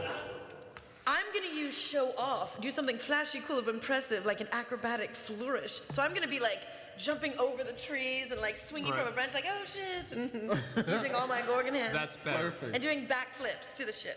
Awesome. Oh, okay. 10 22. plus 2, correct? Okay, so let's go down the line. So what did you get? 9. I don't know. A 9? Okay, we'll come back to Well, that. he's on me. That's true. He's I'm on just me. assisting. So, oh, you're just assisting? Yeah. Okay, I was gonna say you fell off, but so. Oh, well, I can fall off. That's fine. So, what did you get? 10, but if I use the 2 from show off, 12. Perfect. So, and what was your roll? 16. 16. And what about you, Figment? 22. Awesome. Okay, so as you all are attempting to escape, Banshee, you start to lose your balance a bit, but Daydream easily bucks you back into place. Do I?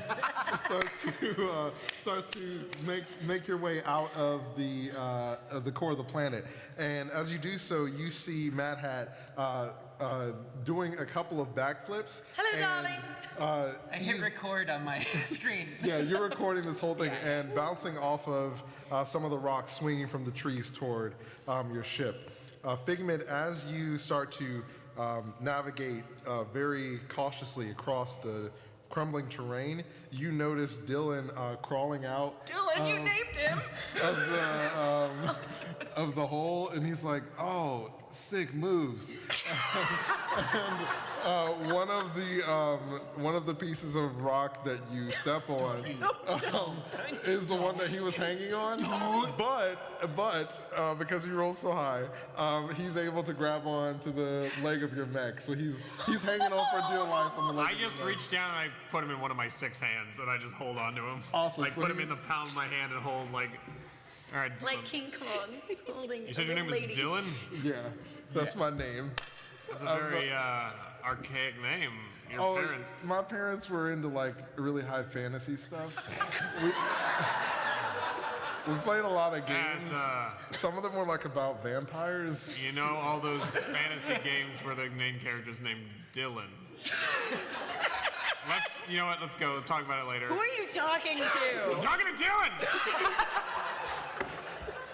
So you all are making your way back to your ship, and as you do so, the planet is crumbling behind you. So you successfully made it back to the ship, and now what would you like to do?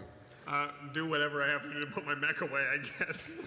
Awesome. So yeah, your mechs are easily loaded onto your ship, and now you are out of them. Just as pilots, freely roaming into your spacecraft. Who's this kid? This is Dylan. It's hey, complicated. I'm Dylan. I was like bad, but now I'm good, I guess. I mean, that's an oversimplification, but Yeah, morality's more about Dylan, shades you of came here gray on normally. You came here on a ship, right? Oh no, dude! Like we just were on that like big cargo ship, but Yeah, no. So you came here on a ship. yeah, and, like he points out the window and it's like falling into this. What the fuck is today? All right, It's Tuesday. I guess you're coming with us, Dylan. Yeah, looks like we've got an intern. Hey, how are you at making eggs?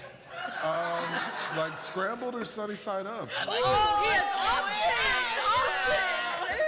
I'm not saying that I'm a specialist, but I don't have to explain myself every time. Okay, and I shoot him. Dylan, all your kidding. friends just died. I can't do puns today. Just kidding. I shoot don't know. No, but I do take out a feather and dart him, so he falls asleep. Awesome. It's Wait, all the narcotic. people are still on the planet. Oh no. Well, it's kind of gone. So as you say that, they're all outside like, the planet provides. Sorry. Oh my God. They are consumed as the Earth falls from underneath. We are horrible missionaries. Oh dear. I don't feel that bad.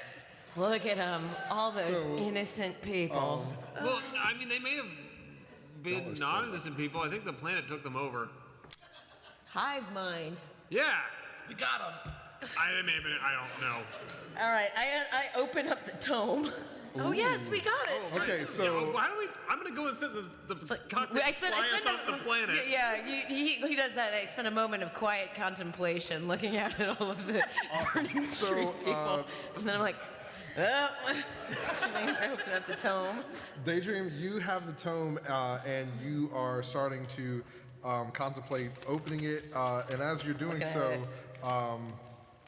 Figment, you rush to the cockpit and you start to fly the ship. And as you do, the ground breaks away from underneath your ship just as you take off. So you are in the pilot seat now. So you need to make a few checks to see if you successfully make it off the planet. I'm gonna stay cool. Or take control, whatever. 14. Awesome. So you are easily able to keep the ship afloat. You don't even sink below the planet's surface. And as you're starting to ascend out of the crumbling planet behind you, you see that some of the trees start to fall toward the ship. And you need to take evasive maneuvers. Evasive maneuvers. Stay cool. Stay cool.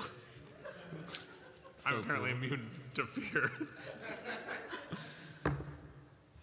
19. Awesome. So the trees start falling at you, and you're easily weaving in between them one by I've seen trees one. before. There's everybody else is getting super sick. Dylan's body is just flying all around the ship. Oh, quick, someone strap him down. Oh, my Dylan, buckle up. Have you ever been in a ship before? Oh, he's unconscious, dude. I Wait, Dylan's feather darted unconscious? him. Yeah. Why'd you feather dart Dylan? He was upstaging her puns. He made an egg bun, and I was done. And so Like an over easy egg. as you're flying the ship, there is a small branch on one of the trees, and you easily fly between the branch to show off. And you all have escaped this dying planet. And as you do, everybody's like, no, you killed No, you killed everyone. That's mass genocide, is what that is. So as you escape the planet, you see that it starts to implode on itself. And instead of exploding, it vanishes as if it were never there. Is there another black hole? Nope, it's just gone. That's weird. Oh, look, now the map's correct. Good job, Shady Sam. Fold that up, put it away. No. You put it in your collection of maps that are all from Shady Sam. Most of them were just props from films. That one was from 007, Revenge of the Clones. It was a weird time in my career. So, Daydream, do you open the tome? I'm gonna use my sort of know-how of gear and hacking to sort of like examine it and make sure there isn't any sort of safeguards on it. Awesome. So yeah, go ahead and do that. Great. 7. Awesome. So you feel like Seems fine, so I open it. Yeah, this is the safest tome. So as you open The it, safest tome. as you open it, you feel. So you have the book and you open it, and you feel vines come out of the book and start to stab into your hands. God, I drop it. Yeah, as soon as that happens, you see a metal hand clench onto it and rip it up. And Banshee has a tertiary arm that's mechanical and is now holding it. Oh yeah. So you snatch the tome away, and as you do, it pulls the branches out of your hands. So now your hands are bleeding. Ah, sorry. Oh dear. What the hell? What is that? It didn't look good. Is it cursed? Is it still kind of growing? Is it viney? So I've like What is it doing? parked the ship in space, and I'm leaving the cockpit. You're hovering at a safe distance in space. Yeah. And you're holding the book with your tertiary hand. What happened to your hands? The branches have retracted into the book. Oh, it's protected by the vine Wait, spirit. hold on. Today's been a long day. Why did we come here? We're looking for the Tomb of the Lost Star. Hopefully that's it. We didn't actually specific ask Hold on, wait. for that one. You're the only one who told me about this. So you've said tomb or tome. Which one were we looking It's for? the tome, dear. The tome. Not the tomb. Look, words are hard. Well, here's the thing. From the mission brief, I believe we were looking for the Tome of the Lost Star, which was a planet-consuming mechanism that is looking to consume a star as well as a planet. Oh, technically it could have well. So maybe we don't open that. But I'm the dumb one. So as No, you're saying it's that, been a long day. Like a lot of really weirdly convenient things have happened. Dylan So, starts to wake up as you're saying that. Oh, hey, Dylan. He's like, oh, man, what happened? Oh. Don't make egg puns, apparently. You took a long nap, dear. Hey, can you read? Yeah. Oh. Hey! So you put the tome in front of Dylan, and as you do, he's like, okay. No, don't do it! Don't do it! Do it, Dylan. I slap Banshee. I slap. Me too. You all start slapping me.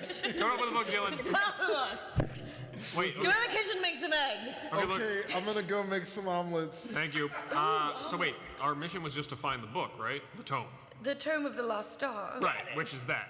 We think so. I mean, we can't really open it So to we- make sure. Well, how would we make sure anyway? It could be the Tomb of the Vines. I don't know. Hey, wait a second.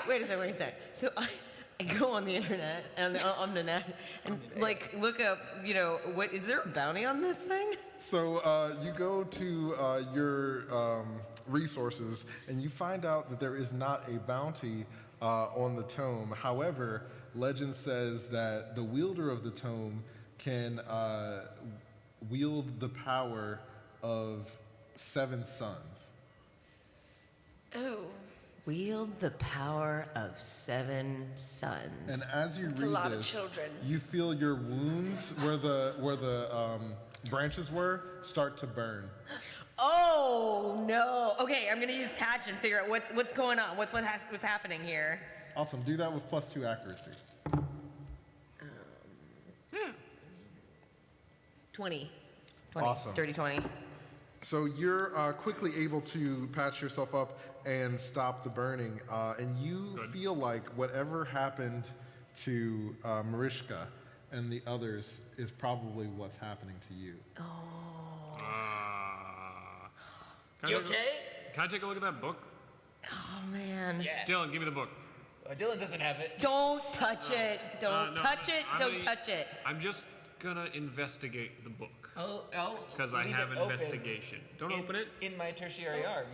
As you open it with the tertiary didn't arm, branches start coming out, and I don't close. Oh, they're like. yeah, they're flailing, trying. Close the book. Okay. I just want to investigate the outside of the book. But you can't judge it.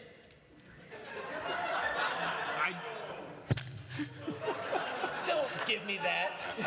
As you say that in the kitchen, Dylan's like, nice. Thanks, Dylan. I just take the book, the tome, and I'm going to investigate it.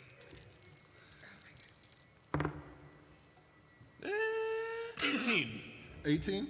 Awesome. So you, from your time in the military, you recognize this as a trap that's placed on certain redacted documents, and you believe that you can remove it, but it'll take you some time to do it. Oh, this is just trapped. What? The tome's trapped. Oh, it's a trap. So it is a tomb. Or It's a tome. It's a tomb. oh, I don't even think we're smart enough to fly a spaceship. I don't know how we got out here anymore. Yeah, I can remove the trap. I just need a little time. Great. So. do it. Oh, okay. Awesome. So We'll just sit back and wait. Thank you. Figment, you feel like this is probably going to take you overnight. Yeah, like this is like a many hours sort of situation, not like Ooh, with give him the one of your- immediacy that we usually operate. Well, it does. So I'll pull up the map that we had originally from Shady Sam. Shady Sam. Did we follow? Because this was not on there. Is there more of a course to follow? No, so it was essentially like a few red lines that you assume were drawn in like some kind of dying pen, because it's like a red line, a blue line, another red line. Right. And He then was colorblind. there's a circle in the spot He where liked to make his where own the moon pens was. filled with different colors of ink. Never mind, continue. well, we got time. Let's just. Who's hungry? Not you. You gotta work on the thing. First I gotta cook, then I gotta work on the thing. No, Dylan's cooking. Dylan's cooking. I gotta watch you destroy a planet. I gotta do a lot of Well, things. that was an accident. No, it wasn't. Whoops. So can you, Figment, can you do a check with +2 accuracy? I absolutely can. Nice. 8. Perfect. So you're like, the book is fixed. Oh god. I was actually able to do it way faster than I Yeah, thought. no, sorry guys, I way overestimated the amount of time I was gonna need, and I think I did it. Oh. Wonderful. Yeah, it seems detrapped. Okay. What does it say? Here, no. Oh, I let me do opened it. the No, book. I did. No, I grab it. I grab it from you and I open it. I took the trap Awesome. off. So as you take it and you open it, you are able to read everything that's inside, and I nothing did. happens. So as you open it, you notice that the tome lists out the beginning of time, and it foretells of the end of time. Oh, this is a really long book. I've read the similarly. This is like, how does this fit on this many pages? That's a lot of time. It's like War and Peace. It's supposed to be the abridged version. So you start flipping through because you're like TLDR, and you find a page at the end that says, "For those who wish to obtain power, simply trust that the power is within. Oh, that's bullshit. Oh, it's like a fortune cookie. You see, Dylan's been looking over your shoulder and he's like tearing up. He's like, that's beautiful. Dylan, get back in the kitchen. Yeah. Oh, okay, I'm sorry. No, I just like, this isn't your ship. Just I mean, so I examine the book and stuff. Is there anything there? Is it like a riddle or something, and there's like, literally something in the spine of the book? I look at the spine of the book. I like open the pages and like try and like, you know when you open some books and like the spine kind of. Yeah. I'm trying to like peer through it. Awesome. So you do that, and you see that there's a ton of sap in there. Oh, and gross. It starts to ooze out, and as it oozes out and hits the floor, it turns into gold. Oh! What did I say? Riddle. What the fuck is today? Like, what is this? Why? The planet provides. I hear that. Wait, did they get out? It's their spirits, man. Oh no, this is forever. Okay, so we have a book that makes gold with a shitty fortune in the back of it. I think you kind of glossed over the important part there. What, the one that makes gold or the Yeah. Well, it also has like the history of time in it. Yeah, I get, sure. Abridged. So you are going through the book and talking about the things that you can do with it. And Daydream, you remember from when you were looking up Figment's rap sheet that there was a bail on Figment's head. And you remember that you could probably clear Figment's name with some of the gold that you just got. Oh, that's convenient. Hey, this could get you out of your trouble, and we'd have enough money to fund the clinic and Or bigger screens for everyone. whatever we want. Oh, so we essentially just found a we magic got- book that solves all our problems. Yeah. Great. Yeah, I guess That's so. nice. Great. Awesome. Can you do it again? Awesome. So more gold just keeps falling out. Oh, this is great. This isn't gonna end badly at Oh all. my goodness. Awesome. So while they're all doing this, I kind of like, feel on myself, and I'm like, like use my sort of hardware and diagnostics kits, and I'm like, how long do I have? Awesome. So make a check. Okay. With +3 difficulty. Wow. Jeez. So what is that? That's a 14? No, it's 6. It's 17. Yeah, 17. Oh, snap. Okay. So you feel like you probably have at least a week before your time's up. Okay. Well, cool. This is great. Like, we can finally pay off everything that we wanted to. It's gonna be great. I mean, I want to pick up and examine the gold and look closer at it. Awesome. So do you have a check you can do for that? How are your hands, by the way? Well, It's fine. I have my enhancements. Talked about that. So I can access a comprehensive, fully interactive alternate reality interface, and then. Of course you can. Never mind. Yeah, I'm just gonna look at it. Awesome. 17. Perfect. So as you look at it, you notice that the closer you hold it to your face, the more it starts to look like transparent sap. It's fake. Yeah, definitely fake. No, that's probably, I'll bite it. And it melts in your mouth. Whoa. That seems like. Melts in your mouth, not in your hands. I don't know why I thought it would be real, honestly. So as this is happening, Daydream, in your head, you hear a voice whisper to you, "You're one of us now. And the planet always provides. The others have not seen the way. Only those who truly follow the path shall be granted the power." Daydream, are you all right, dear? You look like you've seen a ghost. Yeah. Or a bird one, I don't know. Yeah. Everything's fine. So I take the book and I chuck it at the airlock. Actually, can I? Yeah. It's fine. Can I read a situation and look for subtext motives in a person? Sure. To Do see it with, what, to see if someone's lying to me. I get a sense that something's wrong. do it with +2 difficulty. The difficulty. Okay. All right. Which means like what? -2? 16. Awesome. So you have a feeling that you and Daydream are pretty close, and you feel like there's something that is making them worried. Yeah, no shit. She just chucked it out the airlock. That thing is it's evil. It makes hive mind people. All of a sudden you hear like the thump thump thump thump thump thump of feet running away, and I'm gonna shoot it from the ship's guns. Oh yeah, roll an attack. Okay, 14. Okay, Yeah. roll damage. It's probably for the best, honestly. Yeah, a 9. Oh my gosh. Okay, so you jump on the cannons and phew, fire. The book explodes into 1,000 flaming pieces. It's so beautiful. And as it does so, Daydream, in your head, you hear, "Oh shit!"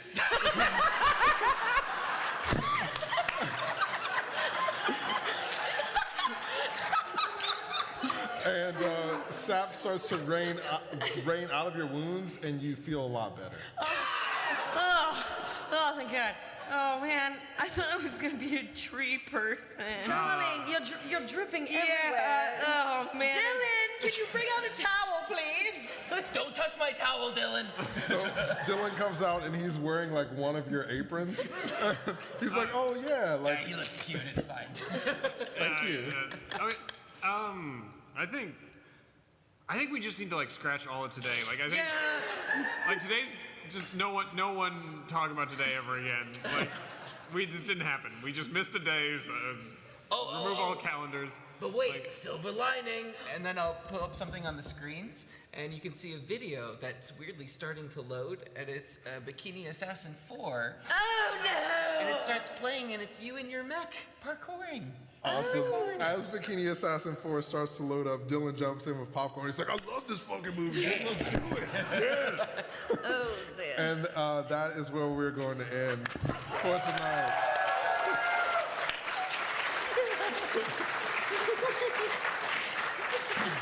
Oh my gosh!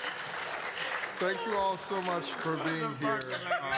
Despite this game is amazing. It was super fun. Despite this sold me.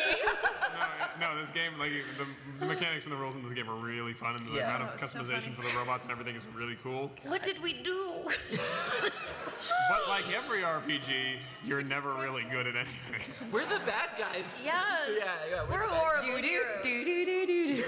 Oh my, that was So if you can't get enough of these awesome hijinks, LA by Night is actually about to start. Yeah. Pretty soon. You can check it out at twitch.tv/World of Darkness. Just like this. It's just like this. A good rollicking fun time. Everything's easy and smooth, and there's laughs. Nothing It'll be great.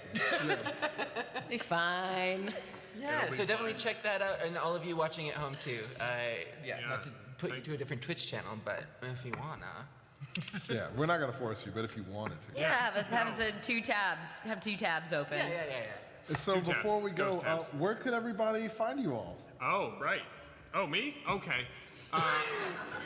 Once again, my name is Alex Ward, and you can find me on Twitter at AlexWard777, or you can find me on Instagram at AlexanderWard777. Ooh. I'm Erica Ishii. You can find me at Erica Ishii on Twitter and at the Erica Ishii on Instagram. And yeah, on twitch.tv/World of Darkness every Friday night. Yeah. My name is Bonnie Gordon. You can find me at Bonnie Bell G on both Twitter and Instagram, and you can find both of us at Library Bards. That's our nerd parody band. Check it out, yo. And I'm Xander Genre. I'm another member of the Library Bards. Yay. And you can find me everywhere at Xanderific. That's with 2 R's and 1 F. And I stream on Twitch. And this has been a blast. This has been so much fun. My name is Carmen Askernes. Thank you so much for tuning in and watching us. Thank you all for playing and being here. This was a ton of fun. Have an awesome rest of your PAX and have an awesome night. Thank you so much for being here. Thank you.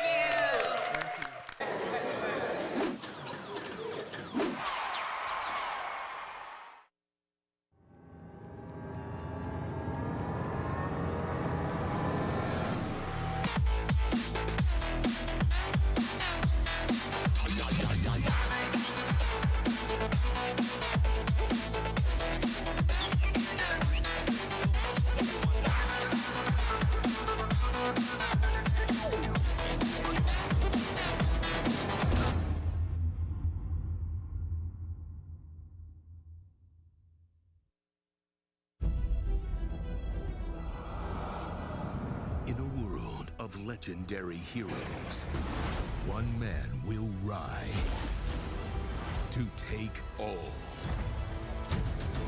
of the credit. This game has something that no one else will. Me. This is where the magic happens. Hey, can I get a coffee? I'm coming, Ian! Everybody has that game that they fell in love with because they make an impact. Those games were somebody's legacy. Well, this is my legacy. Our legacy. Our legacy, whatever. It's not my legacy. I have a BA in Women's Studies. What exactly is women's studies? It follows the experiences of women and the contributions they've made to... Inquiry withdrawn. Quick thing, I'm worried about the time. Yeah, David, I'm moving as fast as I can. It's not my fault that these watermelons don't explode like real heads. I can get you real heads. Not human. That's commitment. I built your vision. It's like you're this brilliant painter, and I'm your favorite brush. I'm just some tool to create your masterpiece. I like that metaphor, but it's not quite right, is it? Are you seriously about to noodle on my metaphor right now? I know that I can be difficult, Papa. You can't give up. We're like the Beatles. Together, we make masterpieces. I could write the lyrics and the music and everything, but it would sound completely different without the drums. Wait, I'm Ringo? Well, yeah. Of course you're Ringo. I mean, look, somebody's got to keep the beat. Oh my God! At least you brought me breakfast. Oh, this is mine. It's prescription. A prescription bagel? Legally, you're actually not allowed to ask me about Whatever. it.